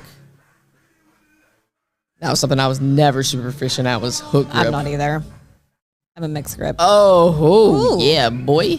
That look clean on me. Ooh. Huh. 3 reds. So like we said, usually something that's a little it's undeniable. If we got all 3, it must have been something soft or maybe a little bit of extra whip in the bar, pulled him down at the end.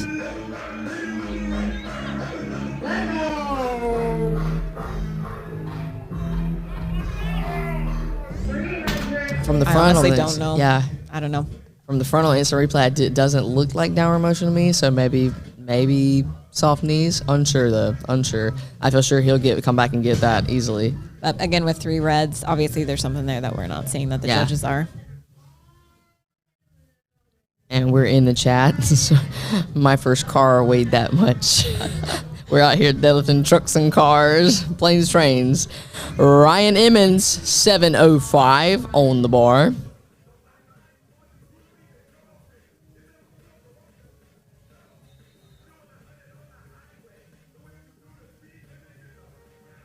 And you'll see that part of our, equipment, our attire is, you can have the shirt on or off, but you got to wear the deadlift socks. And why is that, Ash? That way we don't get any blood on the bar. And sometimes it still happens, right? Sometimes you still bleed through the socks, because you're trying to keep that bar close, and you end up with little skin, little blood on the bar. We don't want to share that with other people. Sharing is caring, but maybe not in this case, right? Keep that to yourself. Mm-hmm. Keep that and your hands to yourself. Sailor, 738 on the bar.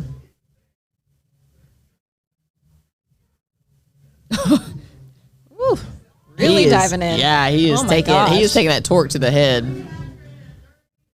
I felt that. Oh, yeah. Taking the torque to the head and getting some back slaps. We are awake now, guys. Hyping up. Oh, he is approaching that bar like it owes him money. I'm already excited about this third. Me too.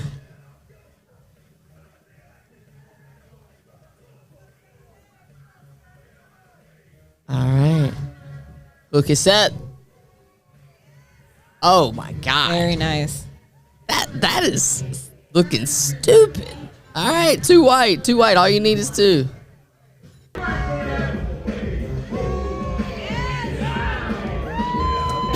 Right shoulder top, right there. Okay. Yep.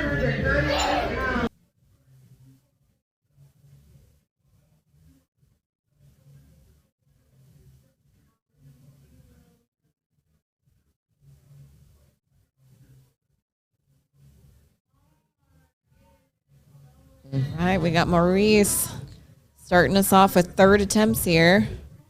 All right, leading. Oh, wait, no. What am I talking about? I'm sorry. You tripping. Please. Oh my God, we're still on 1st attempt. We're looking at several different screens here, guys. So. Sorry. Oh, my good. bad. Okay, 2nd attempt. 337.5. Yep, that'll be 744. And we got a conventional stance here from him. Big, strong upper back, leveraging in hard, and we're seeing a little bit of shake, but he got all the way up, Very smooth, nice. really clean. See what the judges say. And sometimes you can't even, all right, 2 to 1. But those CNS shakes, not even anything you control, right? Right. It's just your body happens. this is I feel it, right? I feel it. We think about just, how normalized, we got the kiss cam coming out. Kiss the girl. Whoa, yeah.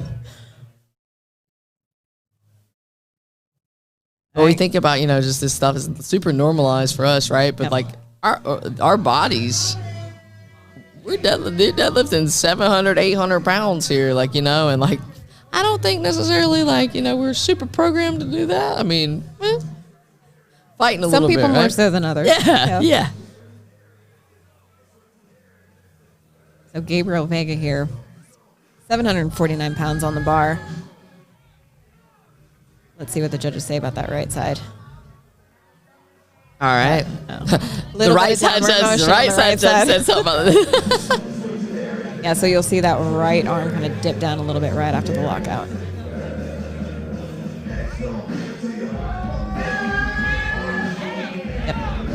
Yep. All we need is 2, though. All we need is 2. All right, Big Brad coming in hot. Brad, have it.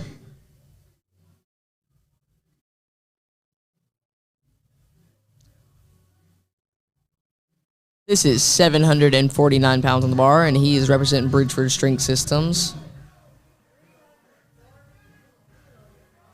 From Indiana. Big Brad, corn-fed. I'm telling you that. I think Garrett said it at one point, these Midwesterners, these corn-fed Midwesterners, there's going to be a bunch of strong ones no matter where we are. We got a lot of, it's crazy that 3 white lights there for Brad on that attempt.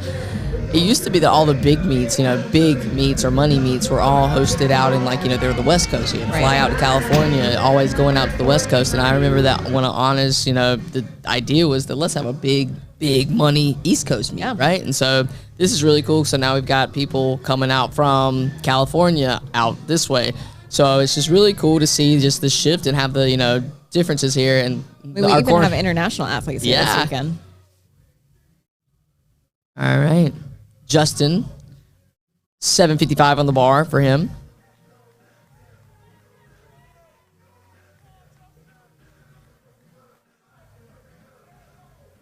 All right.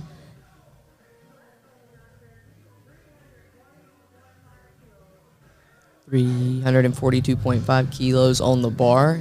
Beautiful slack pull. And that looks strong to me. Way to go, Coach Justin. Oh, 2 reds. 2 reds. 2 reds. We're coming in hot here. Sure, we're going to get a replay. Yeah, and it looks like, I think,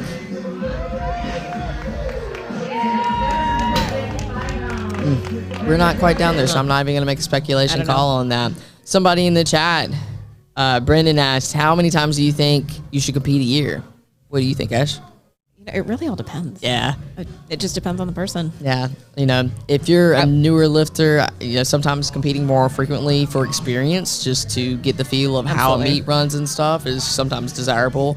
I'd say for me at a higher level, just like caliber competition and stuff, maybe once or twice. Yeah. Like twice at the most. Yeah. Twice at the very most. Especially when you start to, get up there into the, those higher totals, just the toll that it takes on your body, right? Yeah. Like Ed Cohn, one of my boys, he's talked about it before, is just you only have so many max efforts in you. That was clean up top. It looks like I had a downward motion, didn't quite keep that lockout. But you've only got so many, like once you get to a certain level of strength, so many maximal attempts, right? So if you're thinking about, some people compete 3 or 4 times a year, especially even being strong, but that's whenever you start getting hurt, right? Exactly. And so I hate to say that, or just put that out there, but you need to have that recovery time. Yeah. The more frequently you're putting your body through this, and you think about just the toll that it takes, mental fatigue, accumulated fatigue, just in general, right? It's a lot to recover from. And if you're competing 3 or 4 times a year, what does that look like? If we're prepping for 12 weeks, we're prepping, you're going right back into a peak. So how can you really build strength like that, right? Exactly. So I think, just as a newer lifter, maybe more frequently, but as you get more advanced and you don't need that experience necessarily, it might be more beneficial to only compete once or twice a year and just really build, because 1 or 2 things, powerlifting, you're either building or you're testing. Exactly. Got a set of arms on him. This is Chris Jones. Chris Jones and 760 on the bar. Oh, wow. That's a lot slower than I expected. Man, but he gave that a run. He definitely gave that a run and kept it close to him. And I've seen Chris grind out some lifts too, so I feel sure he'll come back and figure out what he needs to do to grind that out. Michael Risti, we missed the opener. A little bit unsure on necessarily what the call was there, but all we know is we missed it. So is he retaking or are we going up? Retaking. Retaking. Okay, smart call there, right? Make sure we seal the deal.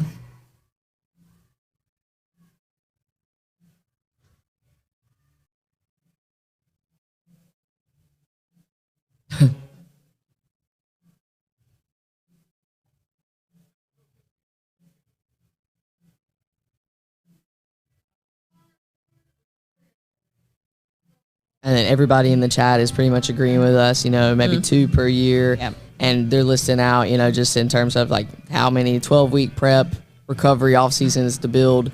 And that's what it's all about, because you're either, like you said, building or testing. And so many people want to compete, but you just got to build it first. It's all that nothing special work, as Trevor and I used to say. It's just nothing special, just chipping away. So keep building, then it'll come when it's time.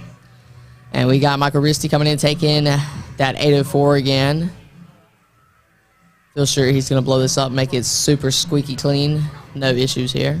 Getting that hook set. And just it's so admirable, even in that stance, that even I probably couldn't even pull 225 in that wide of a stance. Beautiful. See what the judges have to say. Ooh. 2 reds. And now this is when the game starts changing, right? Like, I hate to see that. I truly hate to see that. Let's see this replay, see if we can figure it out. Yeah, we're watching the instant replay back now.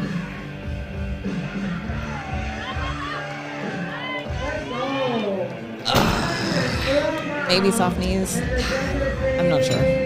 Maybe potentially whatever's going on right up top. Yeah, right at the very end. Unsure, right? So that's tough, though. But that's when we're talking about strategy, and we're talking about, I've said it before, I had a coach tell me the sun can shine on an ugly dog's butt any day of the week. And I've taken that with me to heart, because you might be projected dead last. But what if everybody else has something happen? What if people bomb out? What if blah, blah, blah, blah. You show so up many and what you ifs stack. on me day. Yeah. I've beat people that were way stronger than me before, right? When I first started, I was like, let's see. And that looks like 810. Razzle dazzle, that is 3 white lights.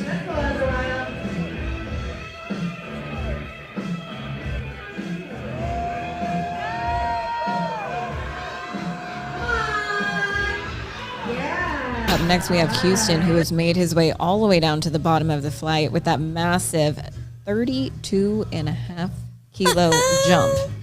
I love that too, honestly. Like, I love a good story like that. You know, back when he did his first, and you asked me, what do you think he's going to do? I'm like, it's going to be a massive jump, just knowing how he trains. Big jump. Okay. What, like PD? You're like, nah. And I was like, I don't even know. What's the math on that? Pull up the calculator. 826 pounds. But I love that, because that's a big show of, like, you know, some people, Stacey, why are you opening me so light? Because it doesn't matter. That's your last warm-up. This is what matters. Make a big jump, grow up, and come surprise people, right? Like, no one would expect that. Mid-flight, and it's like, oh, my boy is slammed down at the bottom. Like, let's go, Houston. I've enjoyed watching him today. Yeah. Even his second attempt squat that he got, where he had to really fight for it. That's what I said one of my highlights was, because, my God. Yes, drive those hips through. That's it. Hopefully he's not hurt. Looks like he's shaking off a leg a little bit.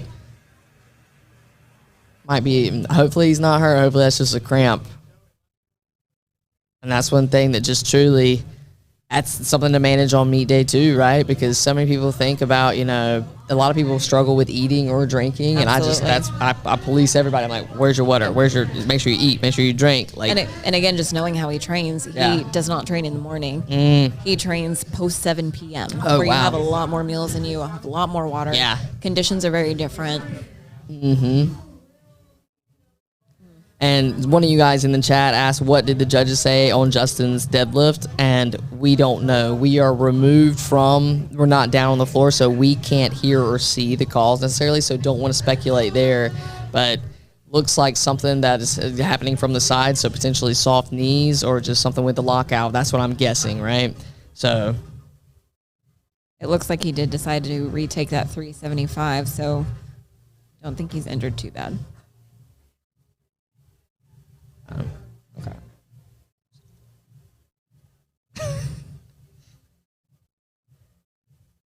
All right, we're leading off on our thirds now, yeah? All right, and he is currently in third place, and if successful, looks like he will stay in third place. Ryan Emmons. He is ready.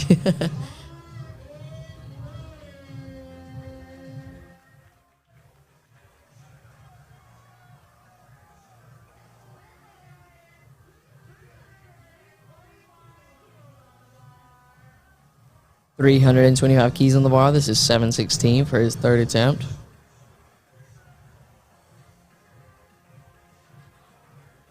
Let's go, Ryan. Oh, yeah. Nice. Oh. Oh. Oh. Grip go out? I was not expecting that. Honestly, like, I was just... It's like, got it. All right, I've had enough. I'm ready to go. And we got a kiss cam coming out. This is new, guys. This is new. They don't even know. They weren't ready.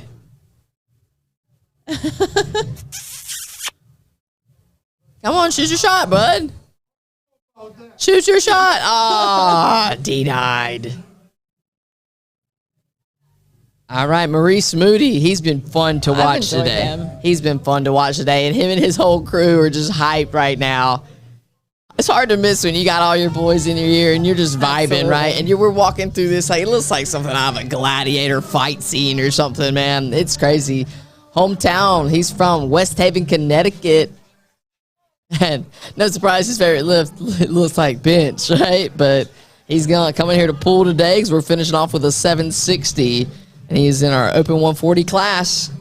And he's in first place for it, too. And so if he gets this, he's going to be in first. And if he doesn't get it, he's going to be in first. No pressure. Just smash it. Come on. Yes. Oh, man. Come on, Maurice. Oh, baby. I feel sure that, man, I give him white lights for effort there. I feel sure that might be, three reds. Yeah. 3 reds for maybe ramping, a little supporting there. Yeah. But, man, what a fight. Solid effort. Yeah, what a fight. Oh man, that was nice. Yeah, that was probably a ramp call, supporting on these. That bending on the knee and like resting it on the quad there. Mm-hmm. And so that's the thing is, with the bar, you cannot support the bar on your knees. You cannot support, the bar on your legs and that pull back and ramp. That's what we all want to do when it gets hard, right? So come on, Sailor LaValle coming in 760 on the bar. If successful, he'll stay in first place.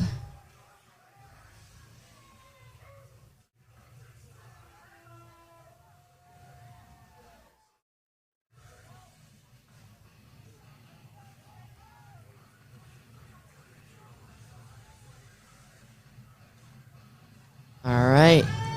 Wow. Oh my God. Every single dead that he has pulled has been a smoke show. He has had a day. Very impressed with him. 3 white lights there. 3 white lights. And look at that. Wholesome. Wholesome. It takes a whole village, and I'm telling you guys this. It takes a whole village. You see people walk off, they're hugging their coach. They're hugging their significant others. Like, this is just so much more than just this one day. Like this has been a 12-week, 15, however long prep, and just, you're tired.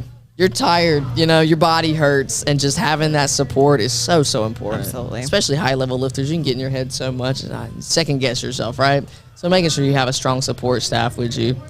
Justin, going to be rounding out 760 on the bar as well. He's in our 125 kg class.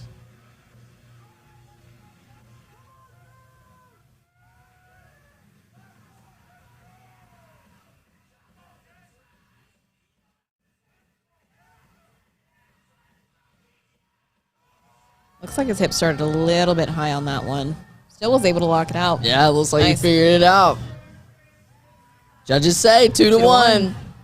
He said, yep, that'll do. That's all you need. Good enough for government work.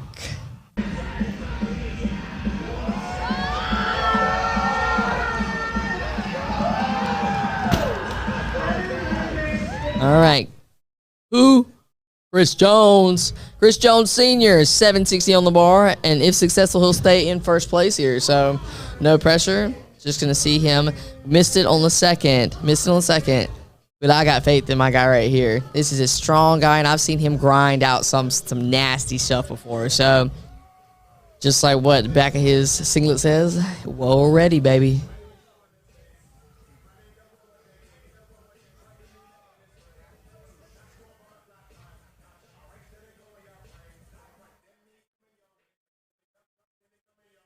Come on, Chris. Come on, Chris. Come on, Chris. You figure it out. I feel like if he get it above those knees, I feel like he'd get through it on it.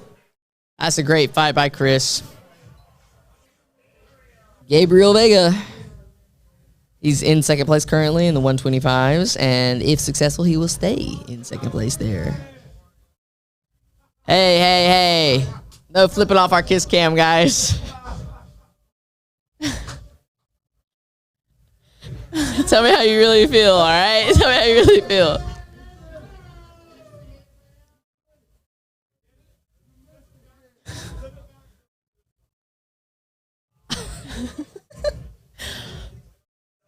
All right, back to deadlifting. 771. I'm just mad nobody put me on the kiss cam yesterday. We didn't have a kiss cam yesterday. Not that I saw. They popped it up one time, but I thought it was like, what is, who didn't change the slides? Come on, Gabe. Come on, Gabe. That's a grinder. Yes. Come on, Gabe. Oh, my God. Gosh, that's beautiful. I won that for him. What do our judges say? 771, and it's 2-1. Oh, hit me a muscular. Oh, look at that. Oh, look at that. Oh, yeah. I love to see it. Is that my boy Trevor? I think that was my boy Trevor just jumping in his arm like a little baby. Yeah, I started at prime time yesterday for the kiss cam.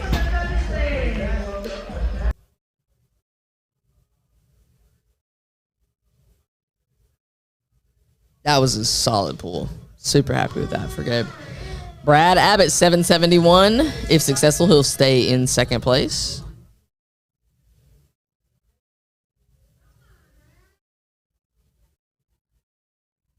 Let's go, B-Rad. Making sure he's wiping off his, feet from from the baby powder. Sometimes I'll carry a towel with me in my pocket if if it's something slick. I'll just give me your foot, wipe off those feet. You just want to be able to create as much tension as surface area and just really grab that ground. And sometimes like that baby powder, it applies that, just that sliding so you can come up with the deadlift, but you don't want that in between you and the floor. And that's a grind for us here too. Nice. Way to go, Brad. And what do our judges say? Three whites. Love that for him. Yeah, boy. Yeah, boy. And not sure exactly, but it looks like I've seen a lot of Pioneer belts. And I think Pioneer is sponsoring one of the sponsors of the meet. And that's the only kind of belt that I've ever used and ever will use. More than likely. Yeah? Yep. You got a lever, you got a buckle. Lever. For sure. Duh. Yeah. There's the convenience of it, honestly. Like, once I was like, but then that weight cut versus once you blow back up, it's like, See, we got Brandon. This is a national record attempt here, 772 pounds on the bar. All right, and so it looks like we stayed the same. We retaken from the second, I believe, right? Yeah.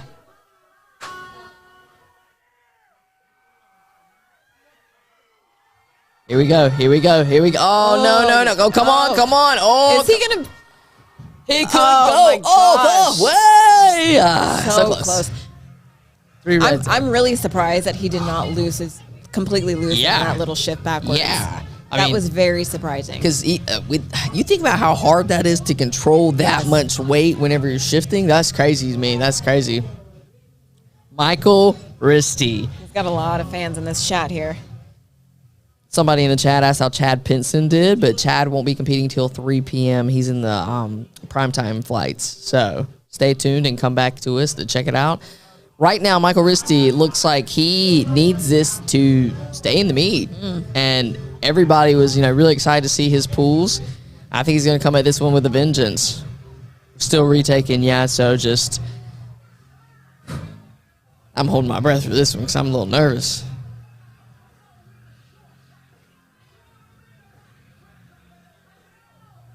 All right. He's getting that hook set, and I think everybody's got their breath held a little bit here. I can feel the tension. Nobody ever wants to see anybody, especially not come this far to come this far. All the way at the end? Absolutely not. Come on. From this, I see nothing wrong there, and it's 2-1. That's all we needed. That's all we needed. And wow. Way to save that, right? Awesome. I can tell by the way he's walking off. He might not be super satisfied with that, but honestly, it gets saved in the total. it. Yeah, that we sealed the deal there, right? And that's sometimes, we might come in and anticipate more or have more, right? But it's always better to walk away with a total. Absolutely. Azariah. All right. And I think he's made some pretty decent jumps because he's moved around the flight too. Yeah. Yeah, 45, 67, 75. Yeah, he's made some pretty decent jumps. And that's, I like that. Open up light, make some jumps, and move around in the flight. 826. So this will be a state record attempt. Wonder what state this guy's from.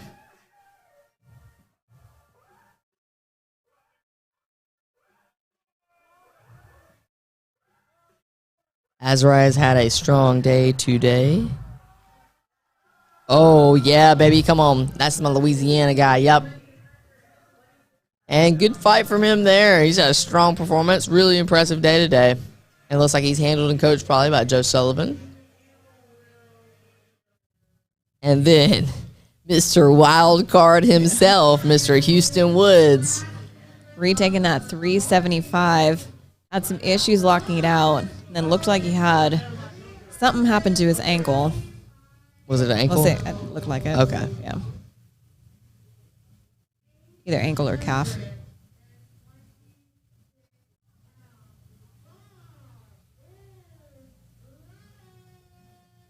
The 3 words everyone wants to hear. Bar is loaded.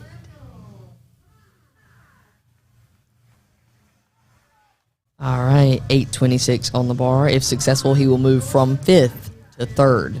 This is That's a big jump. This is such a decent jump Yes. that he will be jumping not only one place, he's gonna be jumping two placings here. So And he'll putting him in the top podium. 3. He will podium when he gets this. I'm putting it And into the he's- world. Houston, Yes. Come on, Houston, lock it out. Oh, yeah. I know he's upset with that because he's pulled that in the gym. All good, Houston. Standout day today. And that was one thing when he timed out on his 3rd attempt squat. I was like, well, maybe that saved him. Because I knew you said he was a big deadlifter, so I was like, maybe Yes. that saved his back. So I talked to him a little bit after squats to figure out what happened because I was watching from the stands over here, and I thought he was further along in the flight as well. And when I saw his name up there, I was very surprised. And I guess they had told him that there was going to be a 2-minute warning or a 2-minute break before he actually went up, and then there wasn't. Ooh, Yeah, so that's it's tough. unfortunate. That's tough. Well, guys, I believe that rounds out our, morning session for our, last day of the American Pro, and it's been crazy so far, It just has as been a wild anticipated. weekend. Yeah, honestly. So, and we'll be rolling into our prime time at 3 p.m. today. So, you guys make sure you tune in and make sure you check out our WRPF store and use code PRO for 30% off. Got anything to say, Ash? I'm just excited about the prime time. 100%. Yeah, It's going to be amazing. money.